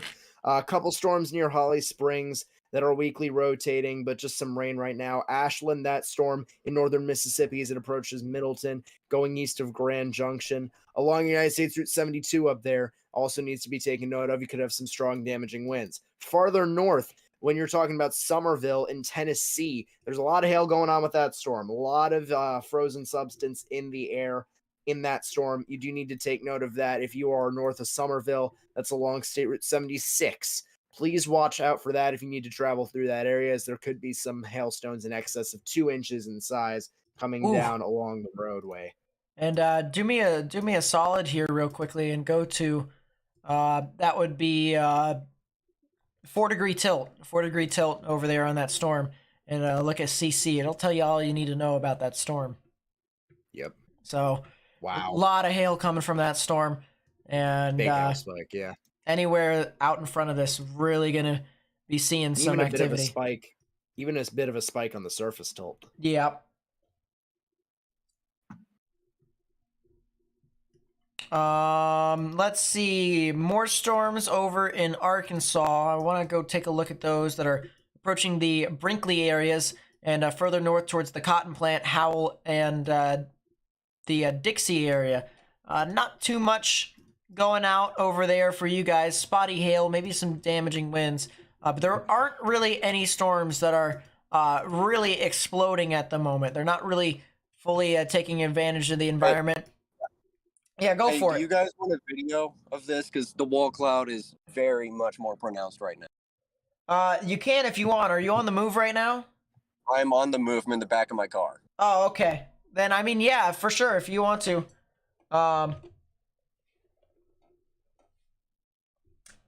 Oh, was that the outline just now?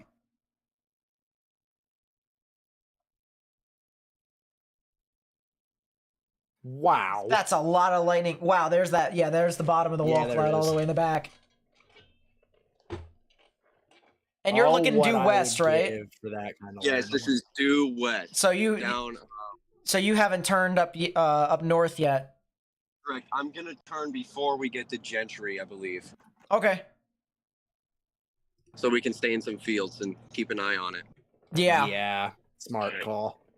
I gotta look at maps now. Sorry. Go. All good. Yeah. Just stay safe if you can. Don't get stuck in the mud. Speaking from experience. The mud is sticky. I am speaking from experience. On the other hand, Siloam Springs is about to get a bow echo. Heck of a bow echo there. So, a lot of hail. And even a lot of hail. So if you know anyone who lives in those areas, really need to watch out for that. All right, there's definitely a big storm that's going to produce some strong damaging winds, some large hail, and some intense downbursts.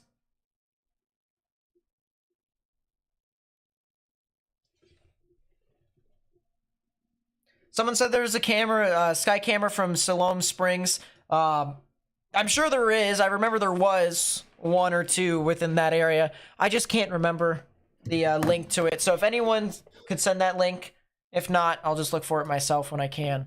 But I know there is one. I know there's actually, I think there's two. But my goodness, what is this hockey game?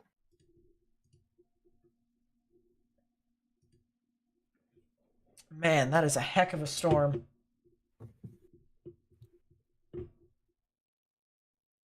It's marching on. National Weather Service Norman update as of 10:17 Central. Severe potential across southeast Oklahoma should be moving out of our area in the next hour. Still could have hail up to golf ball size and damaging wind gusts across the risk area, along with the smallest chance for a tornado. Wait, what did it say? Hail up to golf ball size, damaging winds, and the smallest chance for a tornado. Sheesh.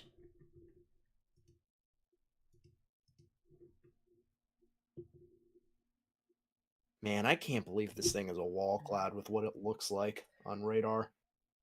And I mean, to think it's on the warm front side. I mean, I can't say it's going to produce, although, you know, if you get a lot of vorticity, there is always a shot. Vorticity does some strange things. But regardless, I mean, there's a lot of strong damaging winds that are going to move on through. So, Decatur, Gentry, Siloam Springs, Bentonville, Bella Vista, Noel, Pineville, Jane, areas along the border of Arkansas and Missouri and Oklahoma need to get indoors and stay away from windows if you haven't already.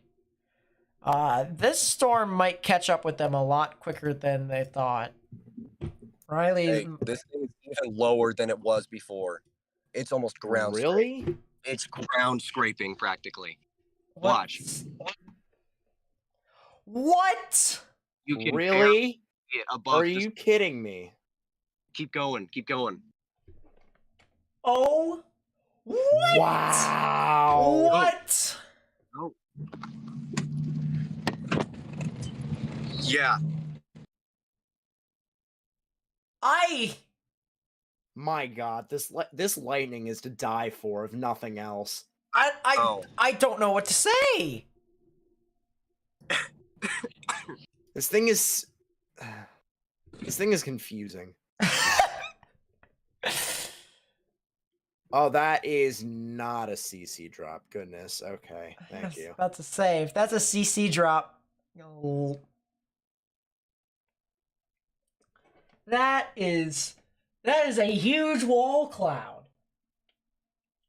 That's huge.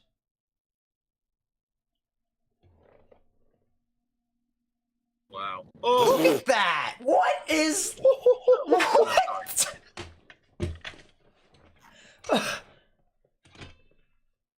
That's an oh my gosh. All tornado warnings are expired for what it's worth. That's the good news. I'm putting on Tulsa's notifications on the off chance. On the off chance. Yeah, that's nice.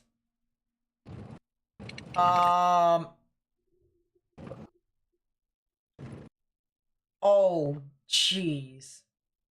Oh, I see where the wall cloud is. I see where it would be composed. Yeah, right within that hook. It's actually going to start jutting out its Yeah. RFD here in a second, which means it could go Yeah. rain wrapped. I don't know if I'm going to be able to stay in front of it. It's catching up to us pretty fast. It's going speed for sure. Yeah, that's the reason why I said, might want to go sooner. Whenever it does catch up to you, make sure you're on a actual road. Yeah, we're on dirt right now. Yeah, it's not a great idea. I'm gonna be completely honest with you. At least it's an all-wheel drive. That's better than what Nate can say. Yeah, that's true. That's true. But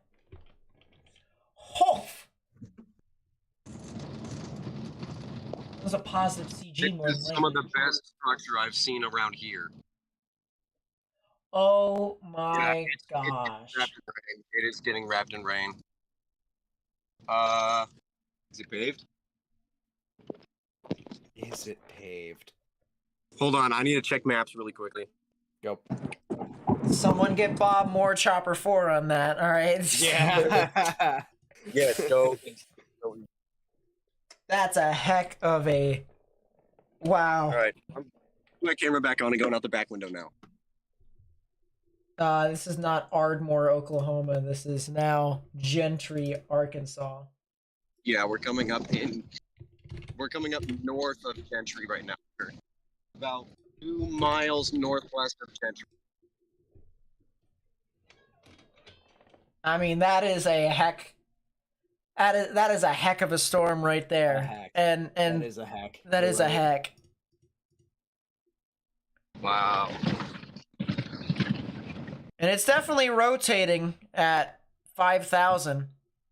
A little bit lower to the ground at 4,000, not as much. But if you can get little spin up, there actually might be a spin up due west of Gentry. So if you don't mind actually looking down south just for a brief second along the actual shelf cloud. Yeah, I got you. I have it aimed just a little bit south right now. So you should be looking at where it is, but there's a sheet of rain there. Look a little bit further to your 10 o'clock. Right over here. I'll just put it straight down the road. You should be able to see wherever it is. Is that south? This is due west. Look south if you can. Like, try to, like, you yourself try to, like, look south. No. Can't? Sorry. Trying to give directions at the same time. That's true. That's true. Yeah, there could very well be something just barely south of you. So it should be riding along the shelf cloud, if that makes any sense. All right, the shelf cloud is just about 1.5 miles to my southwest as of right now. Oh yeah, Nate, you're right. Go look at radar. It's jutting out in 2 spots. It is jutting out in 2 spots. We're getting rain now. We're in the rain. This is going to be close. This is going to be really close.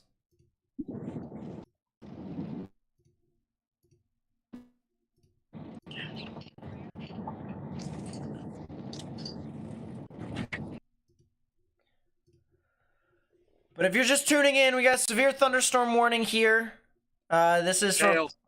Hail? Yep, it's hailing here. Yeah. Severe thunderstorm warning here.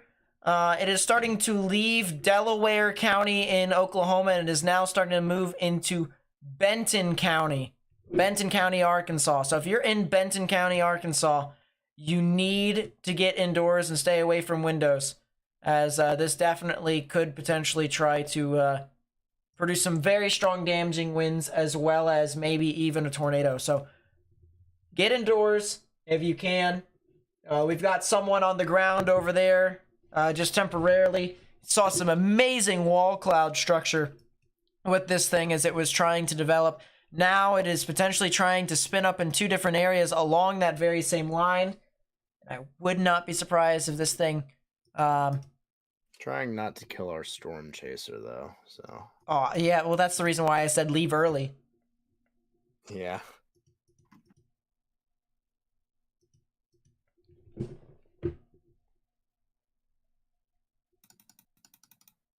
But yeah, Benton County, get indoors, stay away from windows.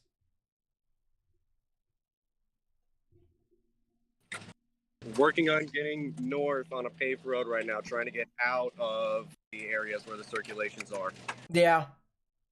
It's gonna At be this hard point, to we're do. outrunning them. If you had to describe the rain, is it what, moderate, heavy rain? It's very heavy rain with mixed in hail, probably close to dime size. Okay, okay.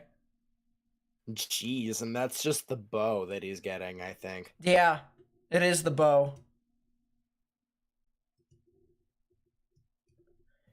And in the near future, this storm, by the way, just got a new severe Radar's thunderstorm warning. Radar's doing a pretty good job detecting that, actually. It's spot on. If it is dime size, it's spot on. Hey, there might be an area lower than the rest, just about 1 mile to my south. I'm not sure because there's so much rain, but I can see a darker outline of something. Are you in Decatur? What? Oh, where are you? Where are you? I'm between Gentry and Decatur. I'm about to head onto 59. Okay, that is definitely so a spot south. of lowering. There's also a spot to the north that is starting to pick up a little bit It's more, essentially too. on top of you. Okay, nice. Thank you. I just had to be blunt there. Okay, nice. Thank you. Oh, man. Thanks, Captain Obvious. Very cool. Yeah, you're... Yeah. Folks, Why? if you're over near Decatur, stay indoors. If you're near Centerton or Bentonville, stay indoors. If you're near Hiwassee or Bella Vista, stay indoors. Highfill, all the way over towards areas near I-540, stay indoors. All right? There's no reason for you to go out outside in the middle of the night to try and, look at some thunderstorms, You do not want to find out. There's no reason to F around to find out right now. Yes, there is a lot of strong damaging winds here, even with some spotty hail. The consistency seems to be a lot of dime-sized hail. Could be larger than that, though, so watch out. You don't want to be pelted by hail. You sure don't want to see strong damaging winds with downbursts. And you sure as all get out don't want to see tornadoes. Yeah. It's a lot of hail. Don't get impaled. Hail is up of nickel size now. It's probably approaching the size of quarters. All right, so yeah, it is getting larger. It's consistent with radar, too. Could be even larger than that. Jeez. Yeah, that's not good.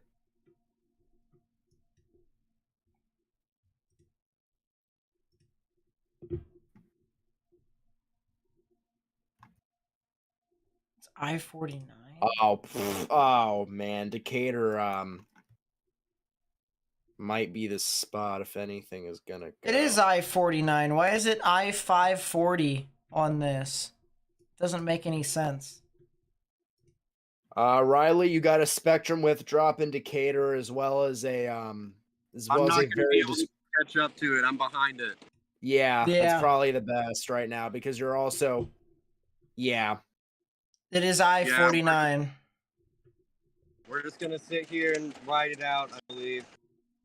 Or at least let the hail and torrential rain stop. Wait a second. Wait. Hold up. Nate, I need your input. Yeah. Look at what's behind this. What's curling back around? Maysville? Maysville. Huh. You're not wrong. Especially as I look up and tilt. As I look up and tilt, you're not wrong. So we got a bookend vortex here. Hold on. It just went completely dead right on top of me. No more rain? Nothing. It's barely raining. You want to go? Where are you at? He's Decatur now, I'd assume. Yeah, I'm pretty close to Decatur. You want to head over to Gravette and go see a bookend vortex? We might. That's probably the best, or that's probably the best looking thing right now. Am I gonna have time to get up there? Of course. Yeah. All right. It'll be right in front of you too as you drive. Yes, it'll clear out. It'll clear out as it comes forward. Because you're in the back of the bow echo, but you haven't even touched like the top of the bow echo. It's legitimately curling backwards. All right. I'm gonna get off of here. I'm gonna turn off my camera and mute so I can get directions up there. Yep, sounds Gotcha. good. All right. It's frankly the best that he didn't try and pursue whatever's going on in Decatur because that's probably got $half size hail, maybe larger. It's not the play. Yeah. Um, I'm gonna go over to Fort Smith's radar to compensate for the easternmost Oklahoma severe warning. It used to be 540. They changed it though to 49. Oh, okay. That makes me feel a little bit better.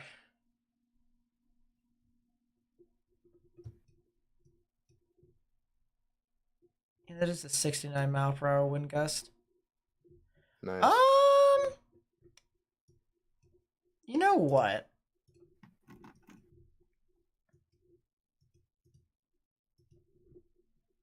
I trust Fort Smith.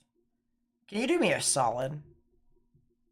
Me? Well, actually, not anymore because it just updated and decided to not exist anymore. Never mind, no solids are given. No solids are given. No solids are given.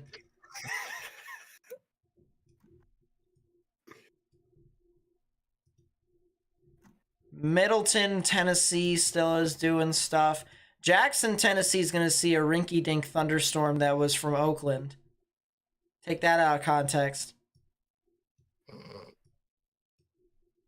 Middleton is trying to do things, even though that's a mess. It is a mess. Cell south of it near Walnut also is trying to do stuff. Is it actually getting closer to my cams? Are we gonna see some more stuff? No. Why not? Oh, I have a camera in Savannah, apparently. I'll have to check that in a bit. Hey, we got debris on the road here. We got tree limbs and stuff. Oh. Okay. Wh- Yeah, I went about a quarter of a mile to my south, and there's a lot of tree limbs and stuff on the road. But we were able to get past it. Like, how large were the limbs? Probably, what, 5 inches? 3 inches? Probably not quite that big, but there were a lot of them. Okay. So, like, In that branches. Yeah, I think small area where there were several branches on the road. Okay. Probably close to 3 inches diameter. Jeez. I can't tell if that was just a burst of wind or if that may have actually been a brief spin up. It could have been either one. But we are about to hit 59 in probably about 2 minutes and should be able to get north towards Gravity. There are no Yes. more severe thunderstorm warnings in Tennessee and Mississippi. This is the main event. Okay, you know what? I will wait to smartass you until after this is over. Just wait I will for wait it. to- It's fine. You're gonna get that random storm that goes up to Ruston at 5 in the morning. I ain't gonna be up at 5 in the morning. I can care less. Oh boy. Look at Gravette. Yeah, I'll take a look at that here in a second. Lightning in Bella Vista is intense right now. Yeah, that storm up there is going. It's got a lot of stuff. Quarter-size hail was just reported over in Gravette, or actually just to the west of Gravette. And yeah, Gravette, if you're over there, you need to stay indoors because you got a lot of strong damaging winds. New severe thunderstorm warning for McDonald and Berry counties in Missouri. If you're in those areas, need to get in your safe space. Yeah, we got a truck on its side on 59. You got a what? Where Oh, about half a mile from where we saw those branches, there's a truck rolled over on its side on 59. really? There's a truck. I think a tornado may have gone through here. Yeah, it's tilted to where it would have came from. Did you just get on let's try that one more time. Did you just get on 59 at Decatur? Yes, just south of Decatur. Then that probably was. Yep, Nate. I'm gonna need you to go to the 042942 scan on Tulsa radar and look at Decatur just south of town. Literally that little embedded that smallest couplet ever, it had a spectrum with spike. That was probably a tornado. Yeah. Yeah, That we're must not have been gonna a be able to get tornado. north. And We're not going to be able to get north. It's blocked. trees down? Oh, it's blocked. No, the semi's over the road. Oh. Put it in Like it was pulled towards where it came from. do you have a do you have spotter fine, network or That's M-Ping? fine, actually. The thing's dying. I don't actually. Sadly, I don't. Let's see. I was gonna say Yup. something like, put it on spotter network to put on Twitter, but or put it to the National Weather Service, but yeah, that's what, semi down, you said? Yeah, there's a semi on its side, pointed towards where the tornado would have came from. Wow. Not to be entirely, insensitive, but can we just see, just out of, pure curiosity? We already turned away from it. We're Fun. going south now. We couldn't get up to it. Oh, okay. Yeah, I was about to say, it's just, that is intense right there. Yeah. Put that up there again. So yeah, Decatur.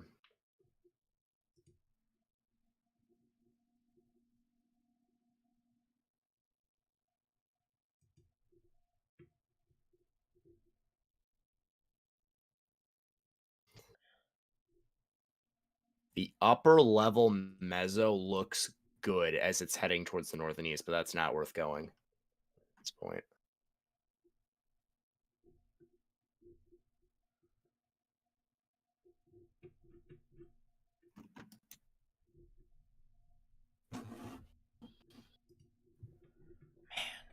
Looking through, trying to figure this out.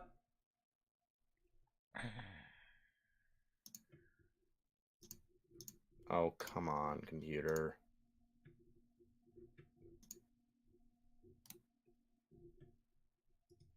Speak for me, Nate, Whack. please. I'm speaking. Slowly Dang but it. surely. So yeah, I'm gonna go back to the I'm gonna go back to Fort Smith's radar. And there's a lot of severe thunderstorms that are moving through into Stigler right now. It looks like the storm that was over in McAllister just moved through. There's a second one that's over along Highway 75 south of Stewart, though. So don't be surprised, McAllister, if you get another round of showers and thunderstorms that can move on through. Ada, you seem to be fine, although there's a lot of reports of flooding in your area. So don't drive into flooded roadways. Turn around, don't drown, don't drive into flooded roadways. Hey, we got trees down on the north side of Gentry. Trees down. Jeez. Trees down. On the north There may have side been- of... There may have been two that you were talking about. You briefly mentioned the possibility of there being two. On the north side of what now? Gentry. Pardon me? Denton. North side of Gentry. Or Gentry. Not North Denton. side of Gentry. I'm just going to confirm that really quickly. Could be RFD.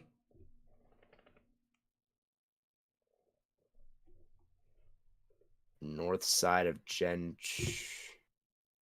possibly.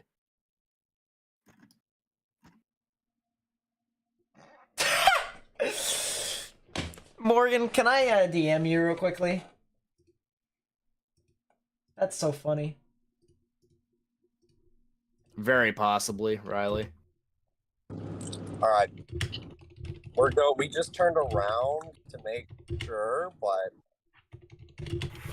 yeah, right there. Are these like... Yeah, there's debris, there's tree debris all over the road here. All over the road. Pardon It's me, about but is 50 it... yards wide. Are they weak ass trees or are they like actual trees? It's a mix.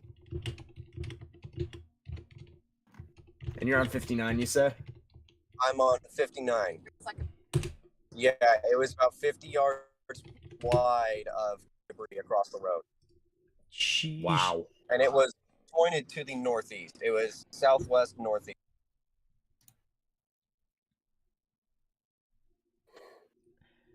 Yeah, if you can, you know, because there's a lot of sounds like there's a lot of damage there. At least send something to National Weather Service Tulsa on Twitter, just to say, hey, there's quite a bit of damage over here. Hey, stuff happened, yeah. Yeah, I will. I will do that. That way they can at least go and look at it tomorrow when it's all said and done. May have also very well been a tornado at this rate. There may have also been a tornado south of Maysville with that bookend vortex as the bow was hurking back around. Yeah. Yeah. Hey, we're coming up on that semi that's rolled over. There's police there. I should be able to get you a decent view of it, hopefully. Yeah. I'm gonna go ahead and turn my camera on. Lightning. A lot of lightning, man.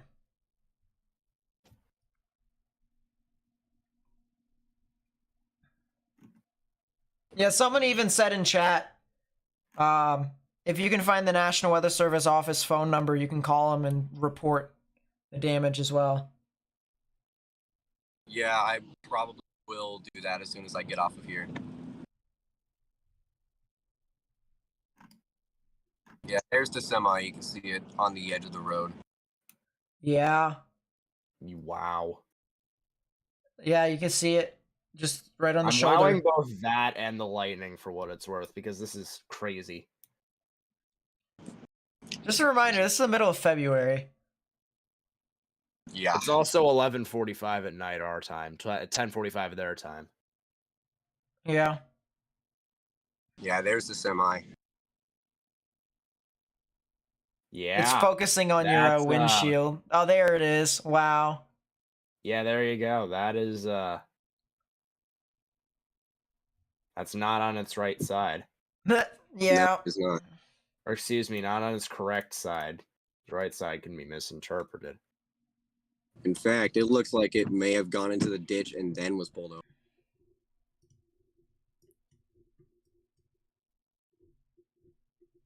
Still no severe thunderstorm warnings over in Mississippi or Arkansas or Tennessee at the moment. So good for right now.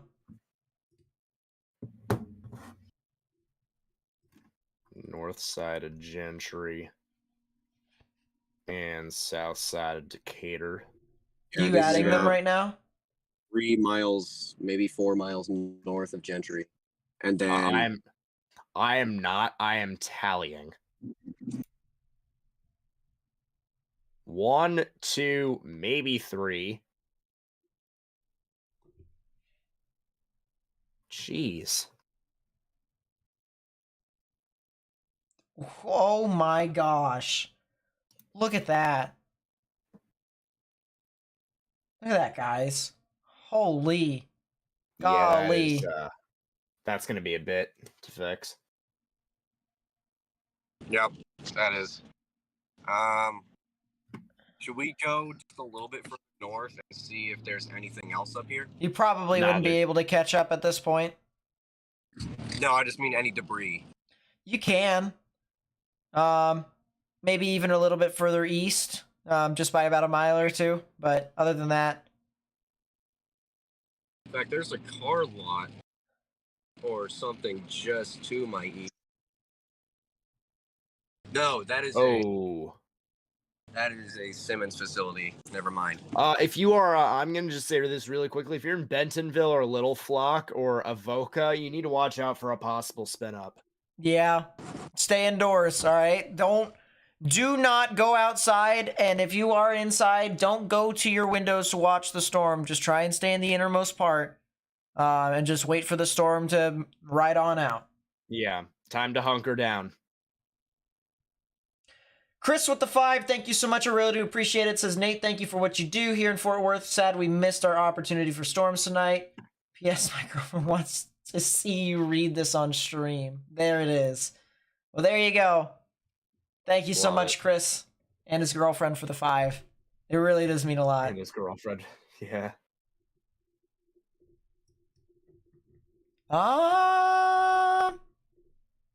You know, there's a storm north of Gore, Oklahoma, near I-40. North of I-40, actually. You might be able to catch it with Tulsa's radar. Oh.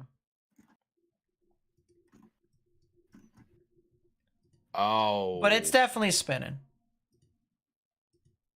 Yeah, I see what you're saying. Like Paradise Hill now. Starting to approach Paradise Hill. I don't know how much of that is radar contamination, though. Well, I'm using Fort Smith right now to also help. And that would be a good idea.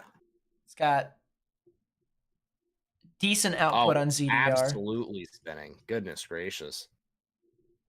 Let's show you guys here so that way you may be able to see. Watch on that to wrap up a little bit. Especially still with that profile we have. Yeah, that is... It's all surface-based. Yeah. Quick, brief spin-ups right now. Is there any inversion in this area? Don't? No. No, there is not. Yes, there is. Yes? The inversion is hatched fill, though, according to mesoanalysis. So it's not too bad. There's actually not as much capping inversion as I would have thought. Oh. It's not surface-based. Yeah, it's mixed. It's capped at the mixed layer, which doesn't matter. It's the surface-based stuff that needs to not be capped right now. Kim with the 10, thank you so much. I really do appreciate that. If you guys live along, this is State Route 9 for Stigler and Keota, and east into Cowlington. This is the severe thunderstorm warning that Nate and I are referring to right now. You need to watch out for a couple of things. One, there's a lot of strong damaging winds pushing through with this as it continues east. Two, there's probably hail up to quarter size. Three, we might be watching for a spin up here shortly. I'm just taking a look at ZDR. There's a giant ZDR arc with this storm. Also take a look at spectrum width. There's a little confined area to the northwest of Stigler, and velocities line up with it, as this may try and produce a very brief tornado here. You need to be watching out for this if you're north of Stigler. South of Tamaha, this is going to go over a lake. But regardless, if you guys are in these areas, you need to be weather aware right now. Yeah, you got that one near Stigler, and then you got the one north Gore. That one as well. Near Paradise Hill. We're getting a report over near Oaks and Kansas, Oklahoma. The reports of a Redbud housing in Oaks lost a roof. Many trees down, power outages reported. Oh. Wait. Omen with the 5, thank you so much. That was with the That's exactly where original we saw the power flash. rotation. Yeah, I would think Oh that's my where we saw. God. So if that's the case, I wonder if I could go back in time to the footage. I wonder if there was anything truly associated with that, like as it went down to the ground. 357Z. You can go back to back about an hour. So I'd have to replay the stream then, which I'll probably do a little bit later on. But it says, how's it going, Nate? How you been? Winter's crazy for me in Nebraska this year. Can't wait for the storm season. Keep it up. Stay safe, y'all. I mean, winter's been all right for me. I would have liked it for us. I'm not going to complain now. There's a time and place, and it's not now. But I've got a whole rant about it. Well practiced to boot. I would have liked more snow, but I mean, winter is winter. Yeah.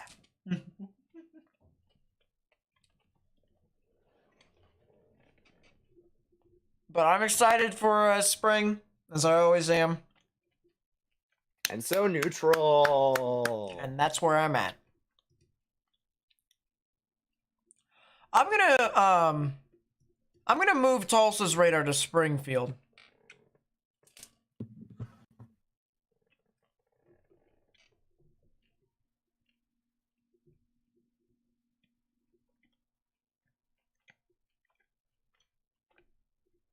If it can load.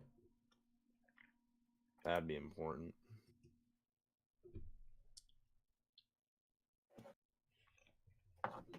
And that did confirm my suspicion. There's a rotation near Lowell.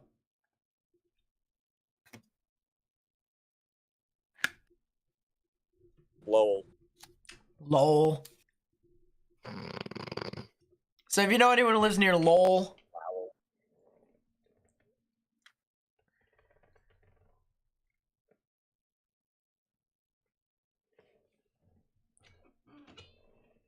yeah, Lowell, Rogers, LaRue, and War Eagle. If you're over there, stay indoors. If you're along Highway 62, stay indoors. If you're along Missouri State Highway 37 up to Cassville, go indoors. Stay indoors. Stay indoors. Go indoors. Yeah, stay indoors. Whatever. I need a pen. Cassville, I think, is going to get some very strong damaging winds with some spotty hail. So I would say that they need to stay indoors, and as long as they stay away from windows as well, they should be fine. Oh, what the heck? You said something about Dyersburg.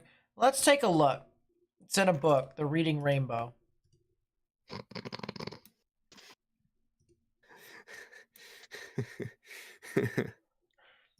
Uh, 2 a.m., 3 a.m., 4 a.m., 5 a.m. There's a lot of storms just around here. There's going to be just a lot of storms overnight for your area. But I think you can really go to, start thinking about going to bed here.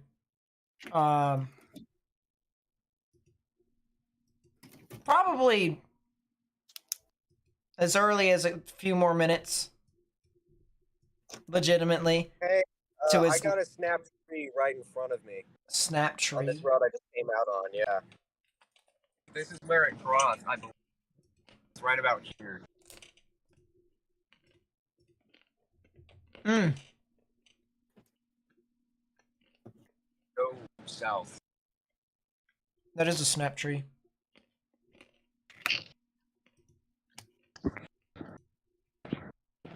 Yeah, there's several trees down here. Several trees down here.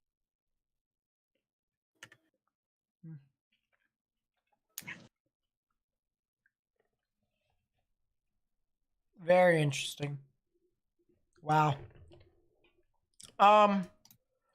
Yeah, I mean, storms will finally start to kind of seed in your area sometime around 12:30 to 1. Oh. So, hour really at max, but other than that, Nate, are you ready for this? mm,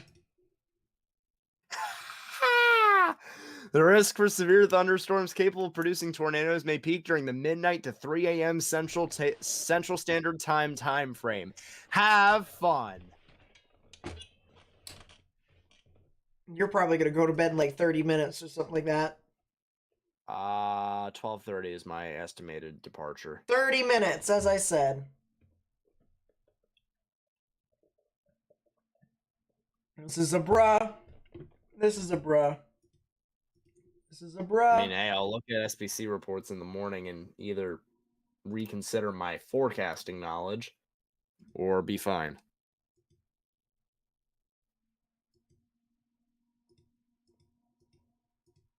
This is a bruh. This is a bruh. This is a bruh. Bro, what is he even doing? Does he Yeah, do I anything?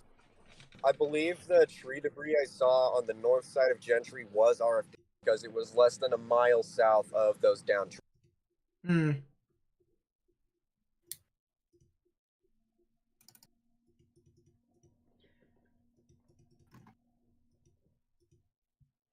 Yeah, at 7Z, that's when the peak over in northeastern Arkansas is.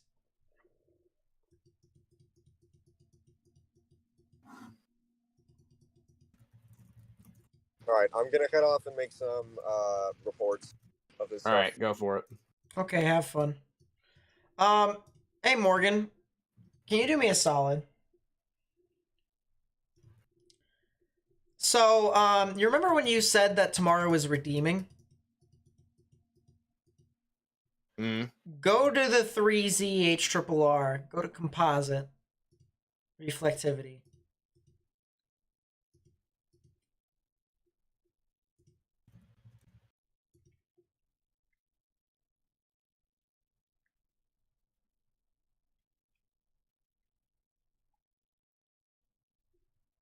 And then just start playing from 9 a.m. I will in a second. 9 a.m. all the way to the end of the run.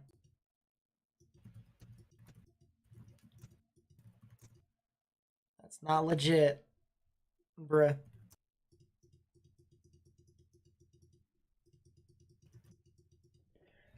Which probably means I will have to live stream at 9 Eastern, 8 Central.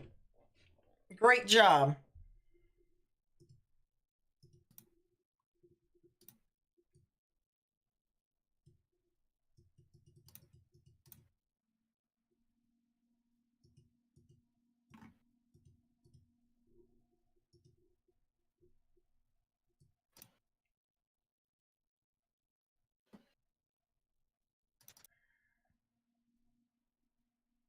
It's not expected to do much after 8 anyway, so that's fine. Oh, what?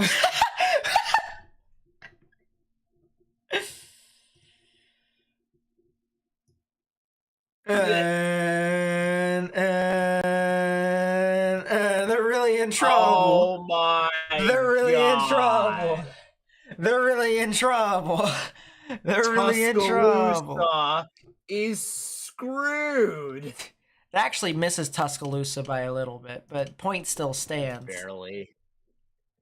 Yeah, go to the Alabama Mississippi zoom, and it will literally show you God. like a super zoomed in. Hold up. This is a Supercell printer. This is a legitimate. Wait a second. I want to take a look at the FV3 just for memes. Can I do this, chat? Thank you. Thank you. Bro, even the FV3 isn't that bad. Okay, lapse rates are still terrible.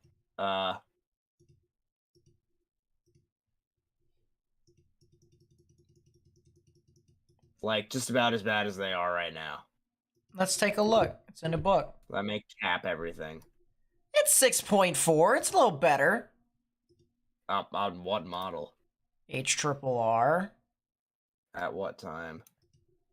Like 12 p.m., 1 p.m.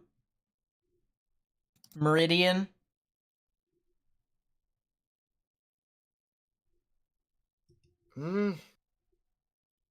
It's a bit better.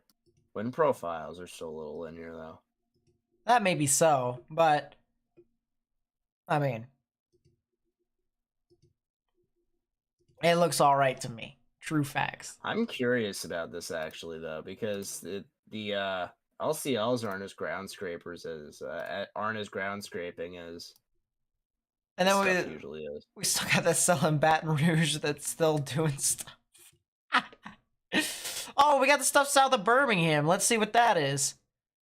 Oh my, yeah, okay. It's a whole confluence bound. Nate, go use your I-35 cameras, not your I-35 cameras. No, that's not right.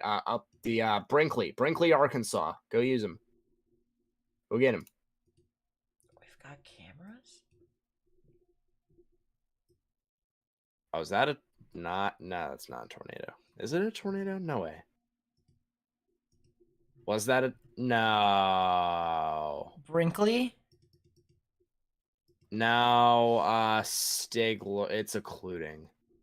I don't think that was a tornado. That's a mezzo right over Rogers and Bentonville. That's whack.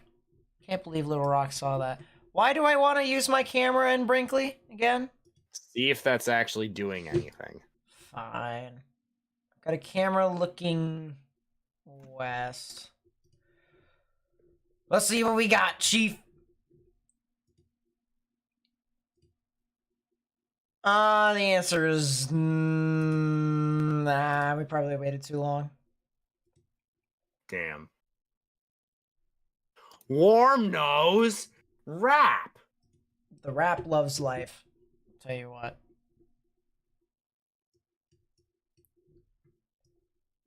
I think this cell over near Dermot. This cell near Dermot might be the one to watch for later on, heading towards the Arkansas City. Can we go to bed if you're in Greenwood? I mean, you can, but I would have a way to figure out how to get warnings in the off chance that you do get stuff.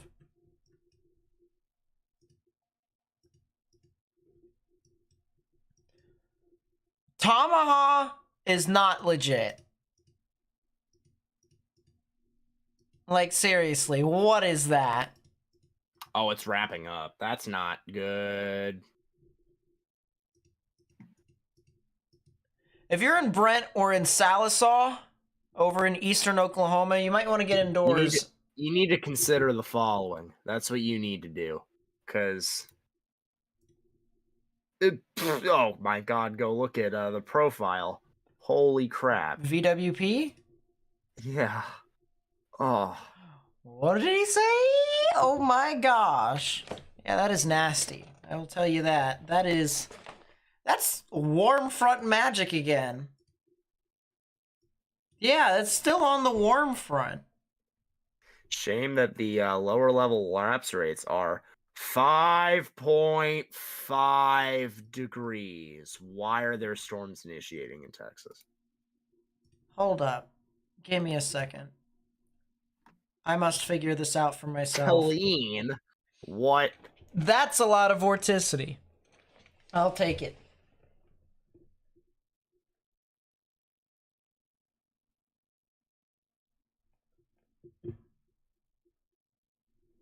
Oh, Lord. Come on, work with me. Yeah, Tomahawk, Kyoto, Brent, Salisaw, McKee, Aikens, Brushy, Pinhook Corner. I'd get indoors and stay away from windows. Then, of course, you have the other severe thunderstorms down south. These ones aren't really as significant. Max Olson reported over here on the Savannah cell and the cells that are south of McAllister that they have some quarter-sized hail. So not really too much, but they are just enough to be severe.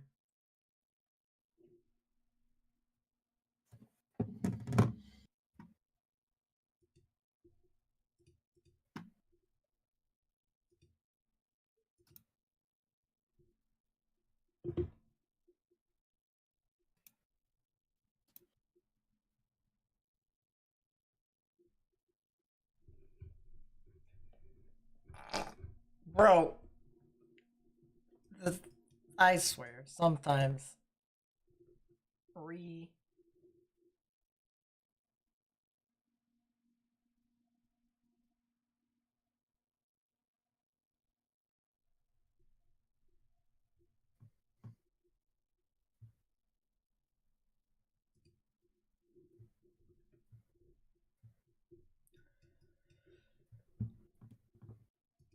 do do do do do do do do do do do do do do.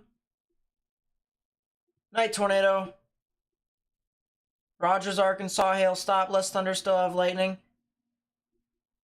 So now you got the backside of the storm, which is really just a nice light show. So enjoy it while you can. Yeah, warm frontal magic. Really is. Is the threat over for central Arkansas? Depends upon where you are in central Arkansas. If you're talking about Conway or Russellville or Arkadelphia or Hot Springs, yeah. If you're talking about Little Rock, Lanoke, England, I would think so. But if you're talking about like Searcy, Harrisburg, Newport, Jonesboro, Augusta, Forest City, no. I think you guys have a shot for some additional severe weather here tonight.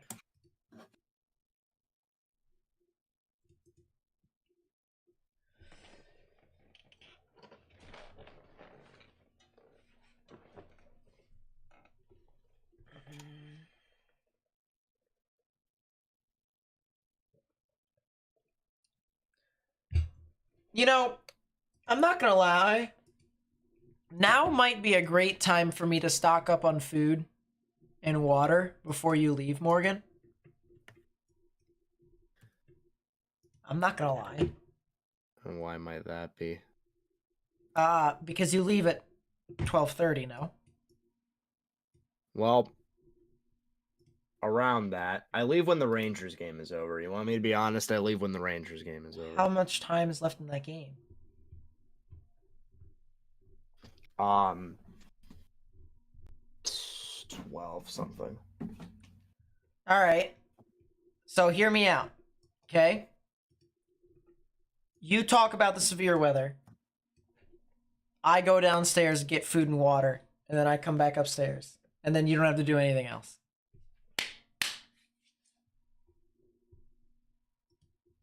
Pretty good idea.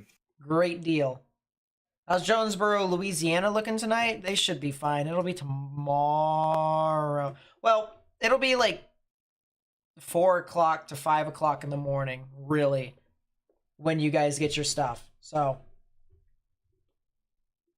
I'd watch out for that. All right. So where do you... Oh, there's a severe thunderstorm warning in Tennessee. Hold up. Let me put... Actually, no, it's not in Tennessee. It's in Alabama. It's in northeastern Alabama. Why? It's right next to the radar in Huntsville. What's the purpose of this? What are you? Why? What is this thing?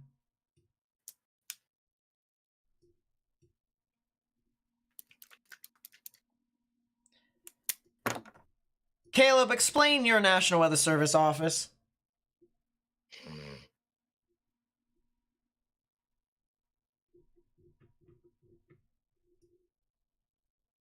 Doesn't make any sense. Oh, there's another camera over near Trotman. Or Truman, I should say.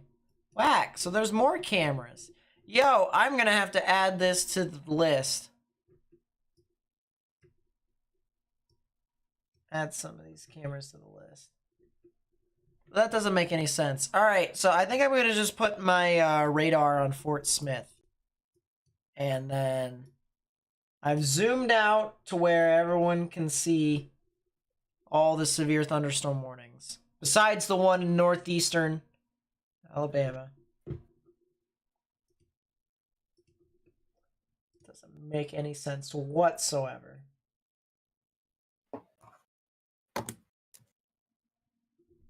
All right, Morgan. Talk for about 5 to 10 minutes. I'm going to make myself, guess what? You're A not... peanut butter and jelly sandwich. Yeah. Alrighty. Oh, Rangers just went to commercial. How convenient. Alrighty. Full chat. Hi. We, like Nate said, just got a severe thunderstorm warning for... Is that Huntsville? No way. No, it's east of Huntsville. Stupid storm. Well, I'm going to take my radar away from central Texas, then. Oh, what is that? Rain. That's a lot of rain and some hail.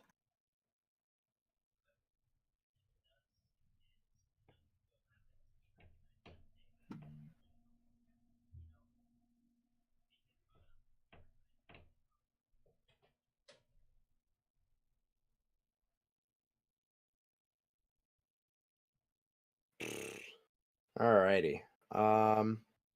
Watching them Rangers and them Bruins are hard to catch right now. It'll be okay. It'll be okay. You don't want to play the Rangers in the playoffs. So that thing to the north and east and northeast of Alabama and northeastern Alabama, I'm gonna be honest, I don't think it should be a severe warning. A lot of rain, outflow dominant storm, possibly some strong wind gusts. Looking beyond that, in terms of what else we have right now, we got a severe thunderstorm warning to the east of Tahlequah, Oklahoma. Excuse me. Also have a severe thunderstorm warning for Sallisaw and Brent. Those storms we've been discussing for a little bit, part of that line. Severe thunderstorm warning to the south and west of that near Stigler. And then you also have a couple of severe thunderstorm warnings near McAllister.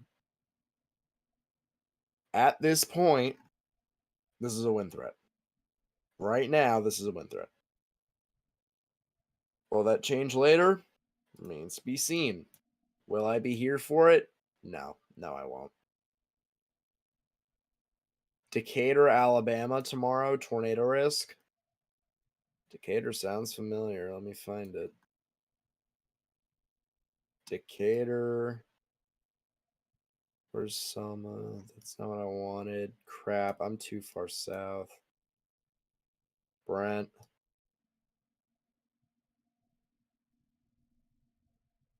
West Blockton. Decatur. That's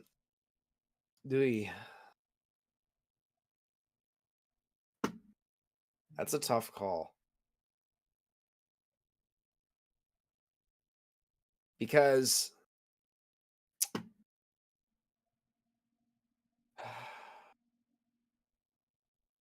Decatur tomorrow will either hit or it won't. And frankly, I don't think it will. I think if you're going to be looking for a stronger tornado risk, you're going to need to go south of the United States Route 278, which is Coleman, Hamilton, and Gadsden. Now, frankly,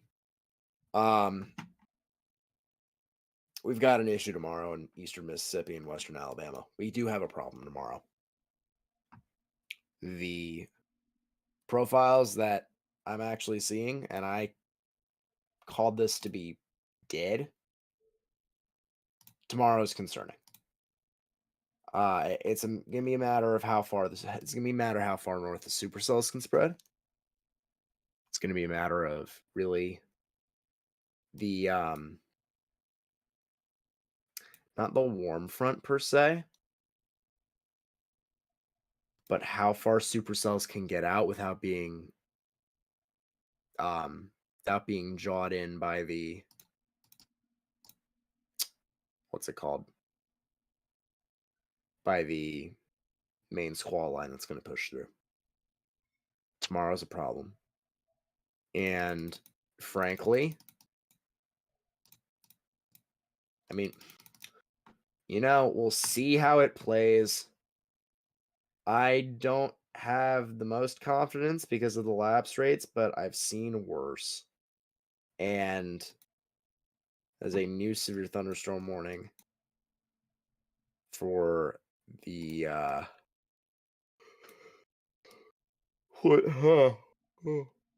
Fort Smith. Severe thunderstorm warning for Fort Smith.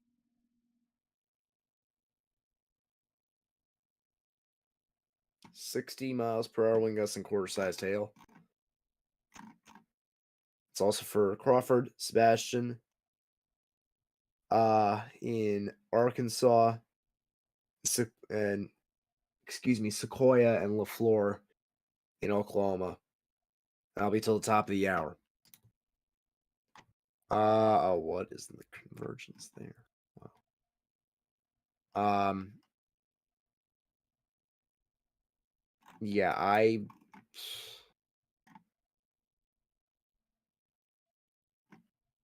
don't really know what to think about tomorrow quite yet.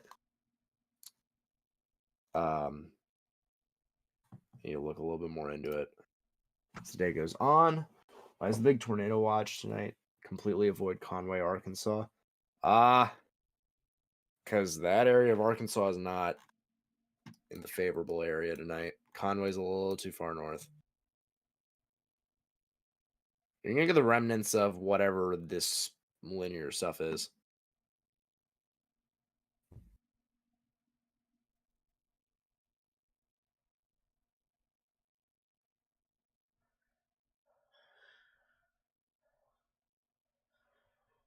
Huh. Man.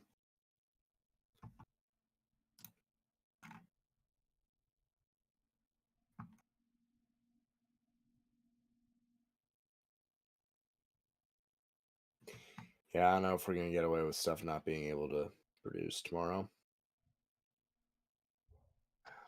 May actually be enough forcing to send it.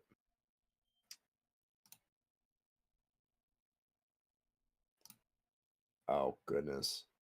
Certainly.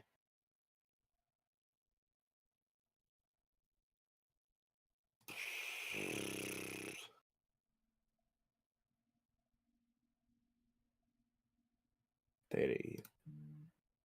Sorry if I'm kind of quiet here. I'm trying to look at this myself and, forcing. Yeah, that's good. Ugh. Oh boy.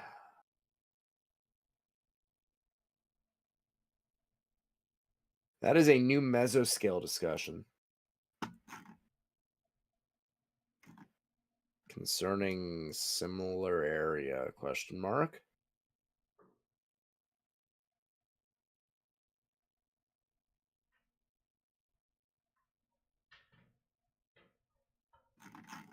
What the heck? It's the same thing.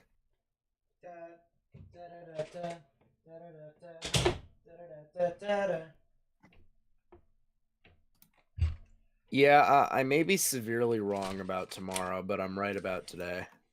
Right now. Good sandwich.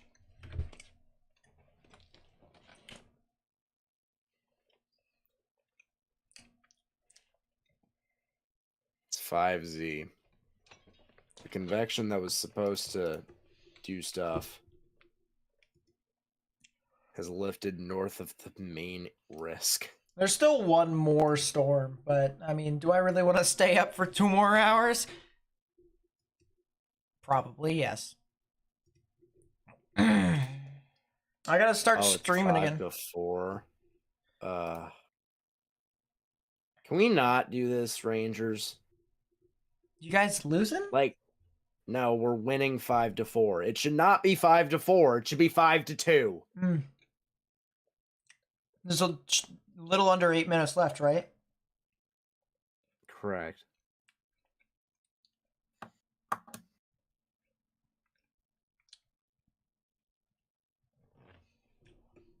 Did you talk about the new severe thunderstorm watch?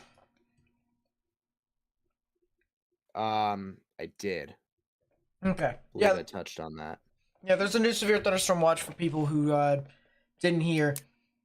It's for the rest of Arkansas, with the exception of southwestern, as well as southern Missouri, southern Illinois, and extreme western Kentucky.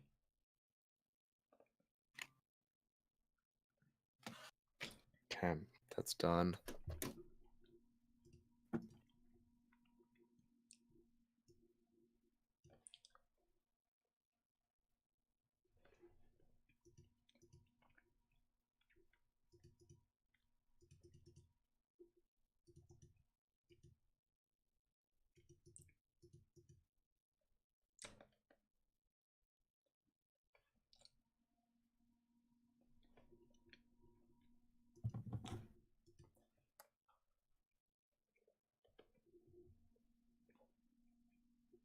That was a good peanut butter and jelly sandwich.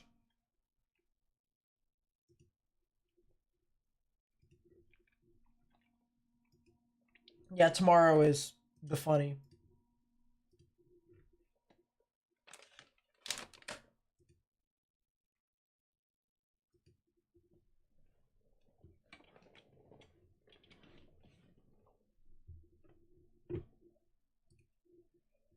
All right, let's take a look. I'm curious. NAM 3 kilometer. What do you got for tomorrow?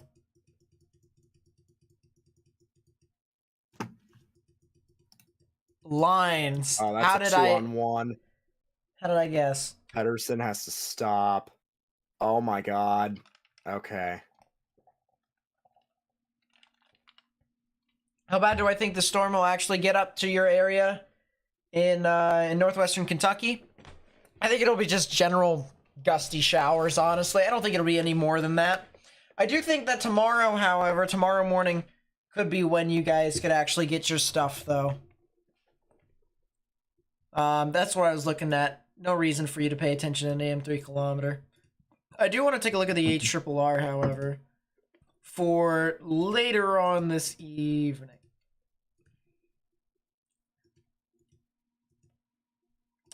There's another storm at 1 a.m. Central, according to the HRRR, that's gonna do something. All right. You know, now that we're past the point of Riley being here, I was right. I said lapse rates would kill this. I said the warm nose would kill this because if it's not already midnight, there's no instability. There was no forcing going into this. Yeah, there was. There's confluence bands. Yeah. By the way, don't speak too soon. There's a cell in Greenville that's apparently projected by the HRRR to be that one cell. Yeah, okay. Can hit the river.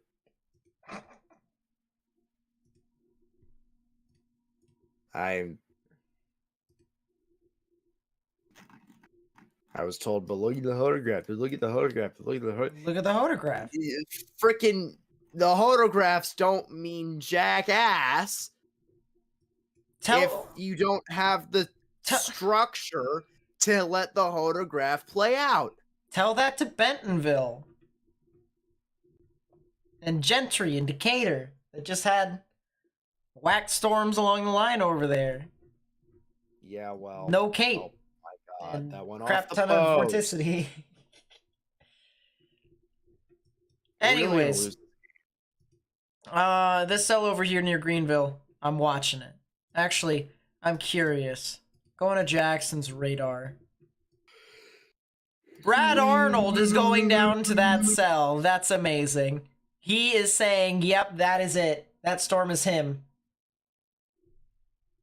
Oh, we might have a tornado on the ground. I-40. Just off of presentation. That would be Fort Smith. Gans Muldrow. We might have had one. I think we did have one, actually. At one point.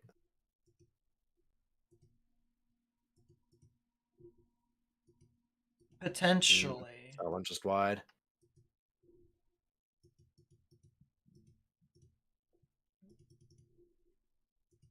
It's hard to say. There's a lot of side lobe on that. But it does look like there was potentially a weak tornado. The good news is it's severe warned. And because it's severe warned, it's,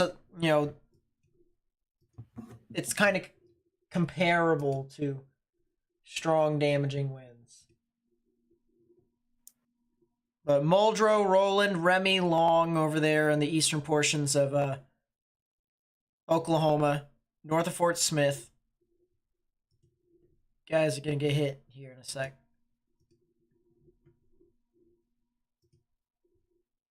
Looks like the storms went south of Cassville. Or at least the main part of the big storm. Hey, Morgan. Mm. Can you do me a favor? What? I want you to either go to Springfield's radar or look at my stream. You were once again asking for my financial support. I want you to loop the bow echo. Oh no.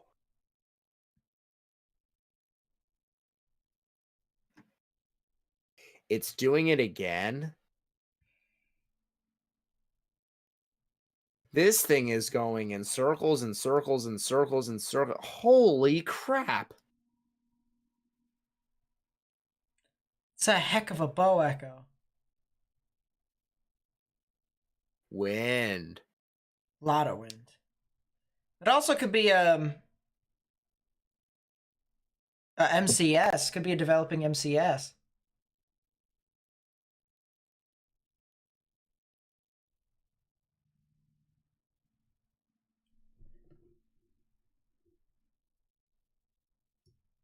Is Monette safe? Good question. Let me look up where Monette is first, and then I'll give you my answer. Monette, Missouri. Yeah, you guys. I knew I'd heard of Monette. Why do I keep doing this to myself? Monette's fine. Was the outlook for Macon, Georgia? Not really too much, honestly. If you're gonna get anything, it's gonna be on Friday, but Friday's a little too far out for right now when I'm really trying to figure out what's happening tomorrow. Another risk for strong tornadoes. The risk for strong tornadoes. Hey, listen. If I do catch something on here. Got it. I've taken and I've taken and I've taken and I was told I was wrong and I'm right. Hey, all I gotta say is if that cell from Greenville does do something. Be my guest to rub it in my face. It's not gonna.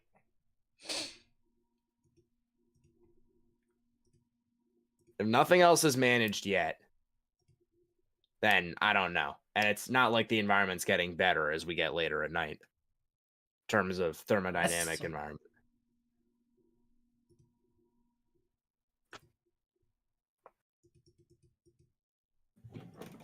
I like to think I know what I'm talking about sometimes. You'd like to think? Like to think I know what I'm talking about sometimes. I feel like enough of these people that have forecasts and stuff like this should know how Dixie events work by now. Because it's all we've seen for the last 4 years. Well, of course. That's also what we said about Selma the other time, so, I mean. What are the 3 things you need? Listen. I understand. Shear. I understand. lapse rates, I understand. and more than 1,000 cape. I understand. There's been instances where nothing but vorticity has driven a tornado before. Well, the thing is, you need the storms to form for that to occur. Storms did form. What are they doing? There are There's- 3 minutes left. Why are they pulling the goaltender with 3 minutes left? I love Egan Morgan on. That's great. That's a lot of 3/4 of an inch sized hail reports in Bentonville. It's a lot of hail reports. Oh. Just Jerkin tries to play it How's out. West He Tennessee can't. looking in terms of tornado potential? I think you guys are Pushed it all fine way for the out most and part down and until towards the tomorrow. empty net, and it will go wide. No You'll be icing. fine until tomorrow. Yeah, I'm staying up until 2. And we'll see what that storm does. So I got an hour and a Central or half. Eastern? Eastern. Oh, And Jimmy VC. Empty net, and he shot it over the top of the net. Jimmy Vici. Yeah, Jimmy Vichy. Oh, Shesty. He tried to do the goalie goal thing. Empty net, and he missed. Empty net, and he put it in. Mika Zibanejad. The Rangers are going to win this game. Potential new tornado north of Muldrow. That wouldn't shock me. Potential. Missed like 3 different attempts. 4 different attempts. I hate being a fan of this hockey team sometimes. I really do.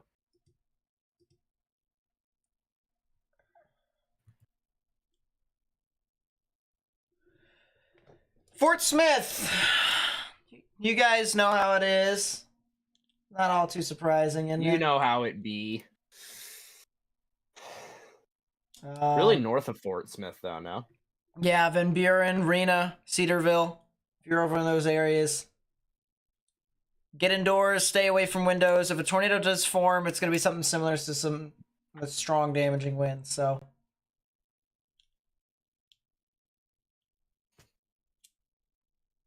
All right.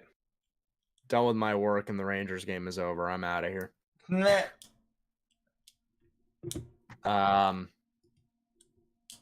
Yeah, if that one cell does something, rub it in my face all you want.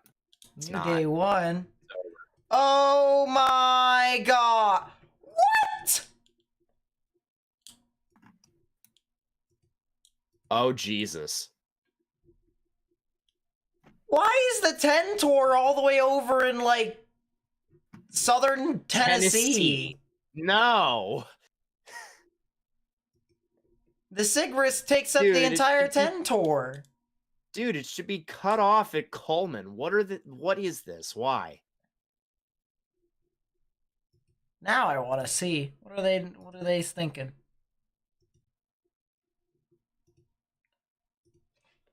What's hip with the kids?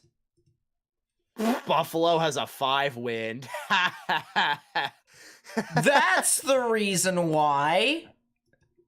Because there's this one storm in the HRRR that has a high helicity track. Yes, because the SBC totally uses helicity tracks on one run of the HRRR to decide where they're going to put a 10 sig. Sounds about right. What about in Tennessee? What do they got? Tomorrow might be problematic, but at the same time, yeah. Southern Kentucky at 4 p.m. Whack. Wait, am I getting weather? Are you getting weather? Hold up. Calling my second charge timeout. That is a large 10 sig. Ah! Shallow convection!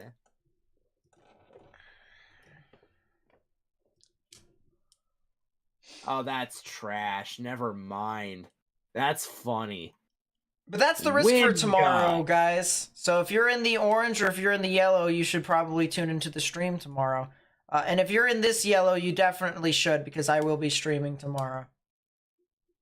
So that would be Corinth, Florence, Lawrenceburg, Huntsville, If you're in the Tupelo, yellow. Columbus, Jasper, Tuscaloosa, Birmingham, Demopolis, Philadelphia, Meridian, eastern portions of Jackson, Hattiesburg. I'm going to have to do that camera system. Selma, Camden, Jackson, Alabama. Consider the following. Jackson, Alabama. Yes, there is a Jackson, Alabama. I don't know when I'm gonna be around tomorrow, so I suppose I'll let you know. It's gonna outbreak when I'm in the middle of calculus. Yeah. Come on. How's Nashville looking? Tomorrow you guys will really get your activity. It'll be sometime around... Well, actually, you guys might get some stuff early tomorrow morning at sometime around... Actually... Never mind. Apparently, according to this, you guys might get something here relatively soon. That doesn't make any sense. Yeah, there's just some scattered showers and thunderstorms, so I'm not too worried about that. Tomorrow, you guys might actually get your stuff sometime around 3 or 4.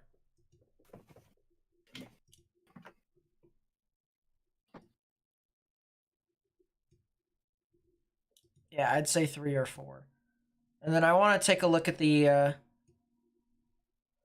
That's a casual Supercell in Coleman at 4 o'clock tomorrow.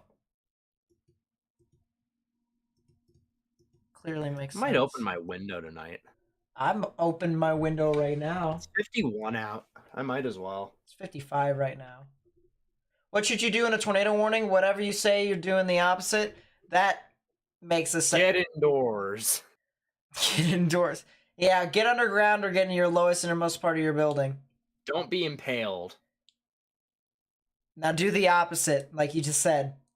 You won't. Get impaled. Get impaled.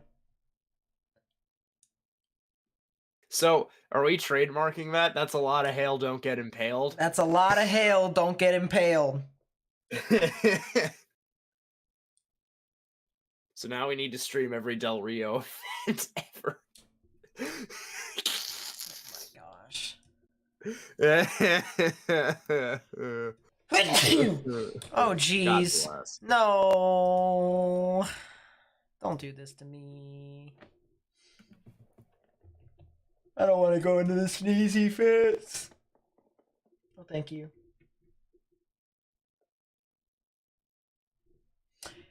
Before you go, Morgan, I would just like you to go ahead and take a look at the VWP, and then you can go.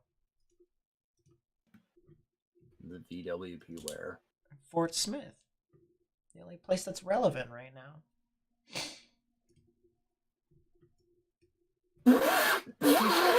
Yeah, okay, good night. I will talk to you tomorrow afternoon. Enough of this.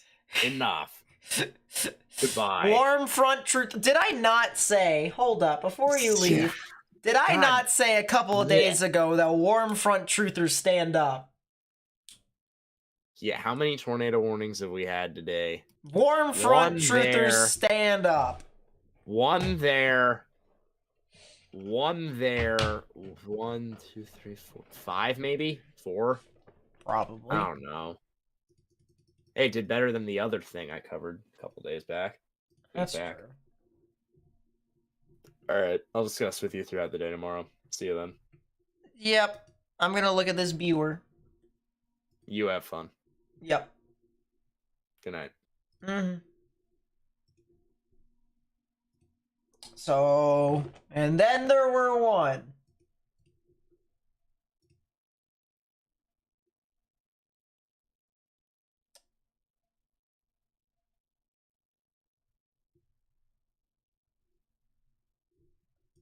So I'm gonna be here and I'm gonna be living like Larry.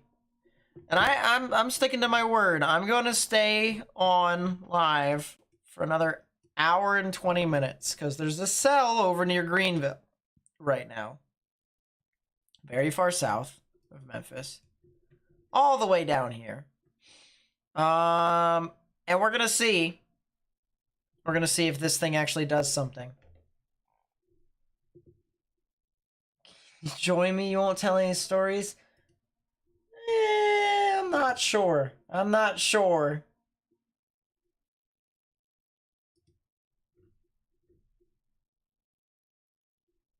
Um, I'll think about it. I'll think about it. How is Central Arkansas, Little Rock area for the rest of the night? About to head to bed, need to decide how loud to leave your phone.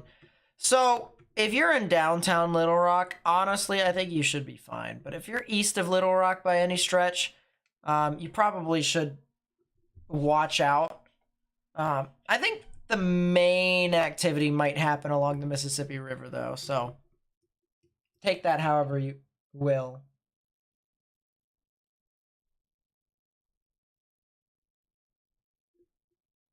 Yeah, I understand that, Matthew. I really do.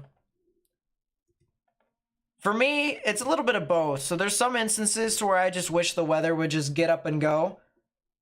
And then there's another instance to where if I know there's a big day ahead of me, I love the build up to it of what all has happened and, you know, how I got to that point. You're in Cabot, a little north of Little Rock. Cabot is over there. Yeah, you should be fine.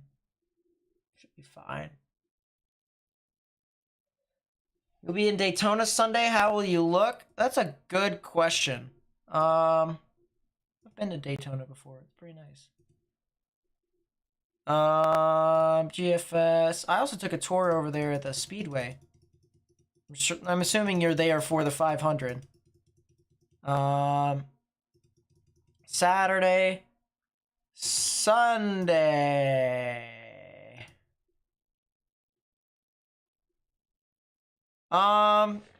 Scattered showers and thunderstorms.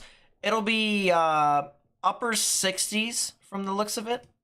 Upper 60s. Could be partly cloudy in some instances.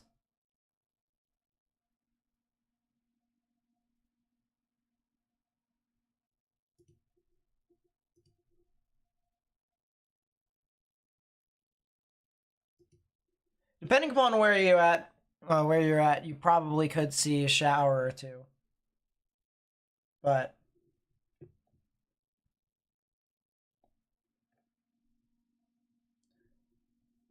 do I think it'll produce a tornado in Van Buren?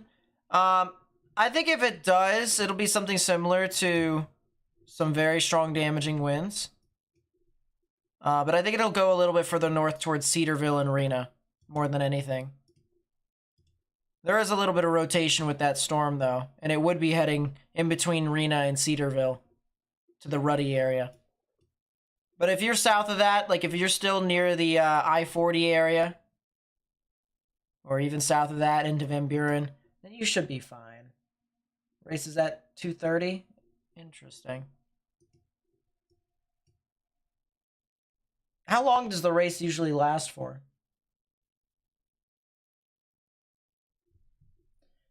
Tell you what the weather is exactly going to be, or you'll sue me. The next Thursday?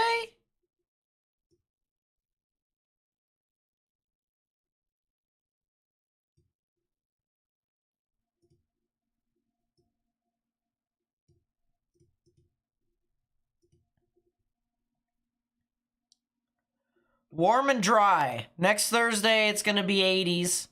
Actually, it won't be that dry. It'll be 62. Tour. Fort Smith.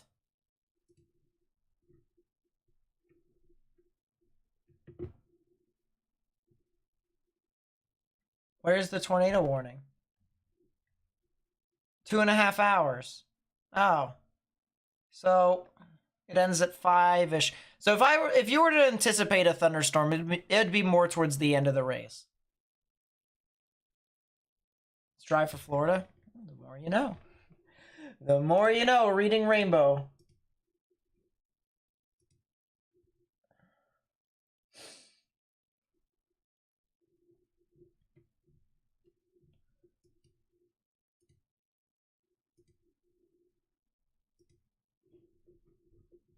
New damage threat considerable severe thunderstorm. Or it actually just got updated.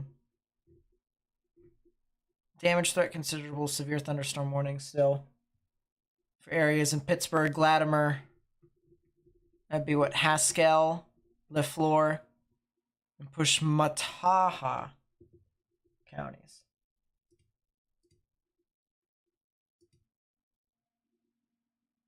So, I got an idea.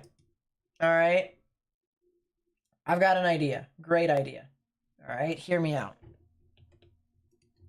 I'm going to go double screen. Right?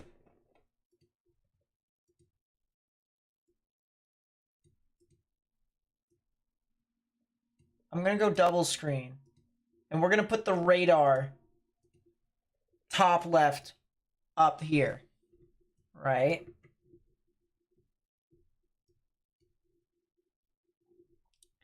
We're going to put the Fort Smith radar up there, actually. So that way. A little bit more realistic. So we got Fort Smith up there. That way I'll always be watching, and if I need to, I can immediately go over there.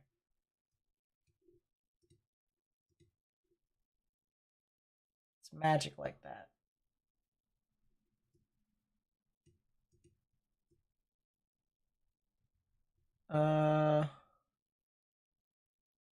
There you go. Boom. All right, so we are going to go half and half screen. Can I take a look at the storm near Nashville? Can't tell if it's got some embedded rotation or not. Good question. Let's go take a look. I would kind of doubt it, honestly, but, you know, what more do I know? It doesn't look like it. Yeah, it doesn't really look like it. It's fine. Can I check Cassville, Missouri? Grandpa lives there. Cassville's fine. Cassville's fine. What's my computer setup? So my processor is a 24-core Threadripper, AMD Threadripper. And then I need to upgrade my graphics card badly to 2060, RTX 2060. And it just kind of slows down my computer sometimes. So I need to upgrade that. Haskell. My bad. Haskell.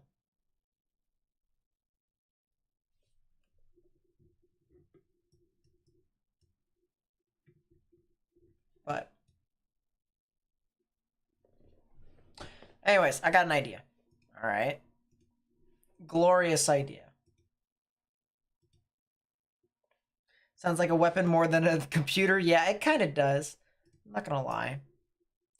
So we can look at dual or triple model monitor. Triple. I have an extra slot though. If I get 2 more graphics cards that are superior to the graphics card that I have, like, you know, 3000 series, 3000 series, I may be able to add more monitors and stuff like that, and even be able to set up my green screen. But I need more money for that, and I'm not willing to spend money on stuff like that quite yet. I've got my own stuff that I need to do and I need to take care of. So, but yeah, triple monitor. 1, 2, 3. You all are on number 3. So here's my map of all the different cameras and stuff like that. And I know that there is a sky camera over in Siloam Springs somewhere. So what I'm going to do is I'm going to try and find it. I'm going to try and find it. And then I'm going to put it on. So that way we never get caught with, you know, bad stuff.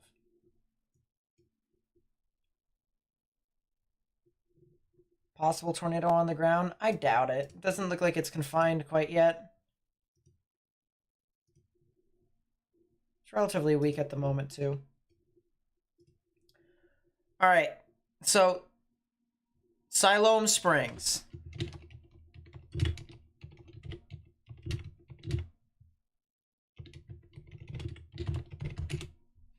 I'm pretty sure there is one. Medio blue.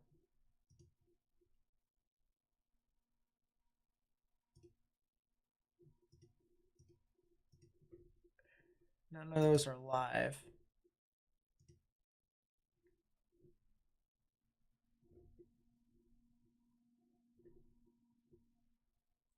Windy. Unfortunate.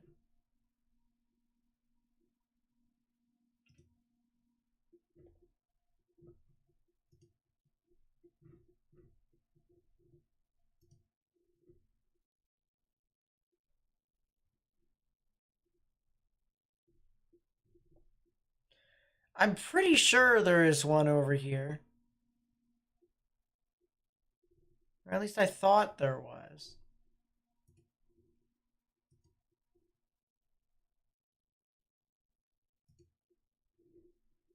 This?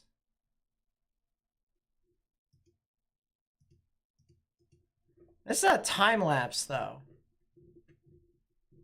I'm pretty sure there's like a camera, like an actual camera.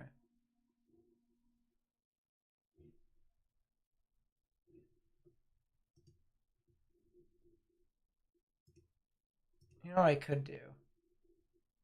First off, I gotta close that. Oh yeah, that's right. I also gotta check to see. Hold up. I'm gonna go sidetrack myself.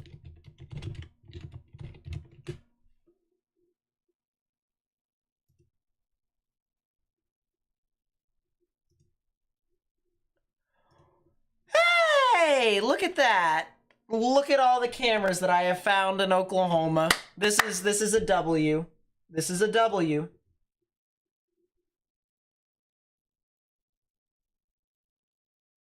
They have a list of their sky cameras? Well, then I guess I'll just have to look through. But I'm not sure if any of them are live. Like, most of them, from the looks of it, are time lapses. But anyways, that's the Holiday Inn. That's just Ardmore. This live stream recording's not available. Sherman. There's the Sherman camera tower. Look at that, Sherman.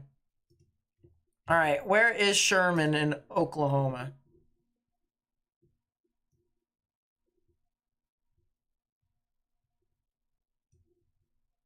Or is it Sherman, Texas?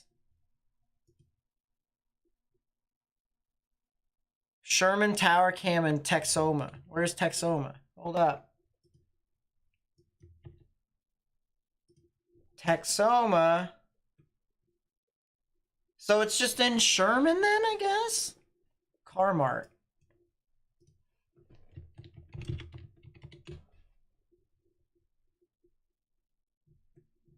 Carmart of Sherman.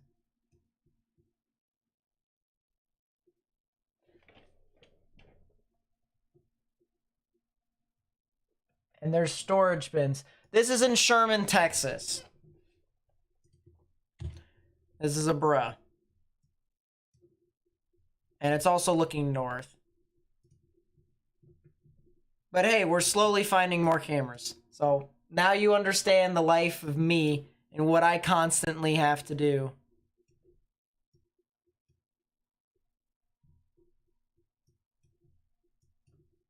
All right, give me a second. So we want to do this.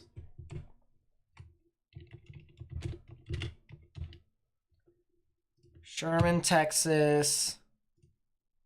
We're looking north. This is a sky camera. There's the sky. Perfect. All right, next. Close that. East Central University is Ada, I believe. SOSU, that's not a thing. Texoma Medical Center. Tanglewood. Where's Tanglewood? I have no idea where Tanglewood is.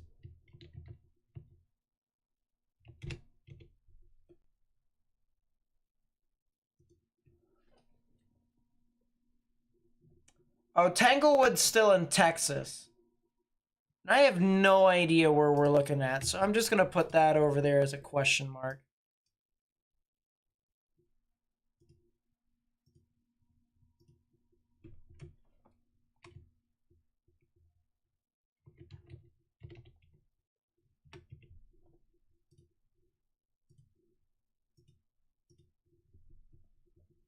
Pottsboro.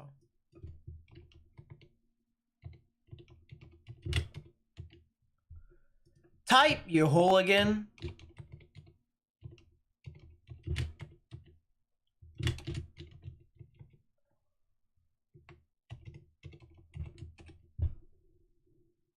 And boom. So that's kind of like a little hint as to what I do every single time.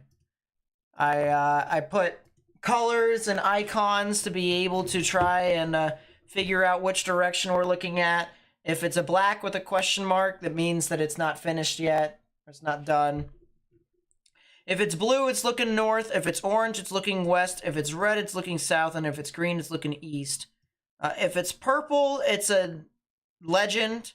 If it's brown, it's looking at multiple directions, or it has multiple different camera directions. If it's radar omega, it's radar omega. If it's yellow, it's a 360 camera. If it's gray, it's out of commission for the time being. And if it's this color, it's a bar camera. So we could do bar commentary.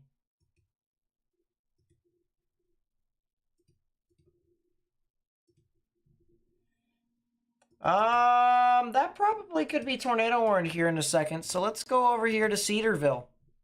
So North of Rena.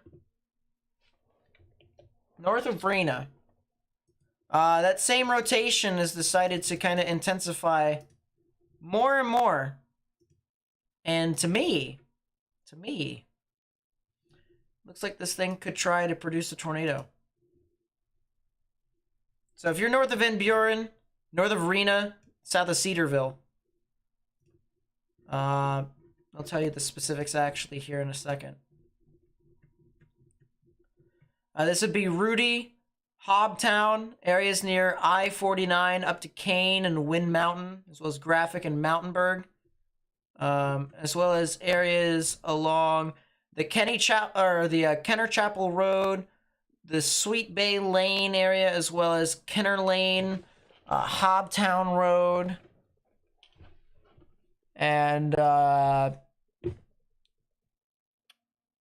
this would be Old 88 Road.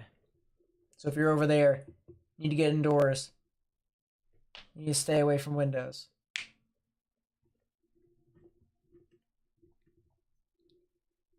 Can you look at Pensacola?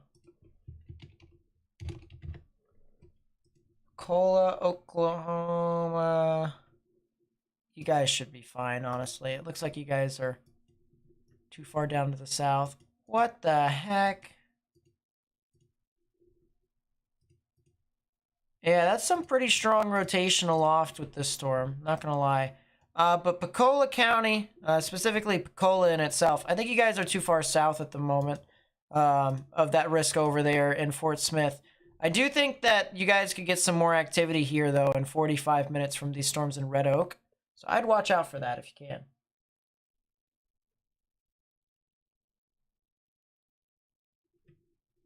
There's a sky camera in that area. Well, if you guys know where most of the sky cameras are, then please be sure. Please be sure to send that to me either in Discord DMs or in Twitter DMs. That way I can put it on the map. I gotta add more. I gotta be able to have as many as possible.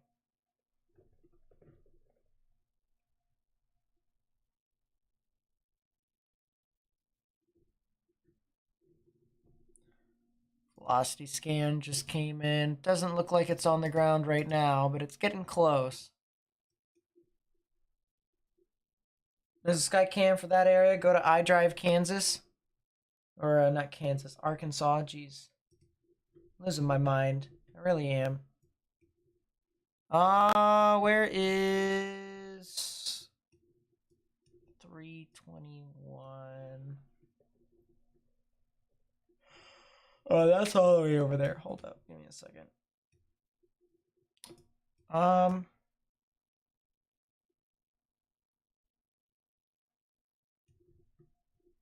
Slow.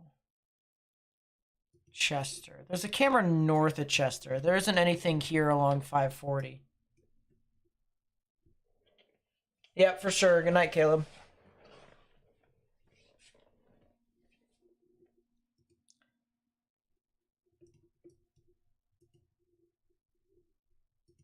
Yeah, that storm could be getting very close. It's not there yet. It's not producing a tornado yet. It's not on the ground yet.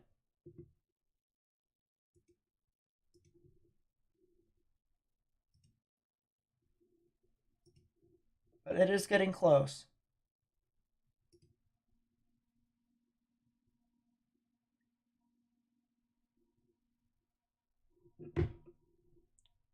It is getting pretty close.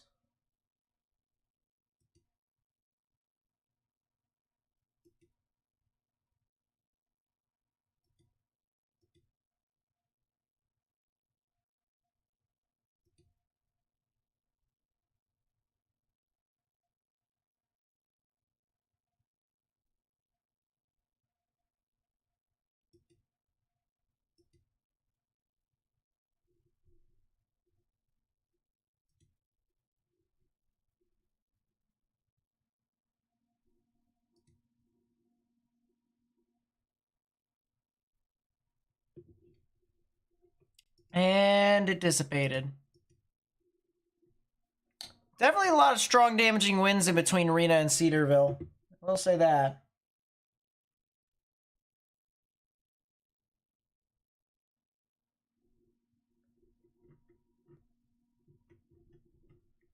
But it looked like there was probably a brief spin up over near Cedarville. It probably was on the ground for short duration, possible.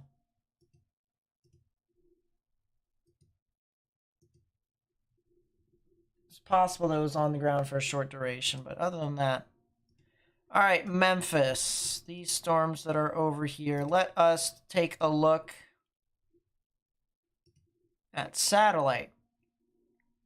And that storm is firing off. It's still going. We also got some storms that are firing off over here. Who knows if they're going to actually sustain. But this is the storm right here that the HRRR says is going to do stuff. Will it do stuff? But, you know. Guess we shall see. I guess we shall see.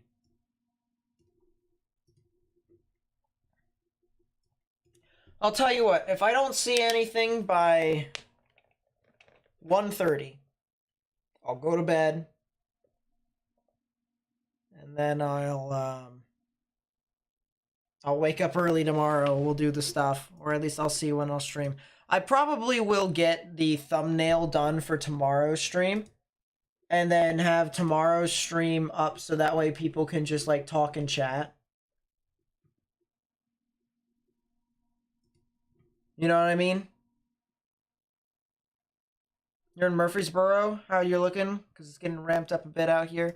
Honestly, I think you guys should be fine. I think you should be more concerned about tomorrow's event.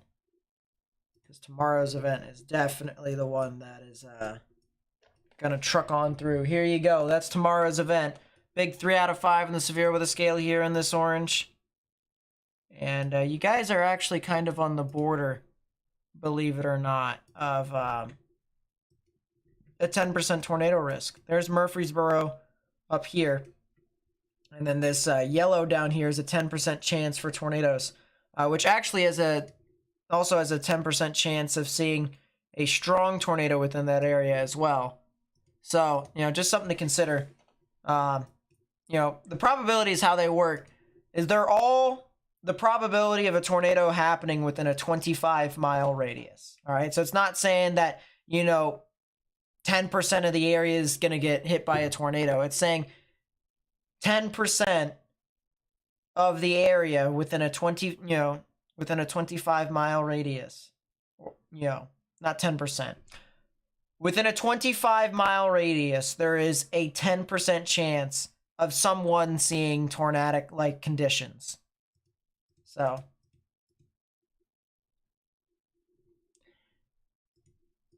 yeah, there's severe weather possible for Nashville, Columbia, Murfreesboro.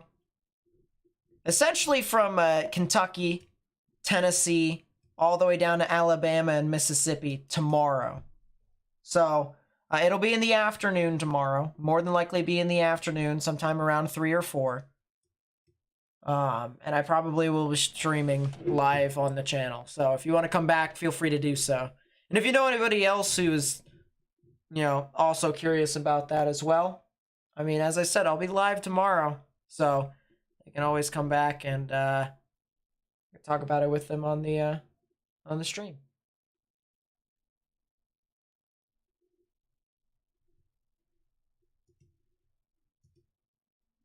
That an owl that just owled outside? An owl that just owled outside. Yeah, great English, Nate. Great job. Way to go. Way to go, Nate. Fantastic.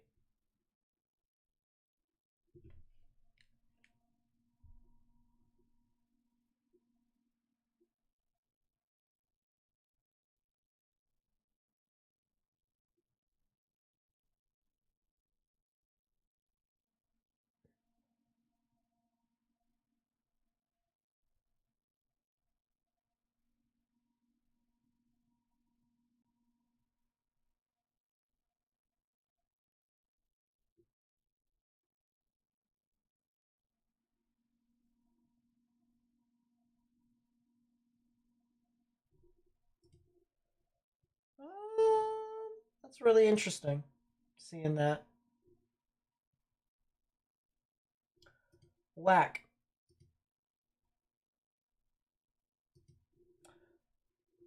How about Athens? You're back? Athens where? Pretty sure you're getting hail where you're at? Yeah, just stay indoors. Should be alright. I think that's probably what you're getting. Probably are getting hail. It is an owl outside. It is owling.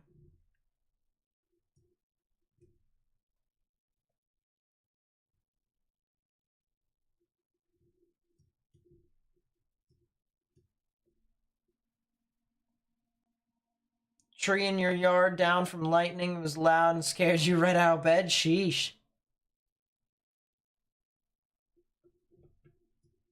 Lightning will do that to you, huh? It's kind of... I remember when my grandma lived near me when I was a lot younger. And she called us after the storm went through. Lightning absolutely shredded the side of her house through a tree that was about, I want to say 20 feet away from the house. And the lightning traveled from the tree to the ground, hit a wire in the ground, and then it traveled into the actual house.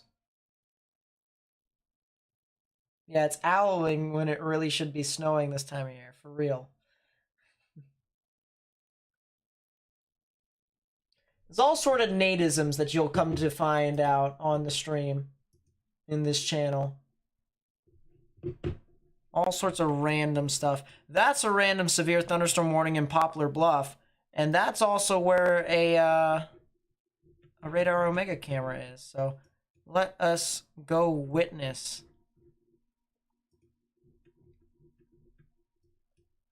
what could possibly be over here.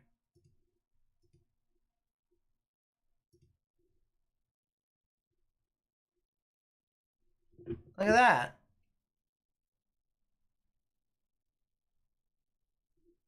No compatible source was found with the media. Really? That's a lot of lightning. All right, we'll look at this one. We'll see what's popping.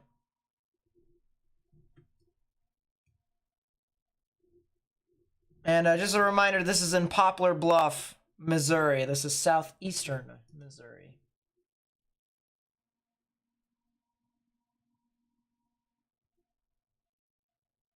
That's kind of funny, Sutton. How much is Radar Omega to see the camera? I think it's $10. I think you just have to purchase it for $10.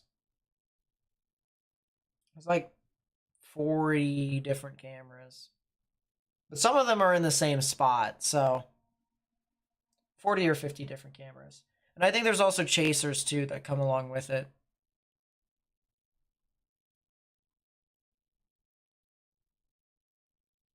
Good light show west of Poplar Bluff. Yeah, I'm kind of in that same area too. What camera is this specifically? This is just to the west of the Regional Medical Center. This camera over here that we're looking at.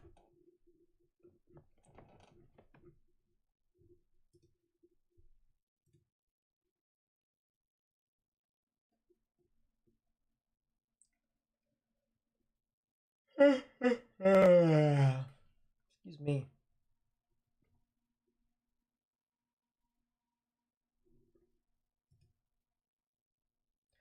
Let's go back to Fort Smith to see. It looks like Cedarville and Rena is good. They're all done. Van Buren got 60-mile-per-hour winds. Fort Smith, I think you guys might see another round of storms here in a half an hour, but it might be just like very light. I think the area south of it would be the ones that could actually get stuff.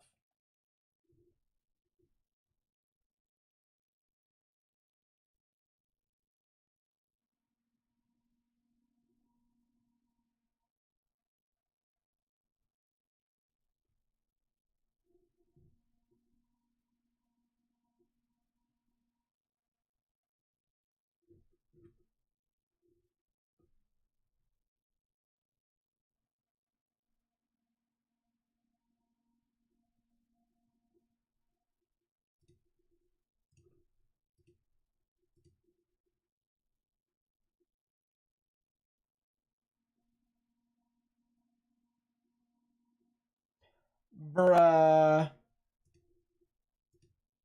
Bruh. Will there be more rounds in Dyersburg, Tennessee? Probably tomorrow. Tomorrow morning.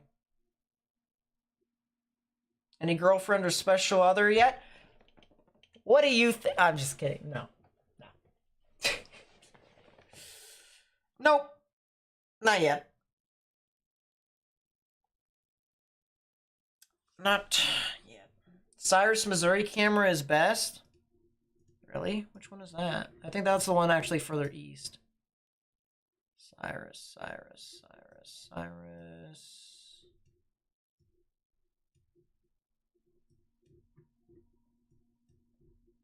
Did they take one of the cameras off? 1, 2, 3, 4. Yeah, the camera's not working right now. I know the one near Bernie is pretty good. Oh, look at that. Out in the distance. Bernie.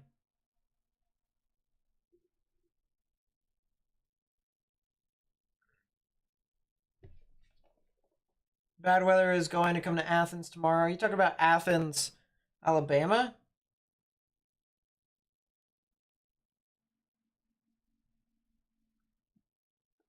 That's the case, then yes, more than likely. Have you missed anything? Nah, not really. Central Ohio? I think it'll be Southwest Ohio or even Southern Ohio that'll really get anything. Anything further north than that is kind of unlikely. Be more windy. Windy! Yeah. Excuse me. Poplar Bluff storm, what? T-storm warned. Yeah, it did. You're right.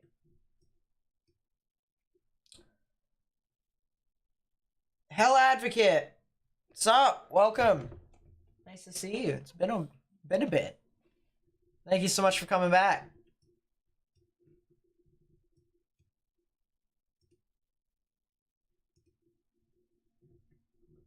Is the storm rotating again? Yes, it is, near Mountainburg. Not rotating as well as it was, though, so who knows if it actually is going to do something again. I kind of doubt it, honestly, but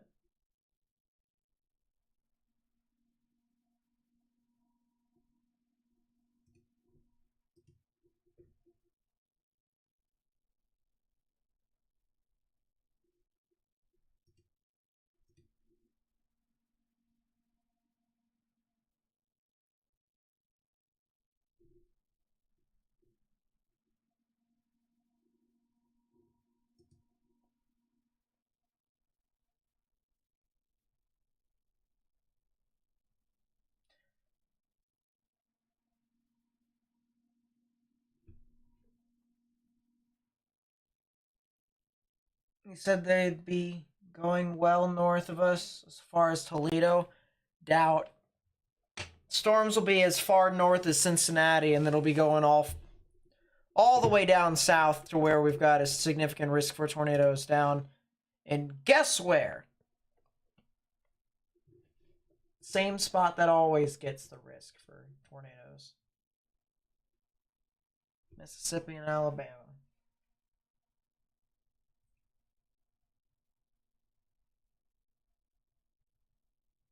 It always is like that, isn't it? Dixie Alley just continues to be Dixie.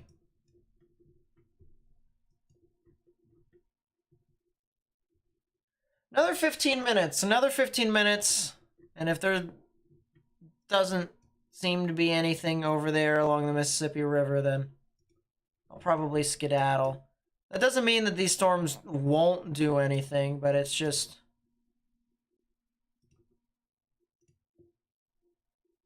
It's more of, I'll probably rest for tomorrow.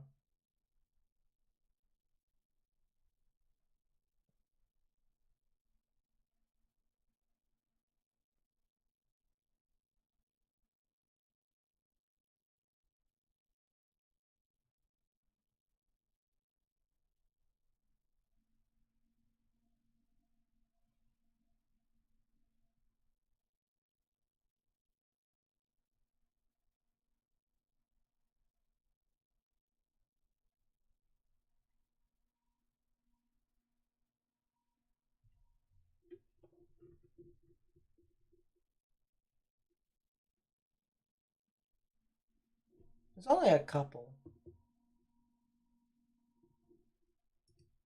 Only a couple. About Clarksville, Tennessee, should you panic? I wouldn't panic for tomorrow, honestly. I would not.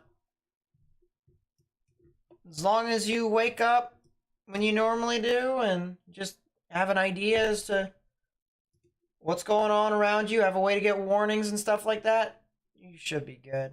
That's a severe thunderstorm warning in southern Kentucky. Yeah, enough. Cyrus, Missouri? Yeah, they're getting some whack thunderstorms over there. Or they're going to get stuff here in a bit.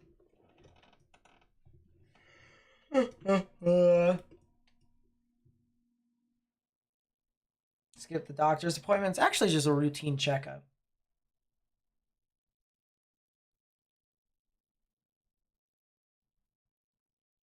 Which I should be able to just reschedule, so it should be fine. It's not that big of a deal.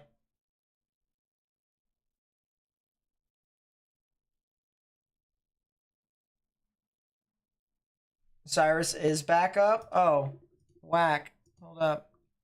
Yeah, it is back up. No, it's not. It is not back up. Yawning, it's contagious. Yeah, it is. I'm sorry.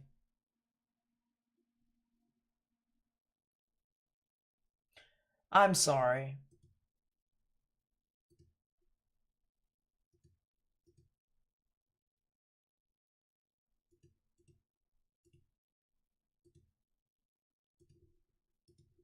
I wish I could stop yawning.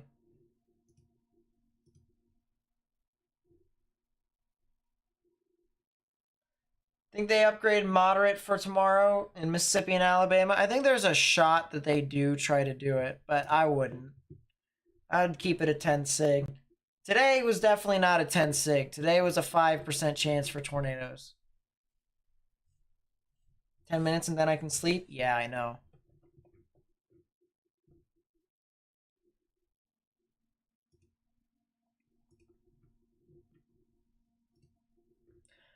Knowing my luck, that cell in Monticello is actually going to do stuff.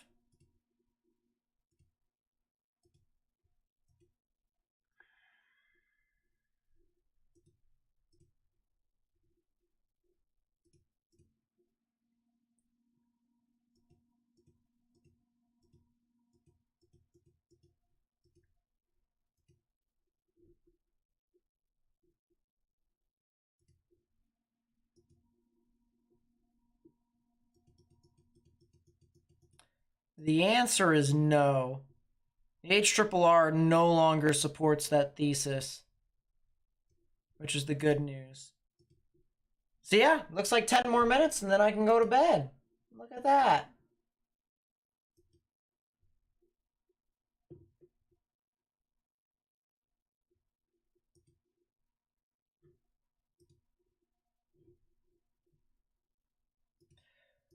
Now, I probably will wait until this 5Z run is done, because I am curious as to what it thinks about tomorrow.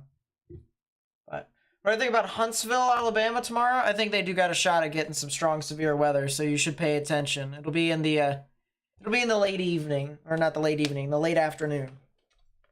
Late afternoon is when I think you guys can get stuff, potentially even into the evening. We'll see. Is Little Rock going to be safe from tornadoes? Yeah, Little Rock should be fine. It should be good for the night.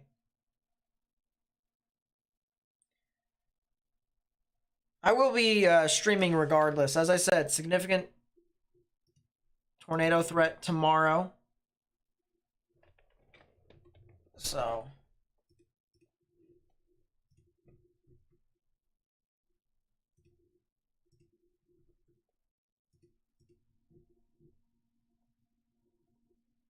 Yeah, that is an owl allowing. Sometimes I say the weirdest stuff. I tell you what. I say the weirdest stuff sometimes. Think you're gonna be safe in Millington, Tennessee? What are we talking about tomorrow? Let's go back to Fort Smith's radar. Watch these storms pass through.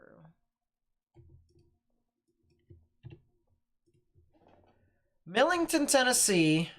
It's in Memphis. You know, there's a reason why I thought it sounded familiar. I think you're going to get a lot of scatter showers and thunderstorms tonight. So if you hear a lot of thunder, it'll make sense. Could get 1 or 2 storms that could be severe. Tomorrow morning is when I think it'll start to ramp back up again, though. All right, early tomorrow morning. I don't think it'll be super significant. You know, once again, maybe severe storms. Who knows? Could get a chance for a tornado, but usually that doesn't really happen that early in the morning. Like 6 or 7. So, all in all, and I can even pull it up for you if you want to watch yourself. Time is right here at the top part of the box, at least the graphic. Load. So yeah, look, you see you get a lot of showers and thunderstorms. A lot of them. There's 6, 8, 9. So really, 8 or 9 a.m. is your real test of fate if you guys are going to get anything. And then after noon, really should be good. Jonesboro, Arkansas through the early morning hours. Good question. Good question. A lot of scattered showers and thunderstorms right now, of course, all the way up into 3 a.m. 5, 6, 7, 8 is when you start to get a couple showers and thunderstorms again, and then once it gets to 10 a.m., you're good. But there's not really going to be super strong.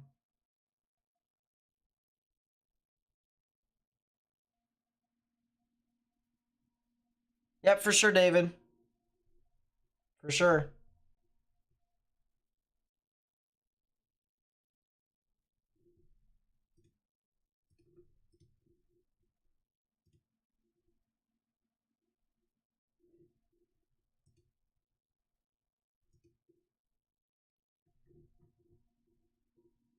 Still got the severe storm over in Missouri, heading over to Douglas and Christian County.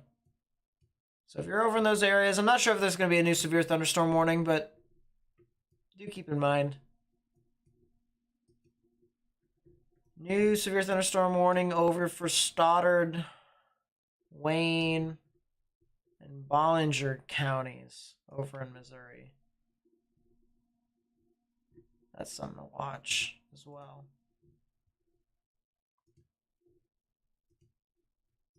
Still got that rotation with the storm north of Mulberry.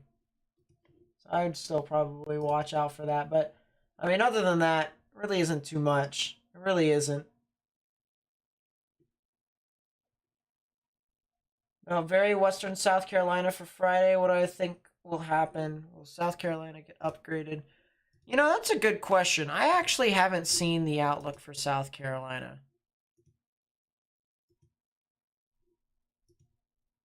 It's a general thunderstorm risk. I mean, maybe marginal risk, but other than that, probably not too much.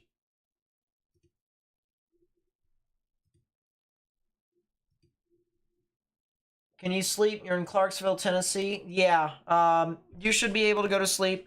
Tomorrow morning into tomorrow afternoon is when some more severe weather can start to arise, sometime around 8 or 9. Actually, probably not that. Probably be like 10 or 11 is when stuff will start to head into your area. So I would watch out for that. I'll look for Auburn. I think Auburn might actually be too far east, believe it or not, for the main tornado risk. So you guys will probably have some strong damaging winds. And it'll be late into the evening. Late into the evening is when you guys can probably get it. Usually the storms will grow up scale at that point, which that just means it'll transition from a tornado threat to a damaging wind threat. All right, 4 more minutes, and then I'll head off because I haven't seen anything interesting with the storms in southern Arkansas. I don't think they're going to try and do too much, although that cell in Monticello, it's trying, but it looks like every other storm that's tried, and it's not really doing a great job. You know, like that was the old storm, that's the new storm, and it's just kind of bleh. Bleh.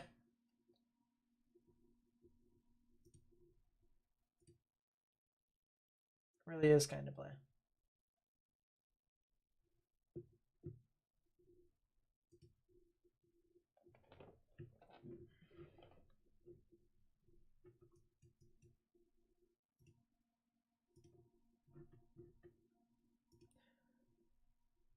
I'm actually going to go in depth with the models here. It's almost done with 5Z. It's almost done with the 5Z run. Ooh. What? Northeast of Birmingham? Gadsden?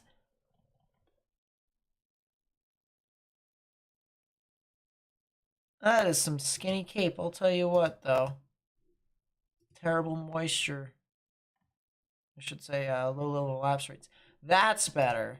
That's more realistic. Areas north of Hattiesburg near Collins and Laurel at 2 p.m. That's interesting. Areas south of Jackson at 1 p.m. That's realistic as well. Tuscaloosa at 1 p.m. Lapse rates are not very good. Tupelo. Lapse rates are better. They are better. Tupelo at 2 p.m. could be something interesting. Tishomingo. Oh, that does look pretty good. I'm not going to lie. Although the wind profile is a bit linear. Cape is sufficient enough for something to try and happen.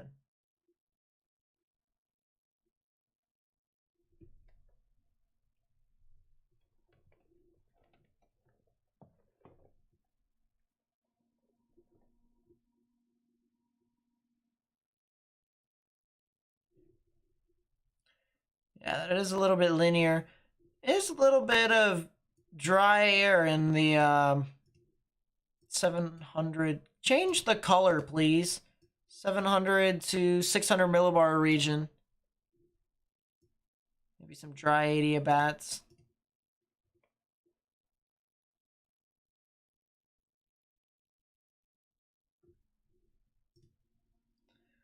That could be interesting. Prefrontals up here along 22. That still looks...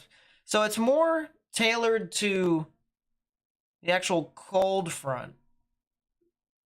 Just if you can see some stuff. So from what I'm seeing is Columbus down from Columbus Air Force Base and south along the cold front. If there's any storm that can get discrete, it's going to be in good lapse rates. It should be fine.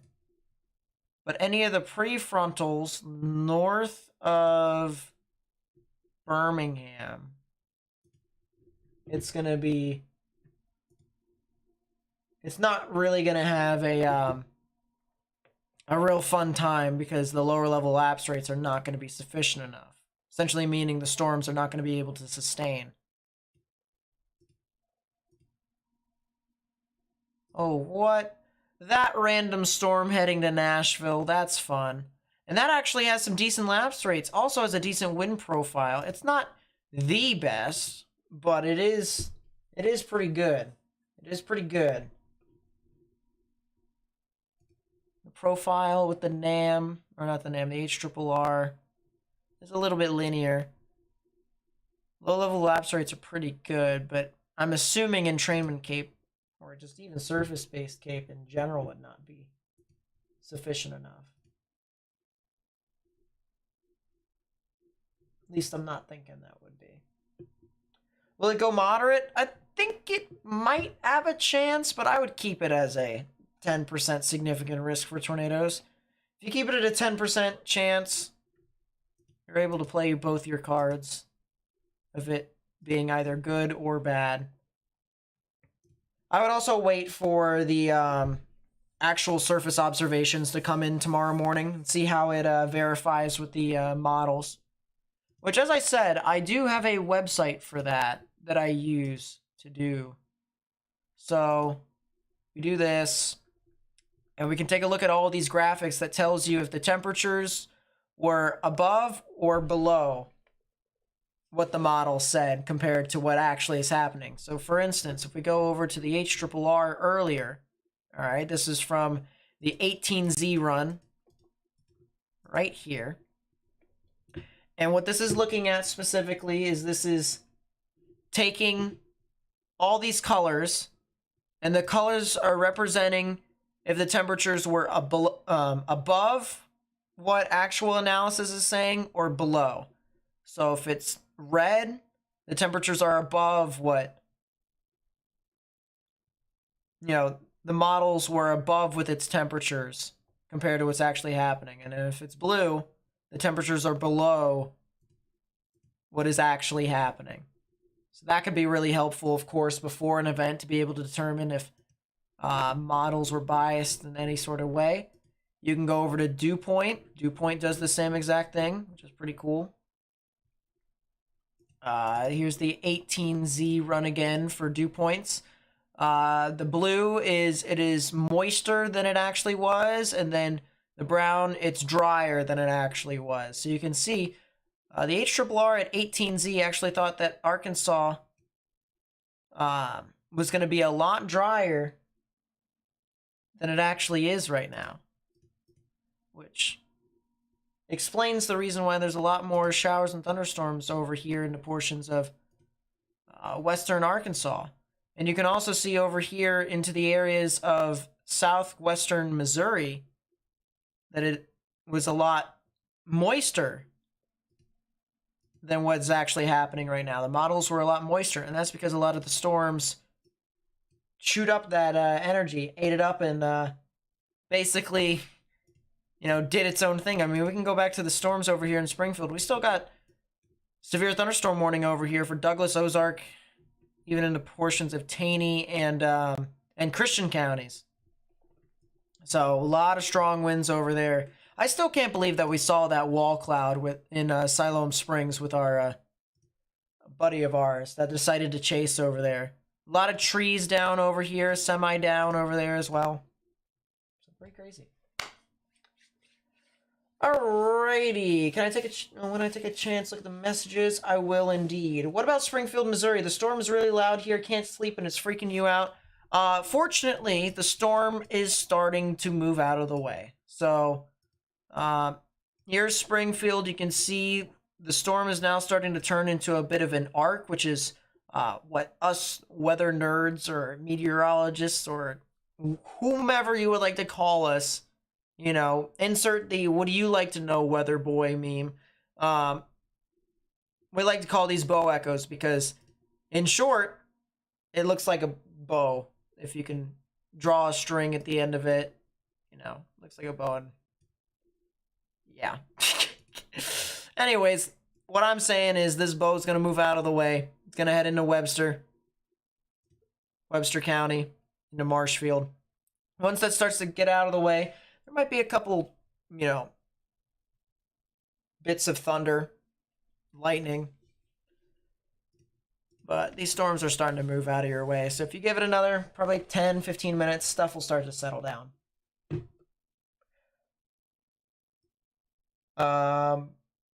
Podio? Is that Podio or Podio?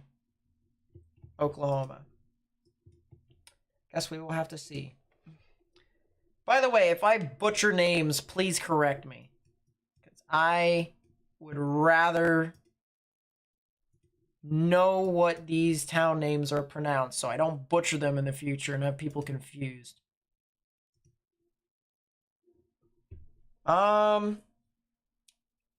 You guys are currently getting a good bit of hail right now from the looks of it. Stay indoors. A lot of thunder, a lot of lightning. But, you know, you give it a bit. Let me take the timing here just to see how much. 20 minutes. 20 minutes and should be good. Unless if you're on the southern side, then give it about a half an hour.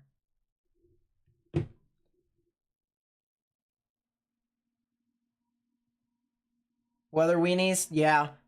Although weather weenies have actually two definitions. There's the old weather weenie definition, which was, you know, just regular weather enthusiasts.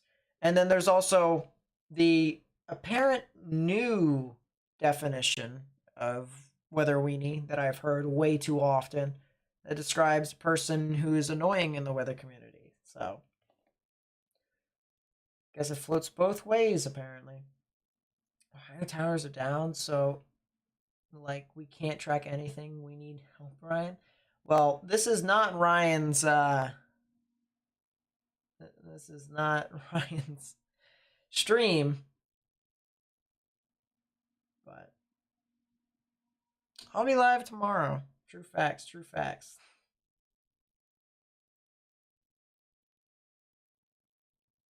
Can you sleep in Dixon, Tennessee? Got kids to wake up and run to the neighbor's shelter if anything is bad. It sounds rough here. Let me take a look. Let me get that for you. Dixon, Tennessee sounds very familiar too. But west of Nashville. Let's go to Omega.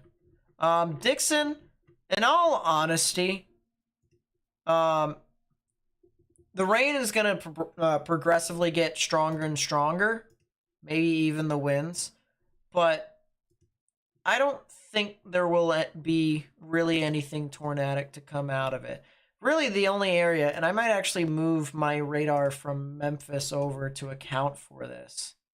It'll be all the way over near like Centerville in Hickman County.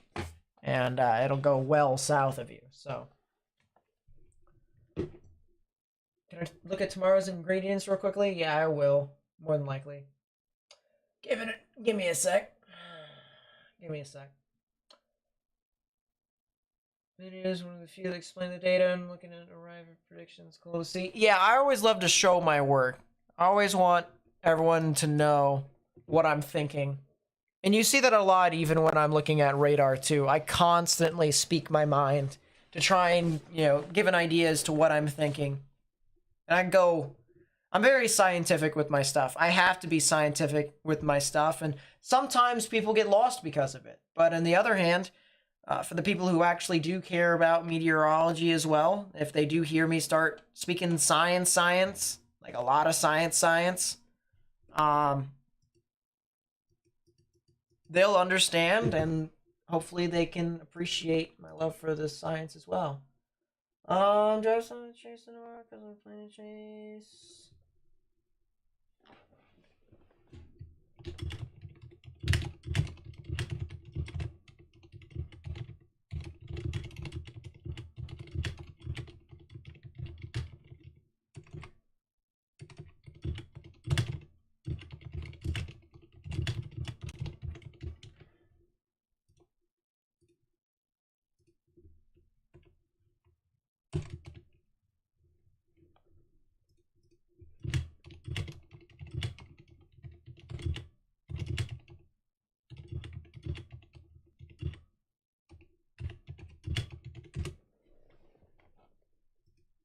There we go. Alright, how to respond to that. Still live, expect to be off. Anything you missed over the last 15 minutes? Not really. I'm just looking at this cell over here in Centerville, and I'm trying to make sure that all the other thunderstorms, you know, I've covered everything before I head off, because I probably will get some sleep for tomorrow's event. That is some side lobe contamination. So whenever you see velocities like this just absolutely skyrocket and become like all pixely and stuff like that, do a favor. Do us a favor. Go to spectrum width. If spectrum width looks pixely like that, then there's contamination and you shouldn't use velocities. So if you ever see anyone else, you know, look at velocities like this, all right, and they're saying that's a tornado, if you have a radar yourself, go to spectrum width. If you see a lot of this shenanigans, pixely shenanigans over here, then just know that that is contaminated. It's called side lobe contamination, actually.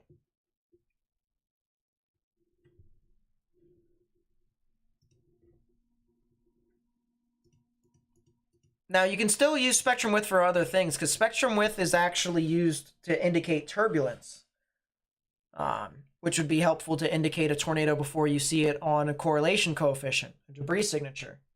But you can also use it to dictate noise in the radar, which essentially looks at bad velocity data. Bad velocity data. Memphis is about to get punished? I wouldn't say so. I think Memphis is fine.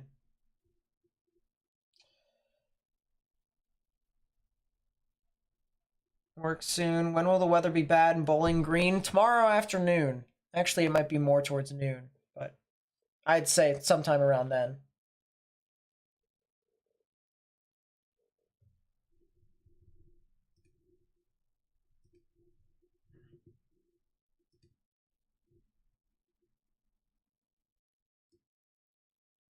Does Lawrence burn?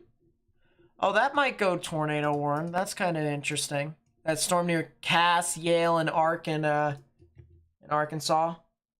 Lawrenceburg, Tennessee. Yeah, I mean, it sounds like a decent target.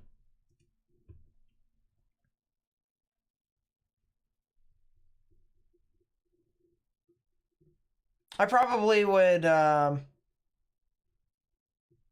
either there or like Stewartville in Alabama, Savannah. The Tennessee River kind of throws you in for a loop. Realistically, the one thing I will say, based off of what I've seen from the models, and I'll show you guys the models here in a second, again, the stuff along the cold front tends to have the higher lapse rates within this event. So I'm not saying play the cold front, because the cold front's obviously going to outrun anyone and everyone, but playing the cold front is not always the bad thing.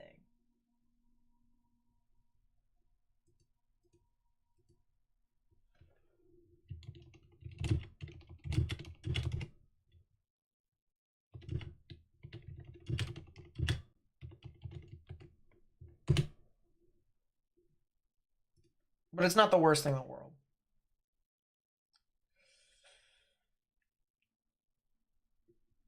How's Memphis looking? Memphis should be fine.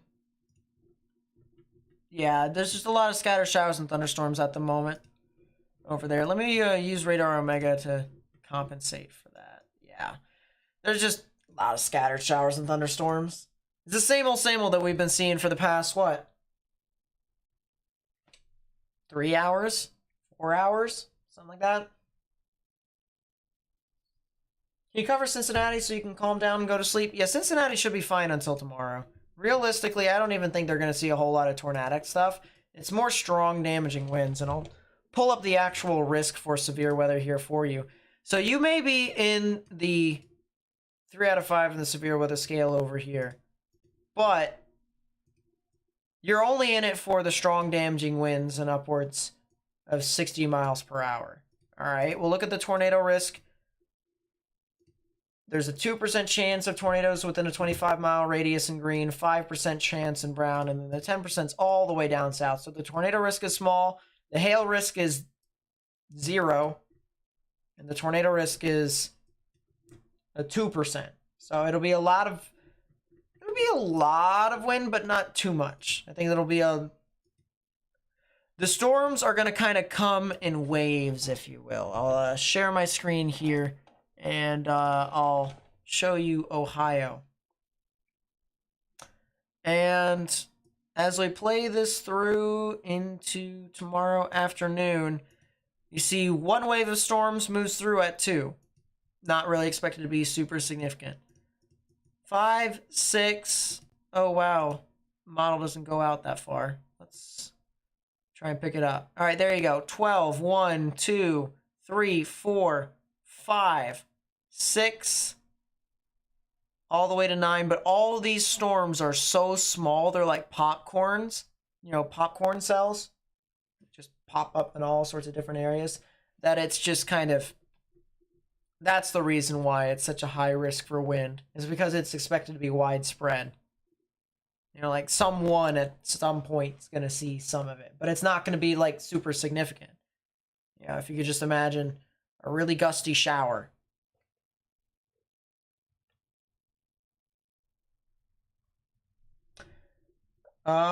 Is Monroe LN? Are you saying Louisiana? Monroe, Louisiana. They got a shot, believe it or not, this morning at some activity. I'll show you guys here what I mean. So at 4 in the morning, we got a couple of these storms right here. I've seen in previous model runs that those storms have formed and have went out in front. So don't be surprised if that does happen. But at 6...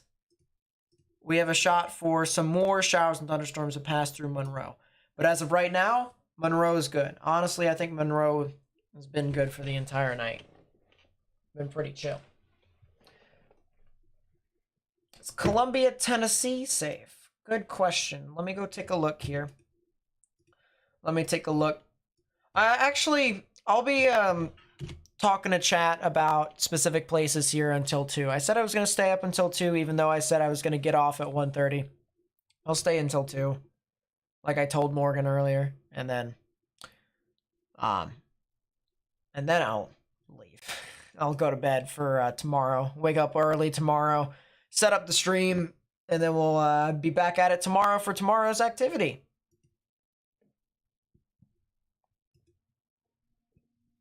So you said Columbia. Columbia. You guys are really seeing just a lot of scattered showers and thunderstorms. And even right now, if we take a look at the radar, we've got a lot of just regular scattered showers and thunderstorms. So it's not really like too intense. I think that'll continue to stay that way. It'll really be tomorrow into which you should monitor the weather. I'm not saying, you know, you should start panicking. The opposite of that. I'm just saying don't be surprised if significant severe weather does come near your general vicinity sometime around 2 p.m., give or take an hour. So you should be able to sleep tonight. You should be able to sleep. You should be fine. All right. You might hear some thunder. You might hear some lightning. Don't be too worried about that. It's not super significant weather. Tomorrow is when you should probably have an idea as to where you should go, and just in the off chance that there's a severe thunderstorm warning, you don't want to be outside getting pelted by hail. So you're going to want to go inside. If there's just so happens to be a tornado or a storm that produces really large hail or very strong damaging winds, you don't want to be anywhere near windows. You want to be in the innermost part of a sturdy building. And sturdy buildings do not count as mobile homes. Mobile homes are not sturdy buildings. You know, that type of stuff.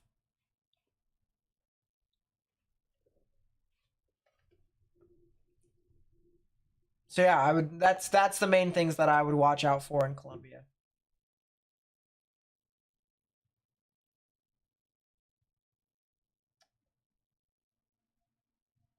Could we have bad weather? I mean, there is always the chance for someone to get bad weather in these storms. But to the furthest extent of bad weather, I mean, I definitely think severe thunderstorms are possible within that area. I really do. Tornadoes, that one to me is a little bit more unlikely. So I would say it's more of a wind maker.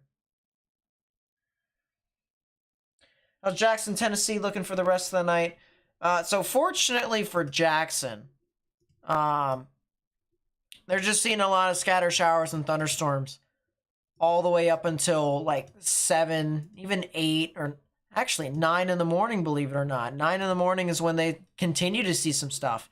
And it might ramp back up at 9 in the morning. So like 8 o'clock, 9 in the morning. 9 in the morning, 9 in the morning, 9 in the morning. I'm going to keep saying it until I die, apparently. And then once it gets past, to the 1 p.m. general vicinity, that's when the storms will finally pass you by and you'll be done. The only issue that I see with this is that there's been so much rain that is going to fall over your area that flash flooding might be an issue. So just don't drive over flooded roadways, all right? I know sometimes people may want to just, take the direct route to wherever they want to go. If there's a flooded roadway, don't take it, because the flooded roadways can actually appear a lot shallower than they actually are. And the last thing I need is for anyone to be stuck in a flooded roadway because they thought that they can get across when really they couldn't. So, but weather-wise, I mean, at worst, you're going to see severe weather, like severe thunderstorms. Yeah, West Tennessee, I'd say, is good to sleep for right now. Just be aware that tomorrow morning, sometime around 8 or 9, you could see some stronger storms than there would be between now and then.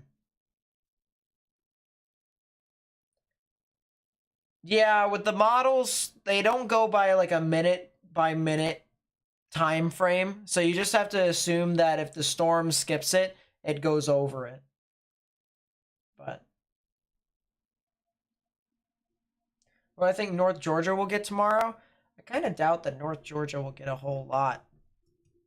I mean, maybe some damaging winds from the excess storms, but really I don't see it getting a whole lot.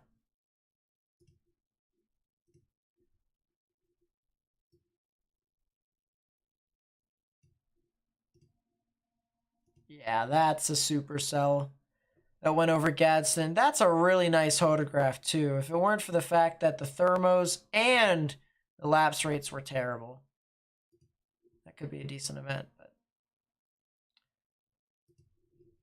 it's not bad.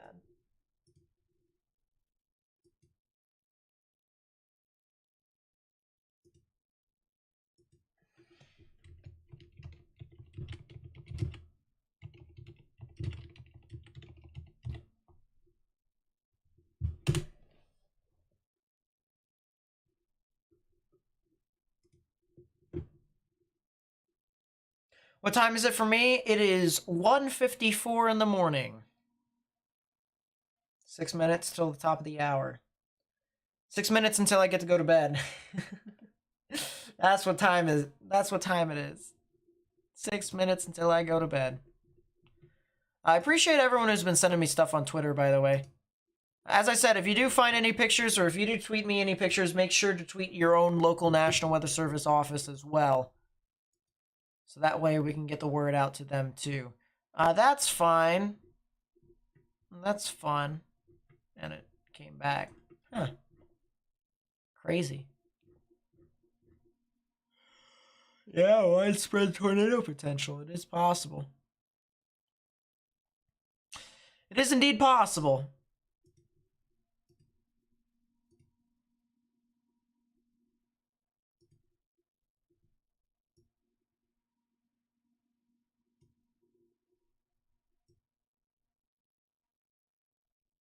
Yeah, it looks like around the 2 p.m. area is when Cincinnati can get their stuff.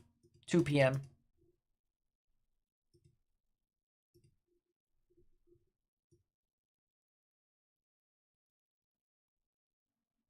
2 p.m. to 3 p.m.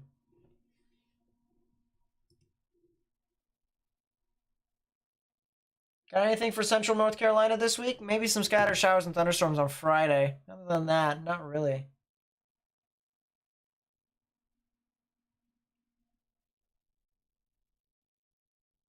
Yeah, everyone needs to realize that if they want to see big severe weather, it's still February. Like, it's not like it's in March or April during the heart of severe weather season. We still got a lot of time before that stuff happens. That's if you want to come off as an insensitive person.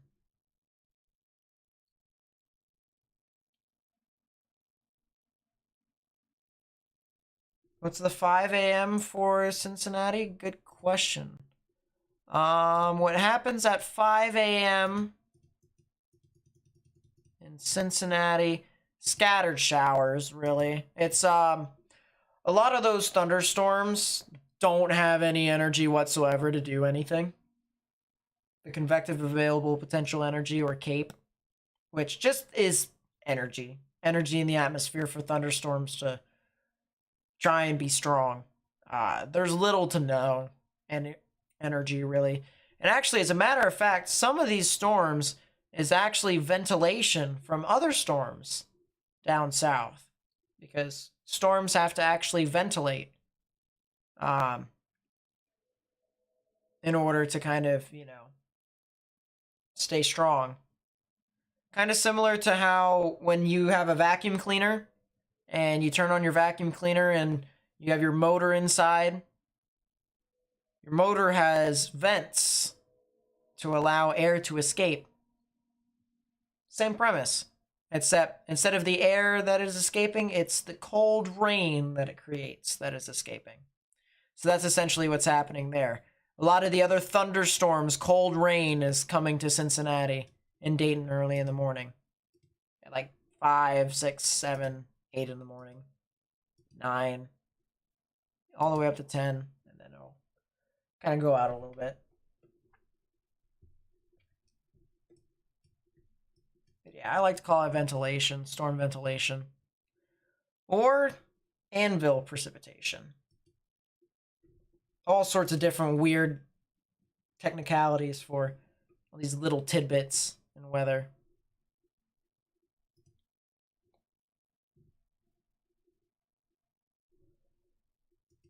Alright, how's my camera, Matt?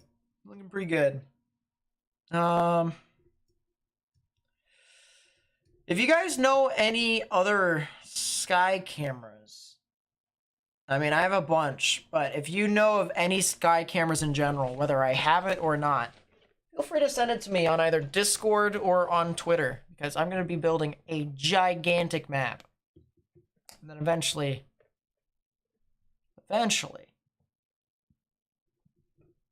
I'll release it to some people. Keyword some.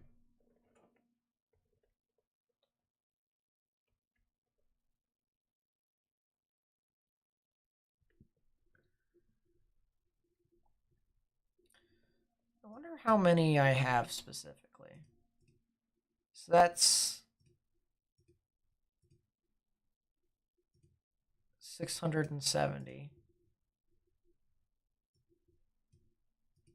670 cameras there. 280 cameras there.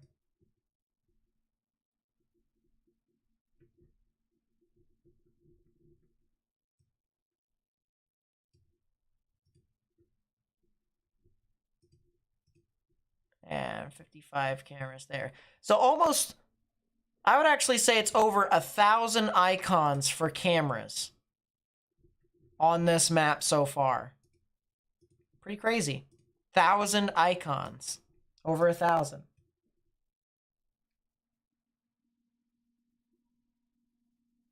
The reason why I asked, because North Carolina is a big game this weekend. Oh, really? That's pretty cool. What's that app? This right here, this is just my modified Google map. I put all sorts of icons and links to cameras and stuff like that, so that way I may be able to increase my production here on the channel.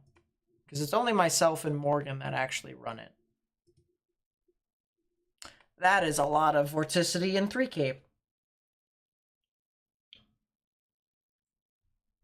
that also might be an issue overnight. Huh.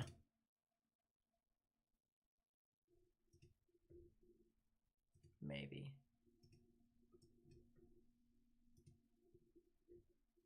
It hasn't done much though, so probably not. Alright. That should be pretty much it. Couple showers and thunderstorms over here in portions of Madison and Johnson counties, as well as Franklin County. It's actually leaving Franklin County, Arkansas, heading off into Newton County. So watch out for that if you need to. Swain, Parthenon, as well as Jasper. I want to say Parthenon again. That way it sounds correct. Red Star weathers, stuff like that. More storms south and east of Fort Smith heading towards Charleston. 60-mile-per-hour wind gust, quarter-sized hail. With that one, there's also some severe storms in southeastern Missouri near Greenville in Wayne County. And then there's also some severe thunderstorms over heading towards the south-central portions of Missouri there with some strong damaging winds. So if you're over in like the Laclede counties, the Pulaski areas, the Wright, county areas, and then extreme eastern Webster County, don't be surprised if you get some activity over there. Last but not least, I'll go take a look at this storm that's over near Piedmont. Seems as if it's just quarter-sized hail. And I seem to be correct with that, so. Yeah, nothing much. How's the snow looking overnight for the top, on the top side of all this? Good question. So we actually have, first things first, a lot of winter storm warnings extending from Colorado over to the Milwaukee area in southern Wisconsin and northern Illinois. Now, the amounts of snow from this, right? If we pull up the regional, so that way we can just kind of get a general grip as to what could happen. And then go to winter weather. We'll go 10-to-1 ratio because that actually seems more realistic. It's actually the most realistic snow ratio. Looking at this, if you are living over near the coastline on Lake Michigan, you guys could probably get at most about 8 to even 9 inches of snow. But a realistic amount would even be about 3 to 5 inches of snow, with maybe even a little bit more in some consolidated areas. Over here, like near St. Joseph or north of St. Joseph in Missouri, could even get some 5 to 8 inches of snow over there as well. So that could be interesting within that. And then getting into the Kansas and Colorado area. Colorado's already been seeing snow, so they still got about 2 to 3 inches possible. But in northern Kansas, near like the Norton area, they still got another probably, few inches of snow left. One thing I will say about that, though, we'll take a look at the total freezing rain, just because, freezing rain is always going to be an issue as long as, winter weather is a thing. Note that within this entire event, freezing rain is possible across northern Missouri, which means that can make travel hazardous for anyone out there. So like Quincy, Missouri can get some stuff. And then over here in southern Michigan, like Detroit, Lansing, Grand Rapids, Kalamazoo, all those areas over there probably should watch out for some slippery road conditions heading into Thursday night. So, and even into people in southern Ontario. Southern Ontario on the north side of Lake Erie. They could probably get some stuff. So I'd watch out. I'd watch out for that. Is Pope County, Russellville, Arkansas going to get any tornadoes tonight? It's unlikely. I think that it's going to be more strong damaging winds for you all, but always keep a way for you to get warnings available just on the off chance. But I kind of doubt it. Night, DJ. Yeah, I'm gonna go ahead and head off here. But thank you guys so much for watching. If you did enjoy it, please be sure to hit that thumbs up button down below. It really does help me out a lot. Subscribe if you're new and turn on notifications. Share this with friends and family on social media. Also follow me on social media. Link will be in the description down below. As I said, I will be streaming again tomorrow. So if you want to come out again, please be sure to do so. I am tired. I am quite tired. I'm tired.